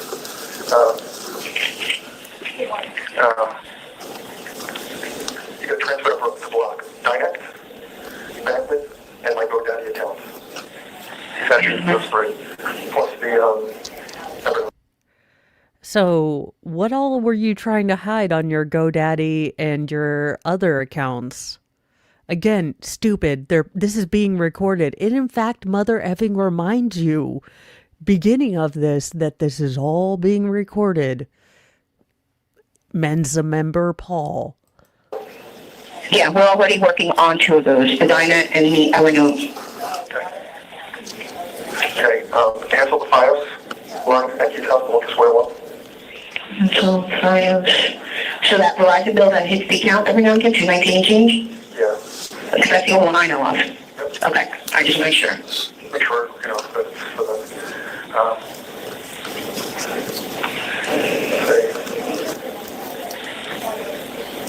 do we know if any of the servers at Keith's are intact? Nobody's telling us anything. I don't know if they've had conversations with Rob yet, but they didn't give us status on anything that was over at Keith's house. All right, listen, Susan and Katie's phone are in AT&T line. I don't know how they get paid, but they're going to need to... They get... Okay. Or they're going to have to turn, we have the other line on there, Jennifer, making wrong accounts. So see what you can do about that. Cut it. Talk to Susan about that. Okay, so AT&T, okay? You just want to Weinstein. See if there's, I got taxes or something here. 20K. Is there any way the company can pay it? No, not currently, especially with this new, we're trying to figure out how to keep the payroll for the employees so we can finish out the contract for December. There's a lot of money on the credit cards already. I don't know what the limits are. That's something I already have on my plate to look into. So Weinstein, you can work on something with the IRS for me. And that was, you said, from last year's return? Yeah, hold on. Okay. I need to... Oh, Paul, you absolute galaxy brain. You not only screwed over your family, but the IRS. Great idea.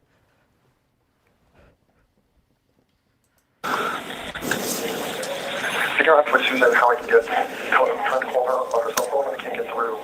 Maybe she's going to call AT&T and unblock certain types of calls.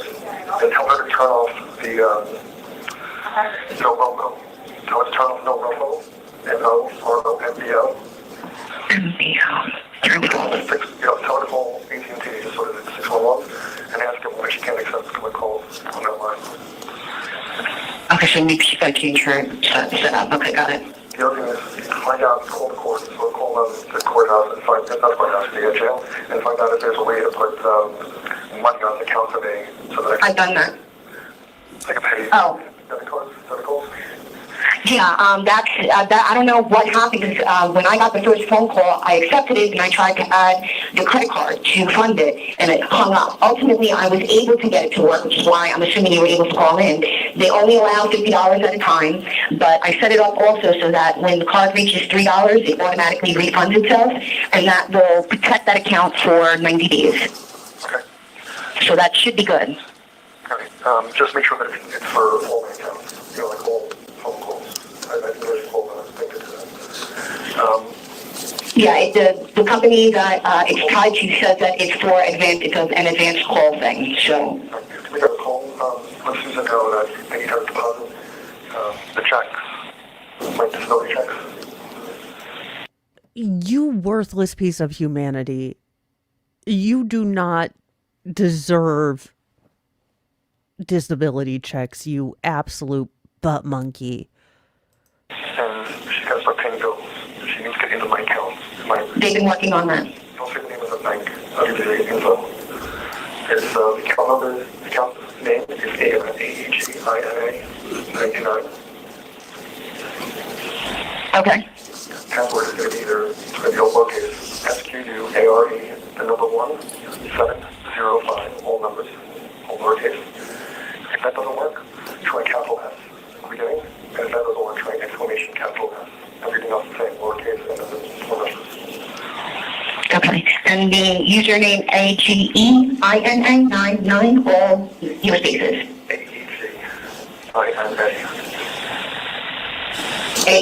AEG. Okay, got it. AEGINA99. Angina 99? Who the hell? What the hell is wrong with you? Okay. As you were just saying, they are trying to work on accounts. I knew about that from yesterday. I don't know what they were doing, but they mentioned it. Huh? Corey, he mentioned that he was trying to help Susan with that. Alright, I don't want him in my account for anything. Okay. As far as keep those, hold on, for getting all that stuff going. It's already in process. Alright, because we can use some of that money for the trust earmarked for the business, just for this purpose. You want to already use money from the trust you've already been stealing to make sure that your wife and kids are okay, you absolute scumbag? You gotta call that lawyer, I don't remember her name. Kimberly Patney? Yeah. She's already, Do you have a copy of the trust? Do you have a copy? No, I've never touched any of that, so okay. Ask her if she can send it to my attorney, a copy. So I'm assuming she has it, okay. She has it, she's pressed it. Yeah, I am as well. No, and believe me, because she was crying about it when I had spoken to her about it, because I know, and it really, the stability was not really the main thing. It was, the fears. They got what they wanted. I'm here. All right, I'll talk to her again about it. I talked to her. Let me clue you in on something, Paul. No one, and I do include the two women that were forced by their personal choices to sleep with you, no one gives that much of a shit about you to conspirize against you. Most of us have our own ish going on. The only one who seemed to have time to conspirate against anyone was your behind against against your brother. So, of all the people that don't have ish to do, you're the only one I'm looking at. Everyone else in your family seems to have been doing their own thing. You're the only one that seemed to have time to steal a bunch of money and do a whole lot of jack crap. All the time. Okay. All right. I'll give. Yeah. Okay. Take care. Bye. And was that the integrity of the phone call from 12/5/18? Yes, ma'am. Could you find me collected transcripts?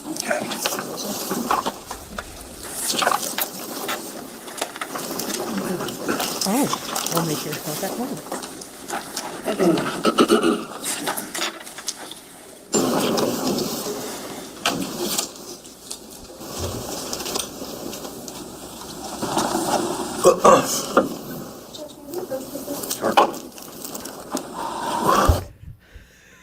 The defense is like, this makes my client look really, really bad. They might be from his insurance premiums. He did have disability insurance, so if he did have government payments, that were stopped, maybe the insurance companies continued to pay. Time flies. Want to take a break? Please. Yes and no. Got a couple yeses, couple no's. All right, the yeses are going to win for now. So we're going to take a break. If you can go in the room, we'll take our 15-minute break because I didn't give you that. Technically, I didn't give you the 15-minute break, so why don't you take that now? We'll come back out at 11:18 and start right back up. Thank you. Don't discuss this case.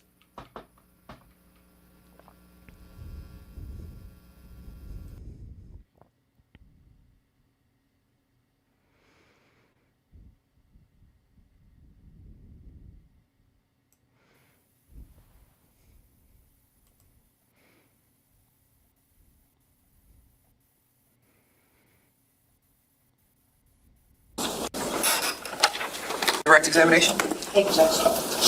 Just one question from that phone call. Who is Tiffany? Tiffany is the office manager for Square One and EcoStar. Now, did you listen to a phone call from December 14th, 2018?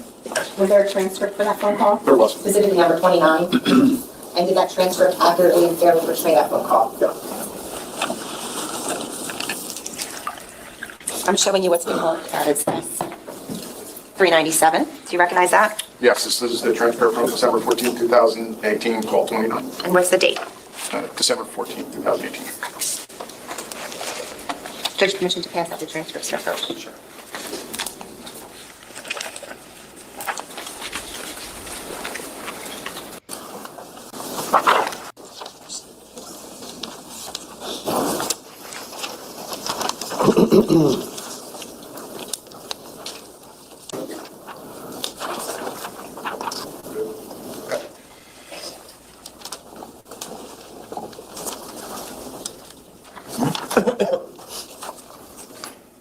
See the back screen. Oh, okay.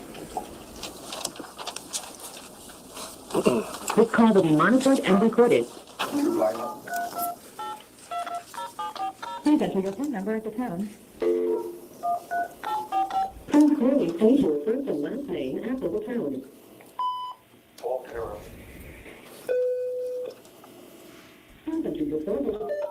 Thank you for using global tunneling. The call is being processed.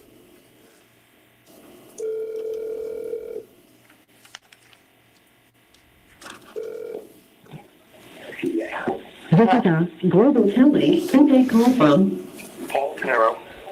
an inmate at the Monmouth County Correctional Facility. This call will be monitored and recorded. If you wish to block any future calls of this nature, dial 7 now. To hear the cost of this call, press 9 now. To accept this call, press 0 now. To decline this call, hang up. Hey, mind speaker. Wanted to thank you for coming. Okay. Good to see. It's a great game, guys. One second. I said it was great seeing you guys.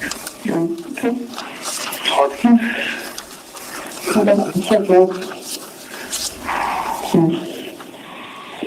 I'm scary. I know. Sorry. It shouldn't be this hard for you guys.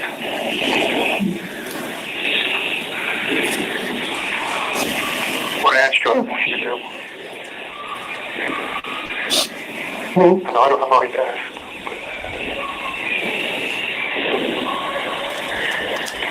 I want you to be Dudes, if your wife answers the phone like this, she is busy doing something. She is not paying attention. Look, again, I wouldn't have answered the phone. I'd make him use all of his credits to try to call me. But I don't like him and I'm not married to him, so. together. When I get out of here. Did you speak to the nurse, sir? No. I just got a little now. Oh, Yeah. okay, so you had a visit with us, sir? Oh, you got them? Yes, You got the glasses? And put one of them in the console. Okay, thank you. You can have the hundred in there. She knew last me for a while. Mm-hmm. Hot girl. What in the Charlie Brown's teacher? I'm glad we have translations for the jurors because I have no idea what the hell this woman's saying. You okay with your look? Yes. Okay. I'll come this way. It's the last place I want to be. The last place I want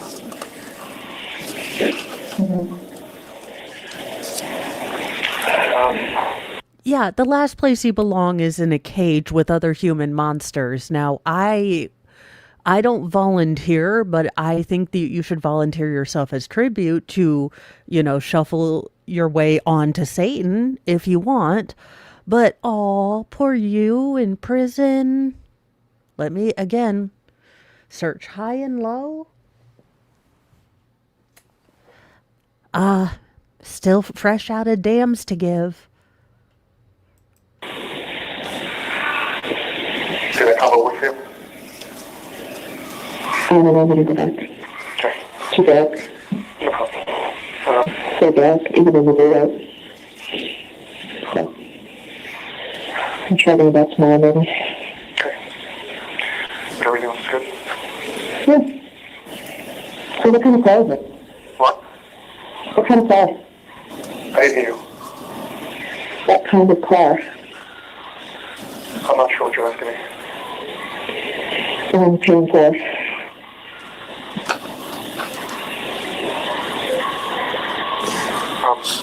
I'm really following right now. I'm sorry. You're not following? No. I asked you about a payment. Oh. My house is full. Payment? Yeah.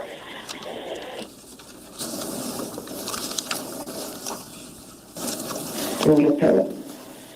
Sometimes. Sometimes? You don't.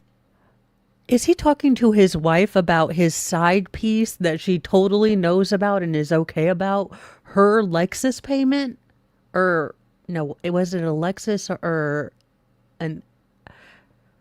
Look, she had a bougie car, not a Porsche, but something bougie. Yeah, so I think he's telling her that, yeah, sometimes I pay my side pieces car payment. It's $1,000. Can you go ahead and keep my side piece in the, to the standard to which she's become accustomed? Okay.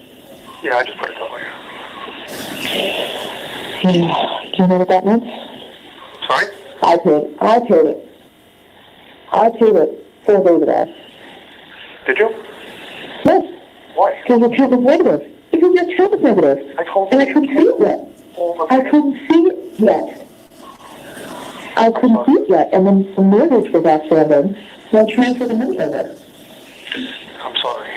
I told you that day on the phone to cancel all the auto payments. She couldn't. We can't get into your bill payments. Even with power of attorney. No, even with power of attorney, I can't get in.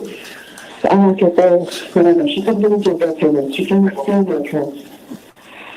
She was in there originally, because she was able to see them all.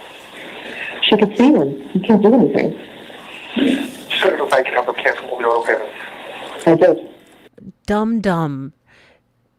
You are in jail primarily because of, well, they started investigating you and realized that half of your income came from your brother's money.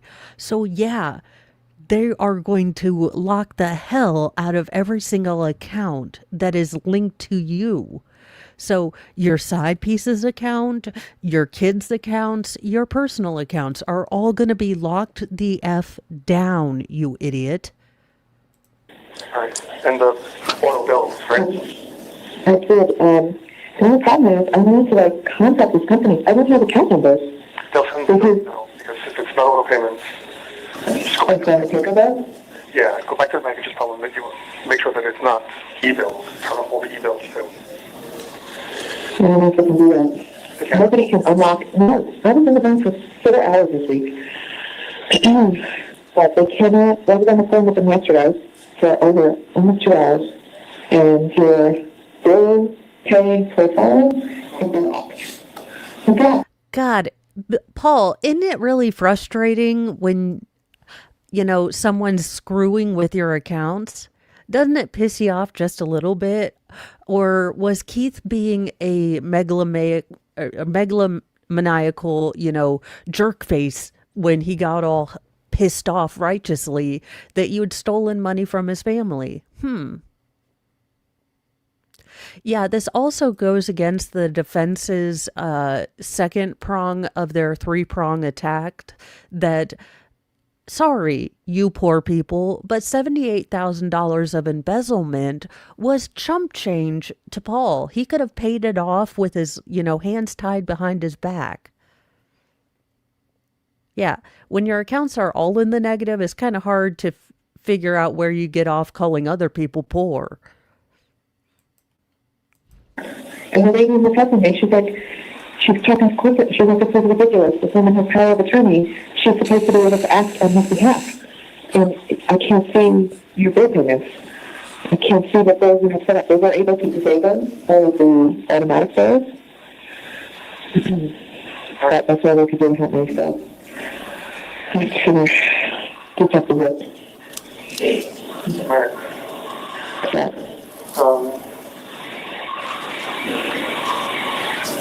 Everything else right? I'm going to come shower now. Yes. And you have to shower during your 3 hours? Yeah. Everything come up for you.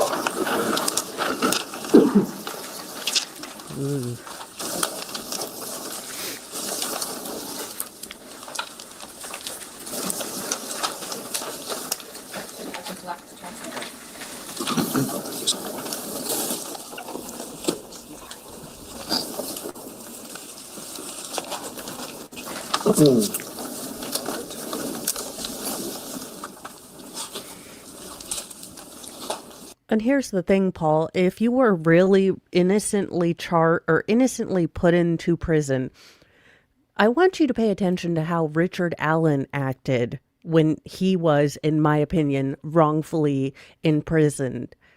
He was worried about his family. He did not break until they started messing with him and were giving him psychotropic drugs. And I think engaged in psychological warfare, but he didn't do anything. He said, every time he talked to his wife, it was, how are you? Are you okay? Don't worry about me. It was not about him. The first thing you said was, I shouldn't be here.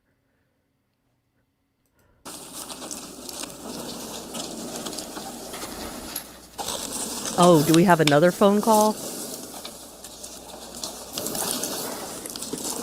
Lieutenant, did you have an opportunity to listen to a phone call, a recorded call from January 27th of 2019? I did.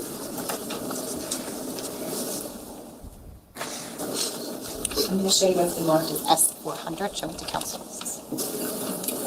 Call from January 27th, 2019, call number 121. Okay, and did you review that transcript against the phone call? I did. Did it fairly and accurately depict the phone call? Yes. Judge, the state would seek permission to pass out the transcripts and approach. Yes. Okay. Thank you.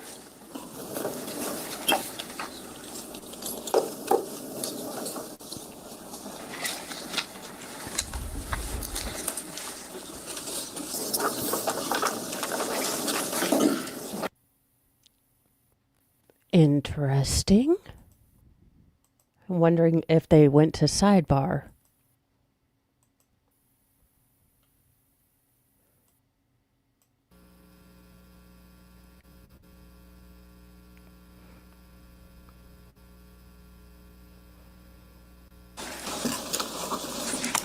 You guys can stand up for me, and I sat here when you guys came out kind of wrong, I think.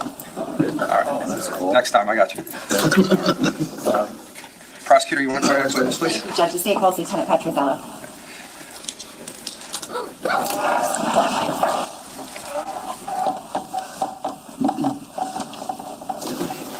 Sir, if you could just put your left hand on the Bible and raise Why your are right we hand. back here? Okay, something has gone terribly wrong. But I can generally remember where we are.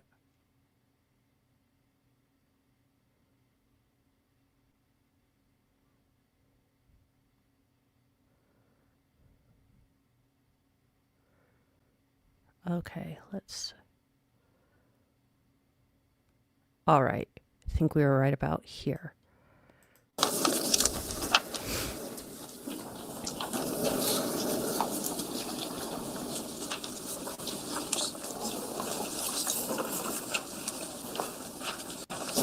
Go ahead.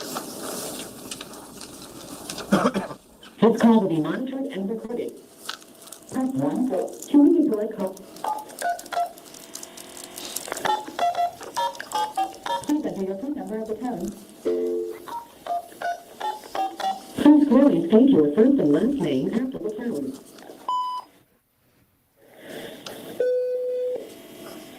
Please enter your four-digit private. Thank you for using Global Telelink. Your call is being processed.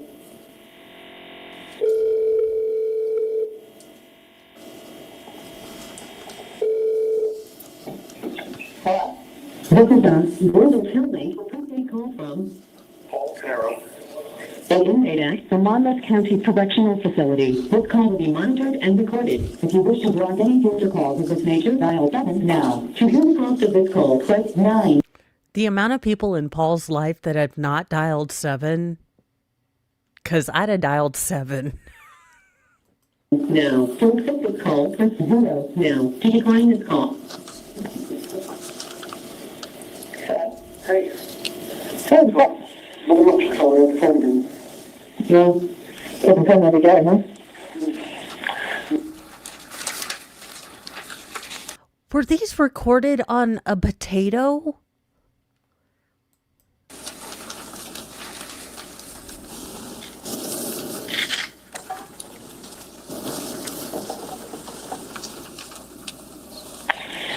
Hello?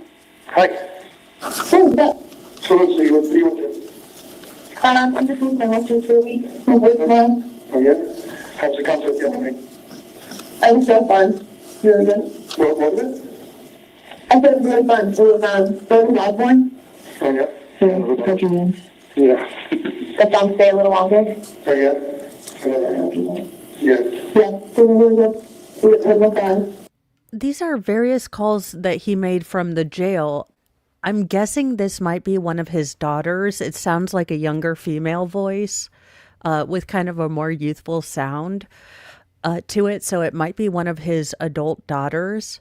And she's talking about a concert, but that's just a guess. They haven't identified who this call is going to yet. Where's that? Your city? Oh, here. 105? I don't know. Can I hear you? Go ahead. Yeah, I'm blonding him. Yeah? Okay. Well, the world's upside down. How are you? All right. I'm in a new area now. Yeah, I'm saying that. Yeah. So I think he has a daughter named Caitlin and a daughter named Marissa. So I'm guessing this is Marissa that he's talking to, since he was talking about Caitlin having dark hair now. So by process of elimination, I'm guessing this is Marissa. I'm trying. All right, sweetie. I love you. All right, good night. Thanks.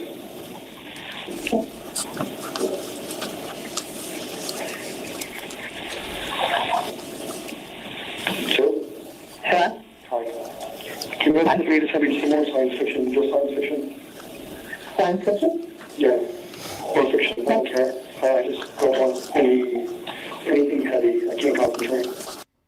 Oh, you know what you'd be getting from me? All the weird smuxy things that I joke send Mr. Mo that I find on Kindle Unlimited. I am finding you the most grotesque smut. May involve male pregnancy. In fact, they will only be gay male prawn, but I'm sending all of it to you, Paul. If you call me asking for stuff, Paul, that's what I'm sending you. So don't call me, because I mean, more likely than not, I'm going to dial that 7 and block your ass. Okay. Yeah, that's my last 2 books. Okay. Yeah, she. Hey, you know this big book? It has a bunch of rules, 10 of them. I know you're going to be shocked. Now, one of those 10 kind of rules for life is thou shalt not kill, thou shalt not covet my brother's insert everything that you coveted. Now, it's called the Bible. It's a big, long book. I think you need to read it once or twice. Read just a book at a time if you have a hard time concentrating. That is, if you can hold said Bible without going up in flames. Figure something out. Don't take science fiction. Don't send me, 2 right away and then 2 in a couple of days. Okay. And then, 2 in another couple of days. If I don't, if you don't hear from me. Okay.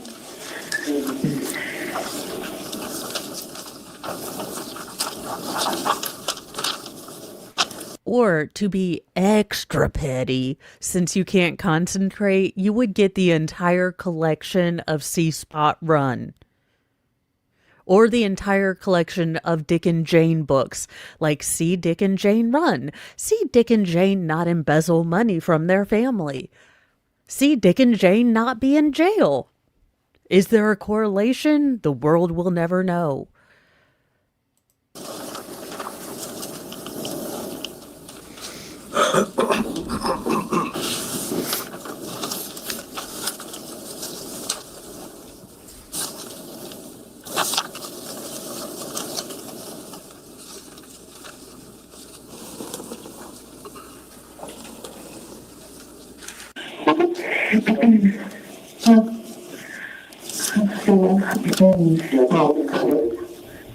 Yeah. 3 days we can talk. Oh, I'm sorry, Jonathan.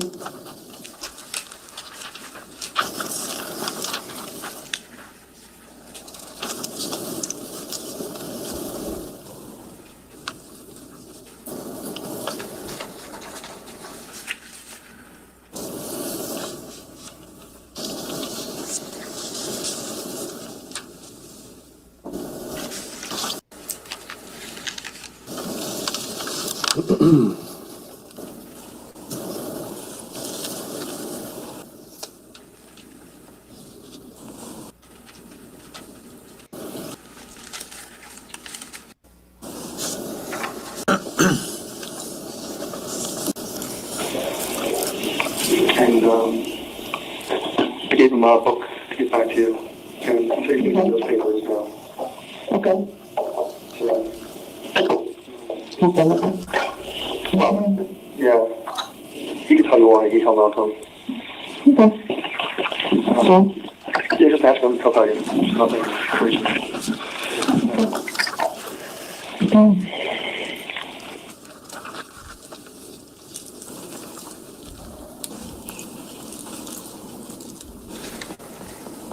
Yeah, he hasn't lived a hard knock life. He does not understand that the rules and gravity has essentially shifted in his world. He is no longer, in charge of things. He's not the boss. I am sure that jail has been a rude awakening because he's gotten used to being an a-hole and not have people, correct that with a light punch to the face. In prison, that can be corrected. With that is the least of your worries.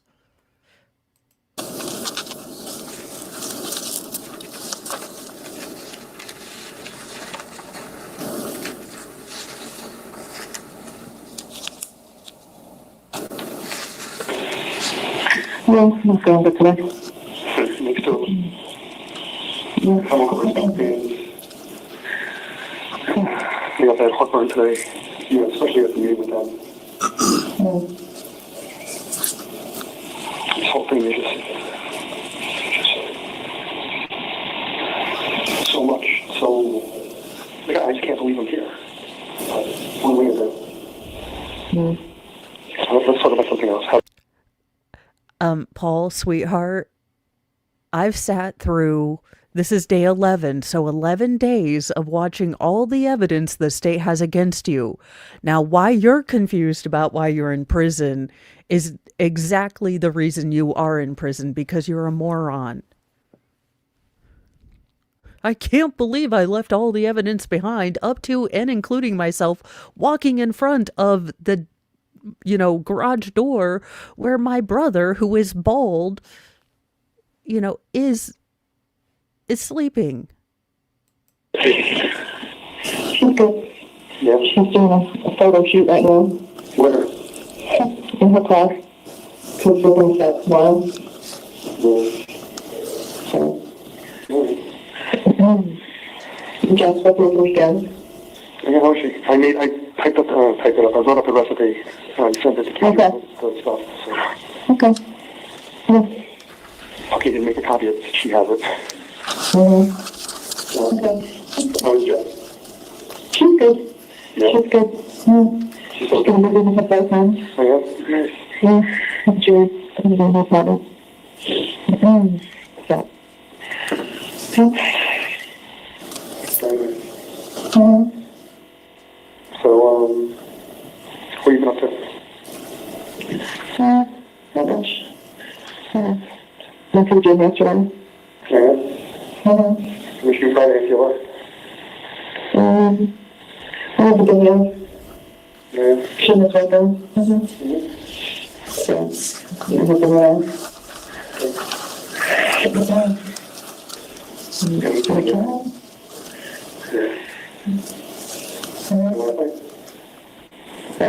What did you do last night? Last time I was at the Yeah. Did, I just totally forgot what I was going to ask you. What day are they coming to the house? Or you didn't set that up yet? They didn't set that up yet. The woman, Sherry, the name is, she's supposed to call me Right. and set something up. So I'm sure we'll get it. Alright. So, hopefully in the next 2 weeks. I have to see if Edward's going to get me another job. Yeah, I'm sure. I was working on it. Yeah, I'm sure he can take care of it. Yeah, I didn't find anything, so. I think it might be the way that they're putting it through to the stream. I think it must be somewhat clearer to the jury, or that's why they have transcripts. I don't know, because closed caption can't even figure out what they're saying. So I do hope that the jury can understand it better. Nothing yet. Have you heard from my dog? No. No? What about Corey? Yeah, it's just cold, right?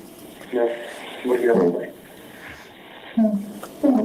have? Paul is calling from jail to try to kind of micromanage the trust account and his wife and daughters. And basically, we've been listening to a series of his phone calls where he's trying to kind of get evidence and get it locked away. Now, he found out that the phone that he wanted to get a new SIM card in, they'd already taken it.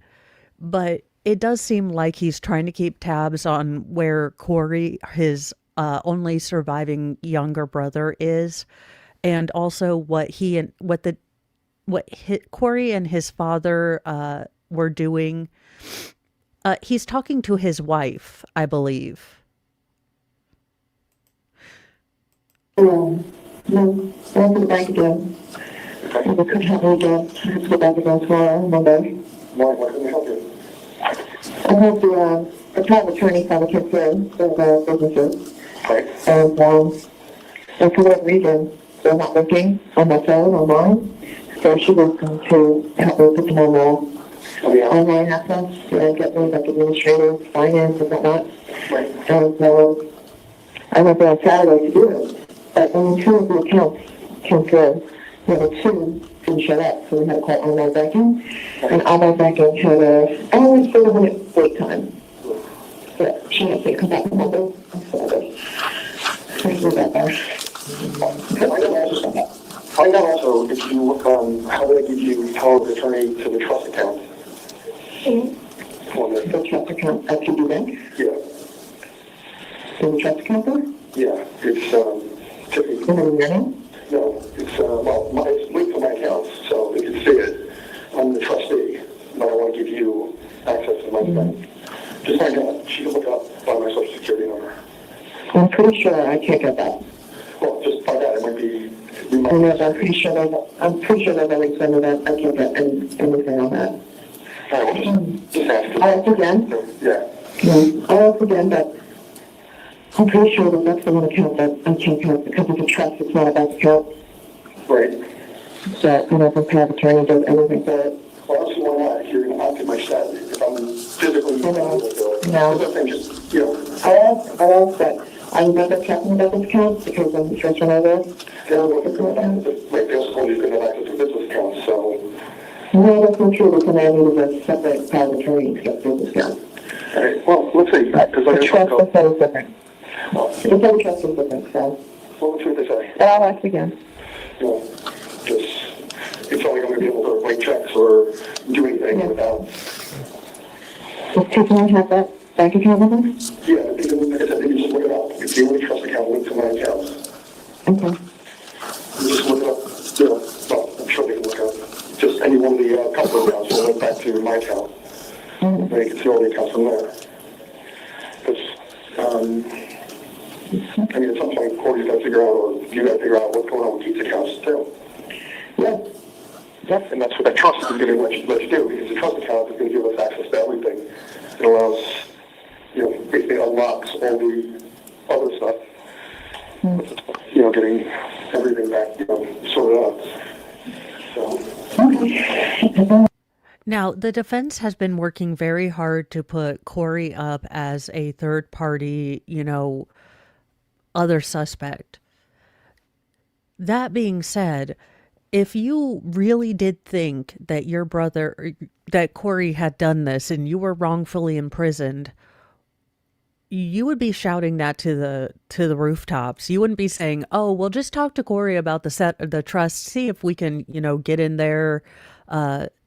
It is very, very telling how focused he still is on the trust. Like he is getting out of this. Like he didn't leave all the evidence everywhere. You have 60 seconds remaining. I'll ask again, but that was, totally off the table from the beginning, so I'm not sure it's something. Well, this guy is going to die. Yeah. You want to go right back? Sure. All right, bye.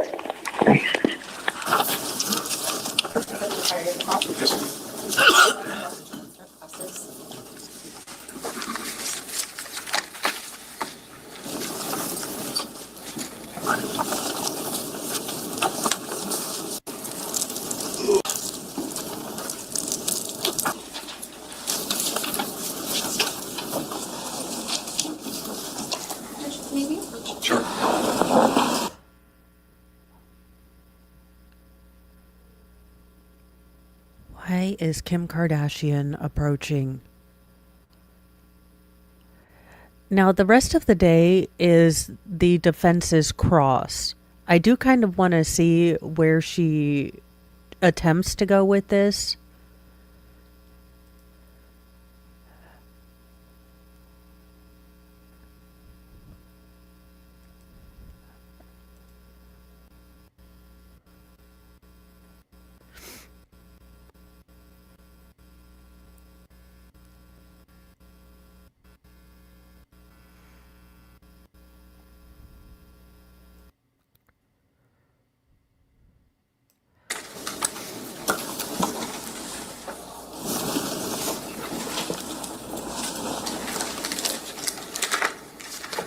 Good afternoon, Lieutenant. Good afternoon. So I want to take a step back and just talk a little bit about your responsibilities in this case. So you are the lead detective from the Monmouth County Prosecutor's Office on this case, correct? For the Colts Neck incident, yes. And there's kind of like multiple lead detectives, right? Yes. And specifically, we have Detective Brady was the lead detective from the Ocean County Police Department. Ocean Township. Ocean Township Police Department. And then we have Detective Zerillo, who was the lead detective from the Colts Neck Police Department.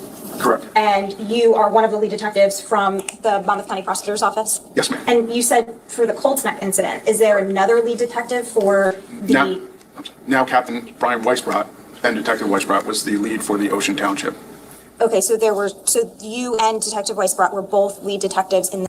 What do you say you do here, Kim K? Because I feel like if you'd been watching this trial, you would realize that there were multiple lead investigators for different localities. I am a twice college dropout who's naturally blonde, and I was able to pick these things up. this case. Correct. And when we're referencing the Ocean Township case, we're talking about like the arson. Correct. Right? But you were the lead detective. When you say Colts Neck, you're talking about, the homicides that occurred and the arson that occurred at 15 Willowbrook, right? At Keith's house. Yes, ma'am. And in addition to you and Detective Brady and Detective Zerillo and Detective Weisbrot, there were a variety of other detectives in this case that had significant responsibilities. Is that fair to say? Yes. And so Detective Cordoma, for example, was assigned to do the origin and cause of the fire, right? Yes, ma'am. And Detective Bassender was assigned to do the financial aspect of the case. Yes, ma'am. Detective Migliarese was assigned to do sort of like digital evidence, things of that nature. And then there's also Detective Hess, Detective Mahoney. They did some neighborhood canvassing and some surveillance and things like that. Along with others, but yes. Also, Detective Wayne Rayner, he was involved. Yes, ma'am. Detective Condon and Detective Tazi, Detective Sostian, Detective Miller, all of those detectives were involved. Yes, ma'am. As well as Detective Robert Flanagan, correct? Yes, ma'am. And just to be clear, because we heard testimony from a Fire Marshal, Craig Flanagan, earlier in the case, but when we're referencing Detective Robert Flanagan, that's a different person. Yes, ma'am. Just same last name, but different person. Yes, ma'am. Right? And No, Detective it Robert bothers Flanagan is from everyone. your office, the Monmouth County Prosecutor's Office. Retired, but yes. There's also Detective Scott Valenti and Sean Murphy, is that right? Yes, ma'am. We talked about Weisbrot, but there was a Deputy Chief Wilbert, he was involved, Retired, but yes. and Detective Nareth, The other narrative, yes. Detective David Sidorikis. David Sidorakis. Sidorakis? Sidorakis. Okay, he was involved. Yes, ma'am. And Detective Kristen DeVito, William Anton, Richard Shin, and Detective Jose Cruz. Are those names familiar as being involved in this case? Yes, ma'am. And finally, I have Richard. Well, so he didn't only cover the phone calls. He kind of was wrapping up a lot of the evidence from Colts Neck, at least Keith's house. So he kind of went over a couple other things. We did get to see one of the garage cameras that picked up a person right by the garage, very near the electrical panel and the generator. No, she doesn't have, she never has a point. Because I love us and myself, we are going to go to the end of this. Yes, she is still on cross. Maybe one day when I'm feeling really mean towards me, we'll watch this. Oh, wait, she is going to be going over the garage door camera, I think, here. Okay,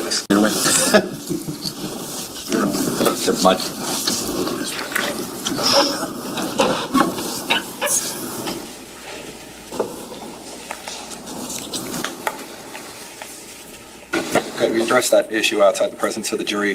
Now have the jury back in the room. Ms. Mastalone, you can continue.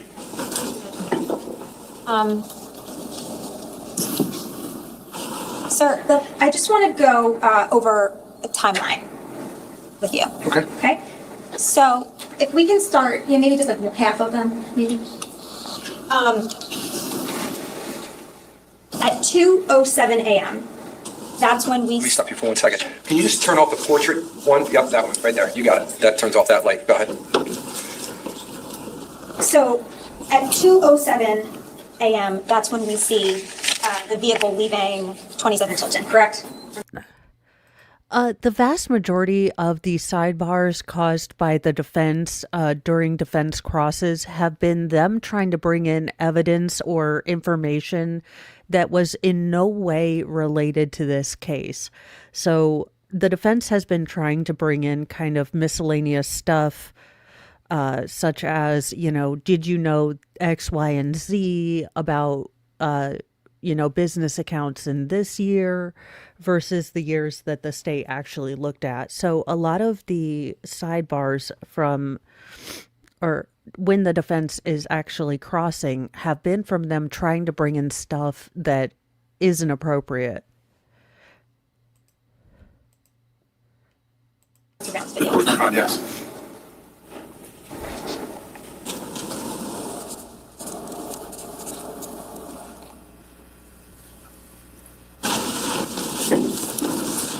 Well, we've been going through the defense fairly quickly. We went 5 days where we actually spent time listening to the defense, and then we realized it was pointless, and I wanted to try to catch up with the trial so we could get on verdict watch, at the same time.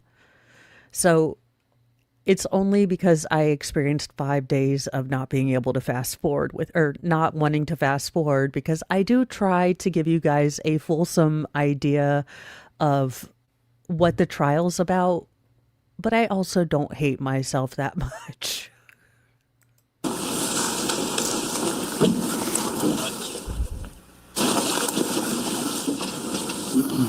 Okay. And at approximately 2:27, we see the vehicle arrive in the area of 15 Willowbrook, correct? Yes.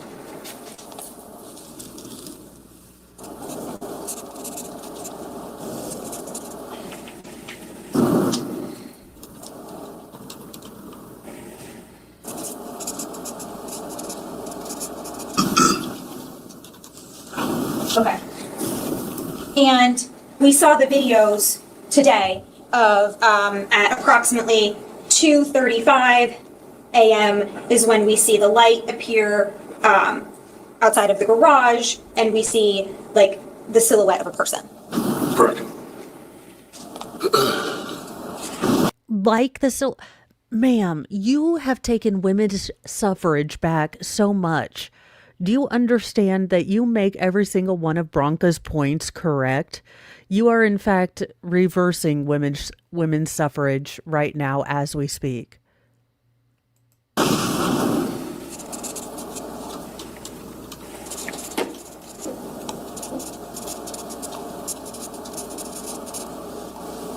Okay. And there's some back and forth, right? We see the figure go one way, and then the person goes the other way. We hear some noises, things of that nature, right? Subject goes to the side of the electrical panel first, to the generator, back to the electrical panel, In the direction of, right? in the direction. And we know that the video stops, I think it's 59 milliseconds. So in other words, 251. 251.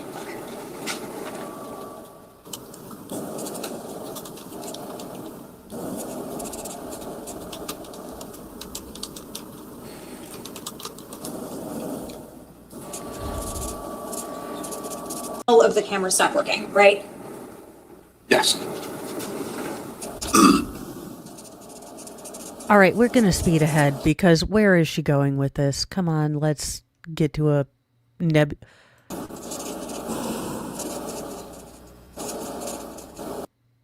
All right. Right. Wait, what was... Now there's a loss of power to the house, right? Following the subject going back and forth outside, yes. I'm not disagreeing with you, sir. I'm just asking what happened at 2:52, okay? Yes. So we also know that between 3:14 and 3:18 a.m., that's when the text messages are sent from Keith's phone to Paul's phone, correct? Correct. Yeah, the phone Paul left at home.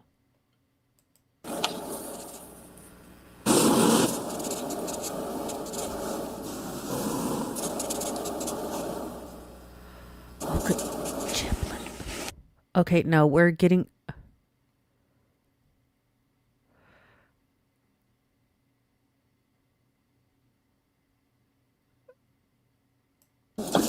In there.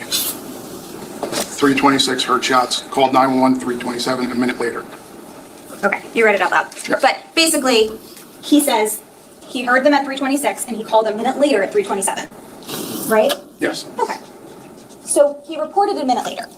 But dispatch received the call at 3:31, like you just testified to, correct? Correct. So if he's mistaken and a minute later is 3:31 and 3:33, then that is a plausible timeline, right?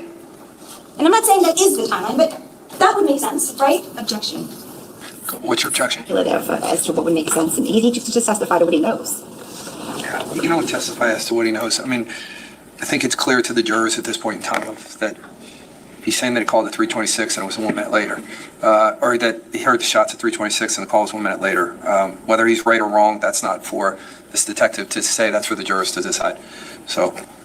You do have familiarity with how dispatch works, correct? I do. And when a call is received,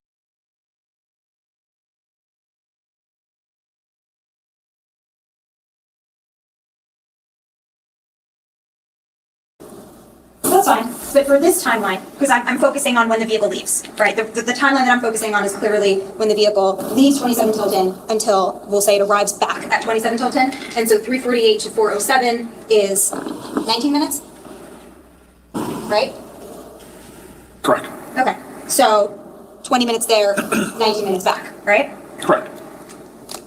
I don't have any other questions. Thank you. Judge, did we Correct. I'm sorry. Did we mark that exhibit? No, it wasn't marked. We can mark it. Fix it for us, State. I didn't know if the defense was gonna. I'm sorry. I don't know if you know. Are you marking that or not? Sure. Well, I mean, oh, you want to use it? Yes, dimwit, we want to use your stupid ass time thing. See, like, I was going to save it. I'm scrapbooking it. We're marking it. Can we mark it as a photo and screen grab it and nail them up? Oh, it's the back of. I don't want to mark. Yeah, that's a good idea. Perhaps we just. You want to take a screenshot of that? Sure. We'll print it out and then. So we'll print it out, Ms. Wallace, and then you can have a copy of it right now. Thank you. Very high tech here. Did you want to mark it? Yes, please. As? Mr. Yeah, Mr. Yeah, I'm sorry. This is going to be D1-423.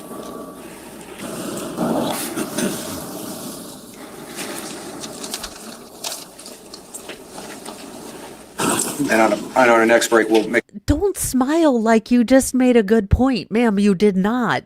Both of you are smiling because of the Dunning-Kruger effect. You're both stupid, but think you're smart because you are so stupid that you don't know how stupid you are. It's kind of sad to see, but also infuriating. A copy of it so both sides have it, but Ms. Wallace, you'll have it for now, at least whatever you want to do. Okay, Miss Wallace, come make my brain Come on stop up, Ms. hurting. Wallace, and you can take it from here. Michael. Thank you.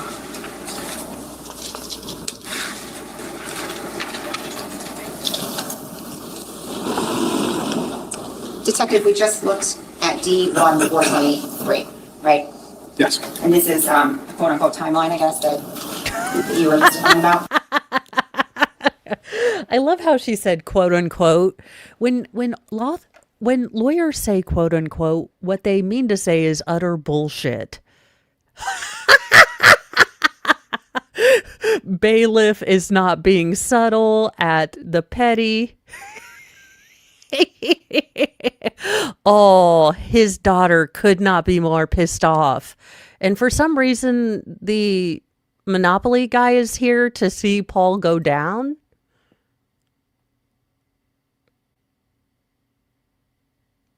Why is Paul's wife smiling? Wait, let me take this down because Paul's wife appears to be smiling and so does the youngest kid. Yes, we will go back an 8. Yes. And this is quote unquote timeline, I guess, that you were testifying about. Would you say that the This bailiff is every one of us right now.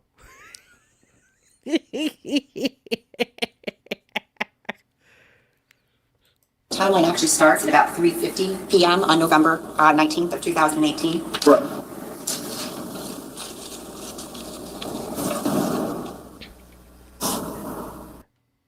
Tammy, we'll go ahead and play this again. The defense spent, well, time immemorial trying to create a timeline, and the state is going to dismantle it. But the defense was very proud of their little timeline that they made that would prove that that Paul didn't do anything. The state is coming in to dismantle Kim K's dreams of being competent. Great, right? Yes. And this is quote unquote timeline, I guess, that you were testifying about? Yes. Would you say that the timeline actually starts at about 3:50 p.m. on November 19th of 2018? Correct.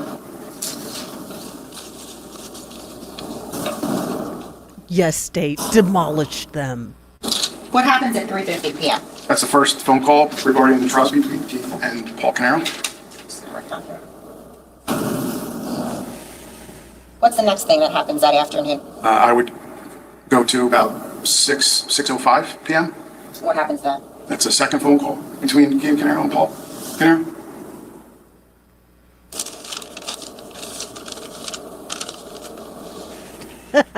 Did you have Oh, Kim K, don't look so sad.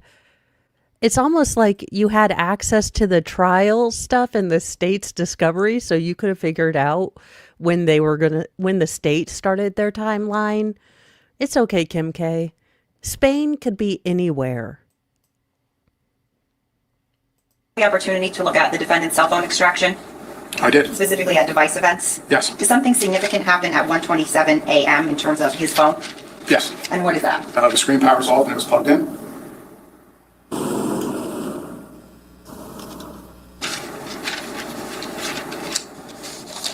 I'm not going to ask you to be specific, but at 1:29 a.m. at the defendant's house, does an event happen?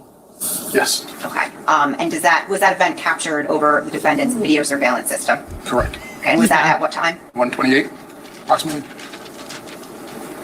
Oh, Kim K. Kim K, this is why you don't have a battle of wits when you are unarmed, okay? Specifically at that time, do certain cameras stop working? Yes. Okay. At 1:31 a.m., what happens at the defendant's house? 131 is two Nest cameras, one in the basement storage area, and then one at his workbench, it was the gun workbench, went offline. Is there any photos, or how does that notification come in? Via email. Was there any photos in relation to that? Sorry? Did any photos come in? You don't have to tell me what it is, but was that an email notification with a photo? Look, in Kim K's defense, look, I have had unearned and wildly optimistic, thoughts of my own spelling ability, and don't even look, my math test looked like the pen didn't have any ink in it left over after my teachers graded them. The thing about it is, I didn't go on to get a career in trigonometry, nor did I get a career in spelling. So, yeah, it's almost like I didn't set myself up for failure, and it's something I suck out loud in. There was. Okay. Now, this time frame, you estimated between 3:30 and 3:48 to be about 12 minutes. 3:30 and 3:42? Yes. 42, I'm sorry, yes. Yes. Okay. Now, we start with 3:26 a.m., 3:26 a.m. to 3:42 a.m. Is that 16 minutes? Yes. Did something significant happen at 4:54 a.m. in regard to the defendant's cell phone and his device events? It unplugs and powers, the screen powers on.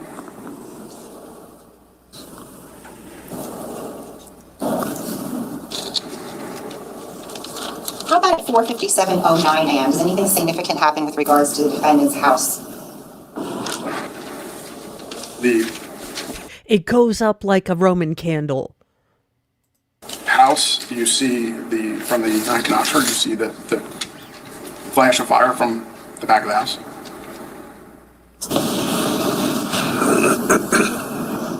Was there an alert at 4:59 a.m. to the Ocean Township Police Department? Yes. And what was that alert indicating? That was the fire, reporting the fire. At 27:20. At 5 a.m., what, if anything, is seen at the defendant's house with regard specifically to a motor vehicle? That's when the Porsche Cayenne backs out of the driveway.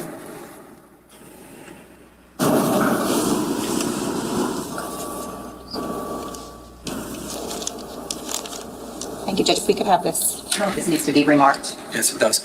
So we'll remark that. So We're going to remark that exhibit, fixed it for you. If I was a judge, I would name things that. Again, why I probably will never become a judge. defense has their exhibit and the state can add to it. What's your last exhibit for the state?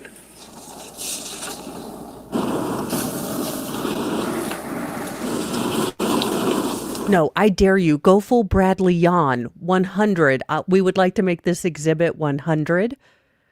100% the truth.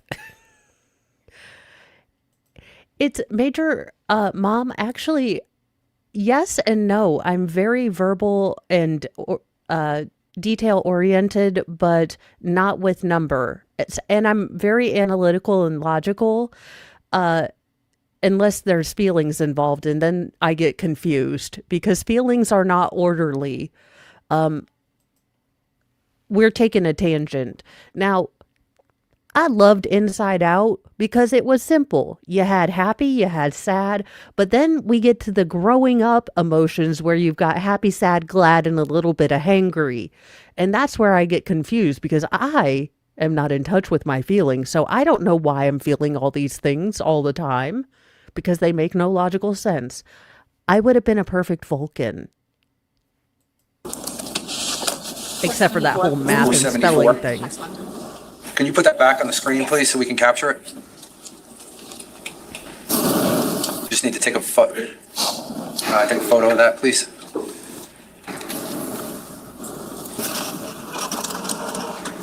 Pass along, I don't know if you heard it. So this, as an S exhibit, is 474, correct? 474. And you can have a copy of that if you need it. Yes. We'll make sure you get it. Ms. Wallace, go ahead. You can continue. Do you have the next panel on the side door that photo that I showed?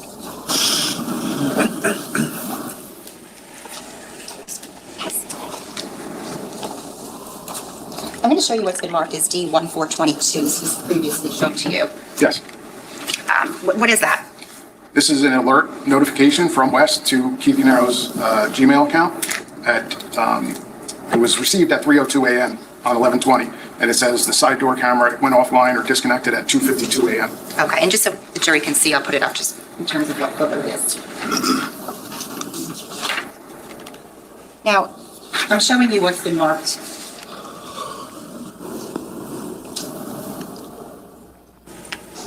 Judge, can we approach?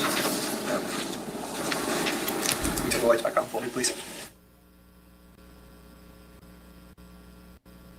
Before, do you recognize that? I do. What is that? That's an email notification from Ness to Paul Canero's email, indicating that his cameras went offline at 1:31 at the area of his gun workbench. Okay, and how about S2783? Do you recognize that? It's also an email alert from Ness to Paul Canero's email, indicating that its camera went offline at 1:31, and it has a screen picture of the last thing it saw, which was the area where the determined to be the origin of fire. Okay, and how did these documents fare in relation to what's up on the screen?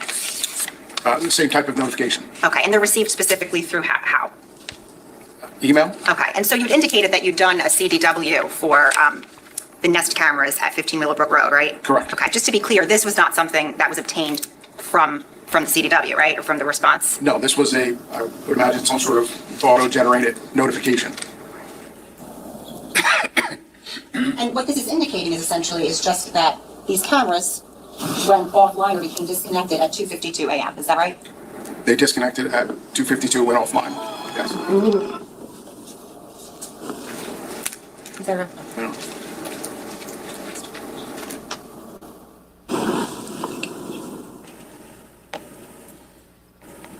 I have nothing further.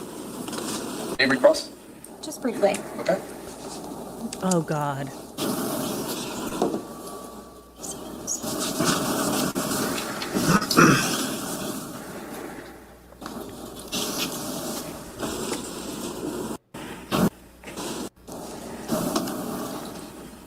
Yeah, pull your skirt down a little bit. You're not Ally McBeal. Freaking. Do we have the printout of the states? For the love of God, Kim K, you couldn't write things down as she was writing it down? It's a little small now, but. With respect. Yeah, it's really small for people who went to the Zoolander School of Law for kids that don't read good because it has to be made at least 3 times bigger. To the 5 a.m., it's the Porsche Macan that pulls out of Mr. Caneiro's driveway, correct? Out of the garage and out of the driveway? Yes. And what we're referencing there is, just to orient ourselves, we're talking about the morning of November 20th, the fire timeline at Mr. Caneiro's house, correct? Yes. And when I say Mr. Caneiro, I mean Paul Caneiro. Residence, yes. So when the Porsche Cayenne pulls out of the driveway, it's actually, the exact time is 4:59:55 is when it's backing up. Okay. You agree with that? Yeah. I don't have anything in front of me to say otherwise, so I say yes. Kim K, you really showed her.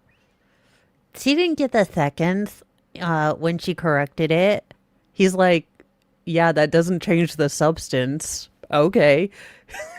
It's like, it doesn't make your client look any less guilty that you added those specific seconds when the Cayenne left.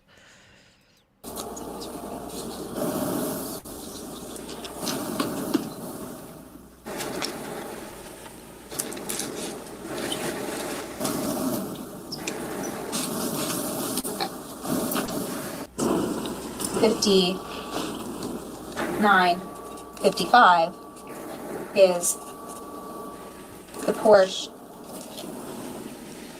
backing out of the garage. And that's with, and then we know that Mr. Caneiro and his family go into that car, right? Yes. And at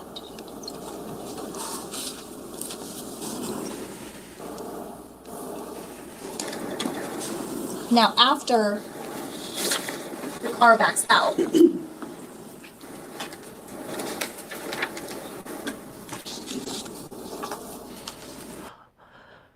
would you Carmen Sandiego your way to a flippin' flapjack point? Because at this point, I don't know where in the nebulous Narnia you are, but you're not on this planet. And I would love you to have watched the trial that we've all been watching all this time.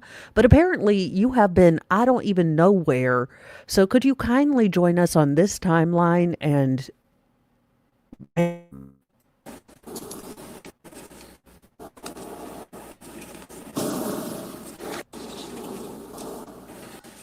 so the 457 is the flash of the main fire, right? Flash of light that we assume is the main fire. Towards the back corner of the house, if I remember correctly, yes. That's the first time you see the flash.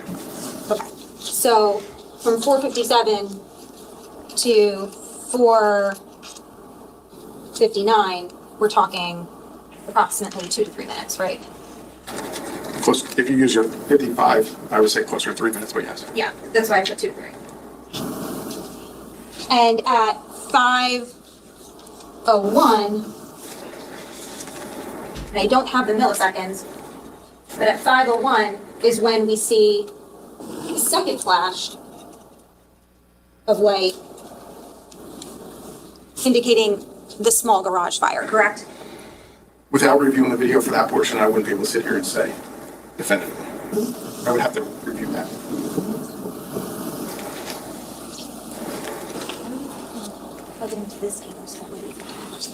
The judge will stipulate that it's after 5:01. Test lines are clear. Okay, Okay, so so we it's, stipulate to the 501.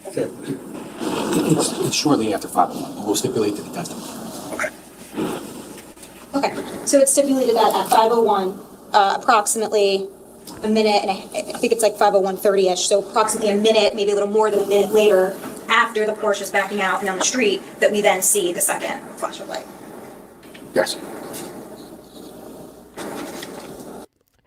The defense might have a point here, but I am getting to the opinion that the family is willing to overlook things. Let's just say I have a very different opinion of the Caneiro family, Paul's family, after they refused to help with the investigation of who might have killed, their brother-in-law, their uncle, their niece and nephew, their cousins. They were more mad at the state for not letting them go get showered and changed while they were trying to protect them, because they were worried that the Caneiro family was all, under a, fatwa or something. They were trying to protect them, and apparently they have refused to work with the state to do anything because they feel like they were mistreated by the state, because the state said, hey, a bunch of your relatives just died. Could you help us think of anyone who might have had a grudge against you? And they were like, we want to change our clothes. So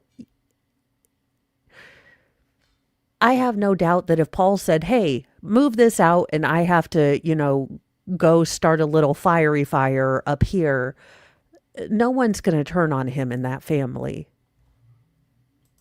Now, the prosecutor asked you a bunch of questions about. Ms. Messalone, I don't mean to stop you. Can you put that back so we can capture it? Oh, sorry, yes. We're going to take your D exhibit now, and we're just going to add a .1 to it. I apologize. You go. What happened at this time? What happened at this time? What happened at this time? With respect to this timeline, and you knew the answer, right? We did. You knew exactly what time Paul Caneiro's phone was plugged in, right? Yes. And what time it was unplugged, right? Yes. You knew exactly what time there was cameras online and offline, correct? Yes. And you knew exactly what time there was a flash of light and things of that nature. Yes. But you don't know what is in the rest of Elisa Caneiro's phone, and you don't know anything about Corey Canero. It's argumentative. You don't have any information about Corey Canero. Well, I do have information. I'll be more, sorry, I'll be answering your question. You did ask him the question. Well, he's in the middle of answering it now, so go ahead. Go ahead, tell her. Finish I don't her. have any information. I have information on him. I've talked to him, I've interviewed him, so I do have information on him. Yes. Okay.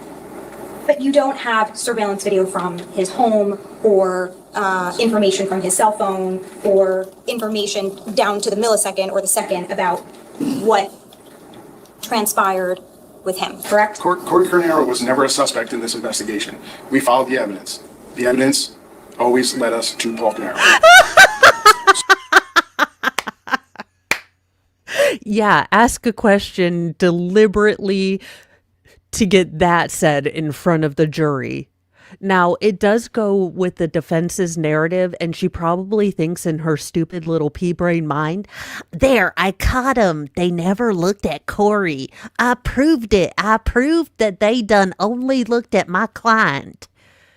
Now, so she thinks she has won something here when he's basically saying, like, no, moron, we didn't look at Corey because Corey didn't by evidence, have any links to this. But she's thought she's won something here. I have no doubt. So Right. when I interviewed Corey, we interviewed him, we got the background information, and then we followed the evidence. And that's what we did. You interviewed Corey Caneiro and you got background information, correct? Yes. You did not conduct any further investigation. Also, again, his family, this little smirky smile, however you feel about this, you still have kids that died a gruesome and terrifying death. Your little smirky smirk, look, I can be snarky, and my heart still breaks when I heard those kiddos in the background.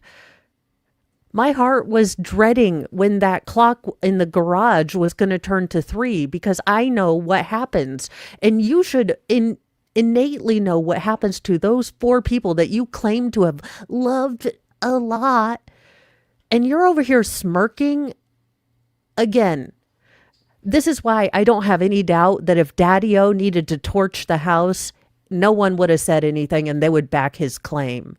I'm sorry. Normally, I do not point out the families because I feel like they are victims too, because most families don't realize the depth of evil or maybe have blinders on. But this is gross. This is just gross. After that into Corey Caneiro, correct? You testified earlier you didn't follow what happened to, he was a 50% beneficiary, you didn't follow the money, correct? We followed, this investigation followed the evidence. And the evidence led us to Paul Caneiro. The evidence that you reviewed, correct? We followed the evidence that we had, yes. Right. Well, you had Elisa Caneiro's cell phone, correct? Yes. But you only looked at 2 days, right? I looked at what I felt was relevant to this investigation. Right, what you felt was relevant. You cannot tell us what exists when you haven't looked at it, right? No, I can't tell you what I don't know, no. You cannot tell us what you don't know. Objection asked and answered. I'm going to let her finish your question before I rule on your objection. Go ahead. You cannot tell us what you don't investigate, right? He's answered that, so I will sustain the objection to that question. Thank you, Judge. You don't know what you don't know. I think that's very reasonable. And you chose.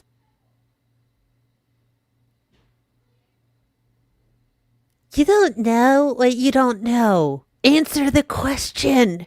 You can't handle the truth. This is not your Matlock moment, sweetheart. At this point, I think the real Kim Kardashian could do a better job. Hell, Kanye West could do a better job than you. What you wanted to know in this case. Follow the evidence in the investigation. Okay, thank you. Sir, you can step down. Thank you.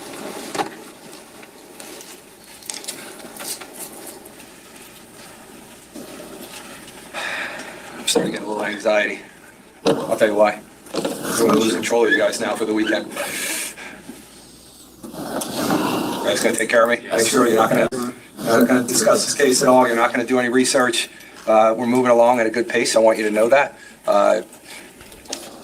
Let me just leave it at that, but I'm telling you that we're moving at a good pace. So that should give you some good ideas. With that being said, we're off tomorrow. Obviously, the weekend is off. You can come here if you want to sit in the parking lot, but we're not here. And then you'll be back here on Monday morning at 8 a.m. Then we're going to start back up. For sure, be prepared for Monday, Tuesday, Wednesday, and then I'll let you know how later in the week goes. But for sure, you know that Monday, Tuesday, Wednesday, we're definitely going, okay? Have a great weekend. Be safe. I hope we don't get this other snowstorm. And I'll talk to everyone soon. Thank you. 1 second.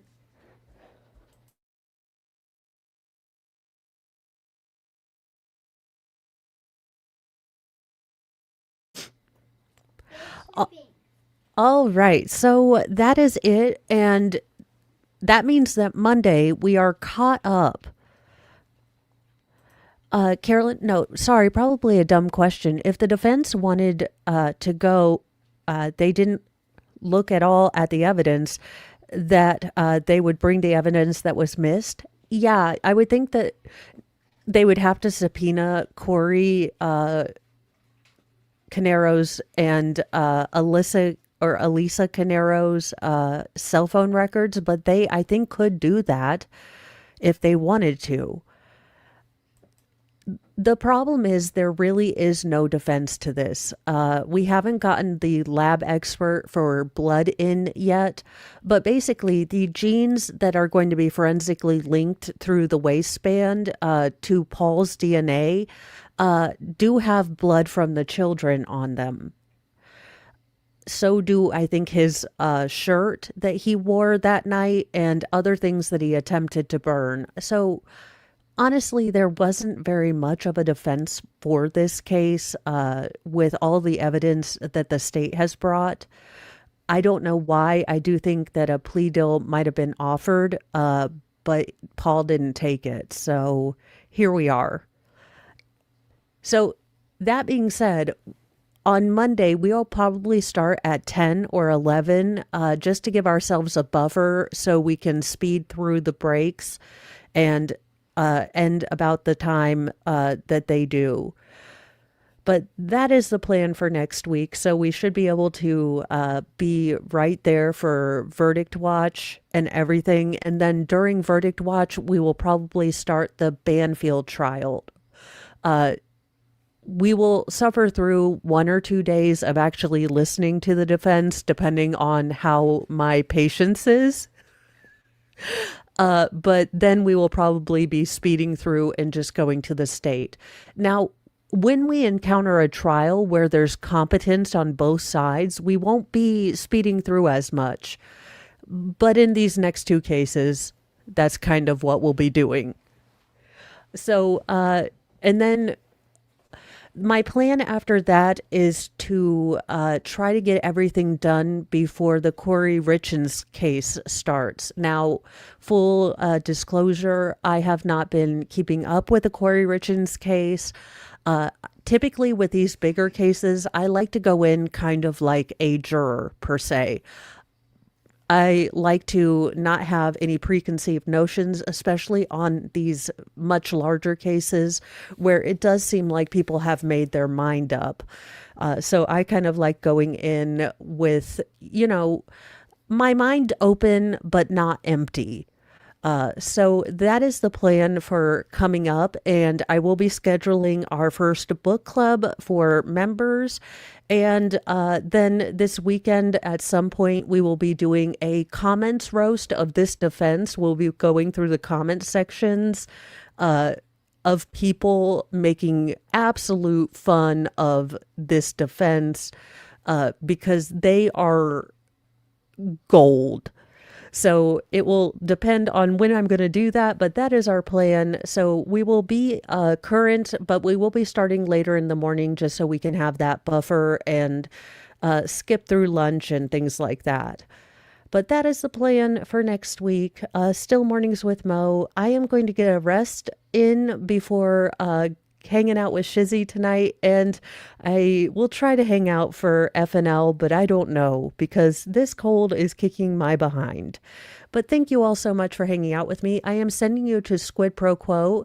She is going to be talking about Sarah Grace Patrick. She actually has a lot of the background information on that. That's another case that, look, there's too many cases, y'all. I can't keep up with all of them. So it's good that we have other content creators. So I am sending you over there. Thank you so much for hanging out today.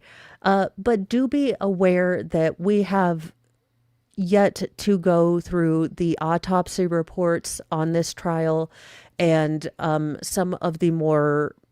We've yet to have the medical examiner, so do expect that sometime in the Monday, Tuesday, and Wednesday, we might get medical examiner testimony. And if you guys can't hang for that, don't worry. I will be here listening to it, and I can answer questions if you want to pop in after a bit as gently as I can. So thank you guys so much. I'm going to get a little bit of a nap in and then get ready for Shizzy's stream. So I will see you guys a little bit later. Bye, you guys.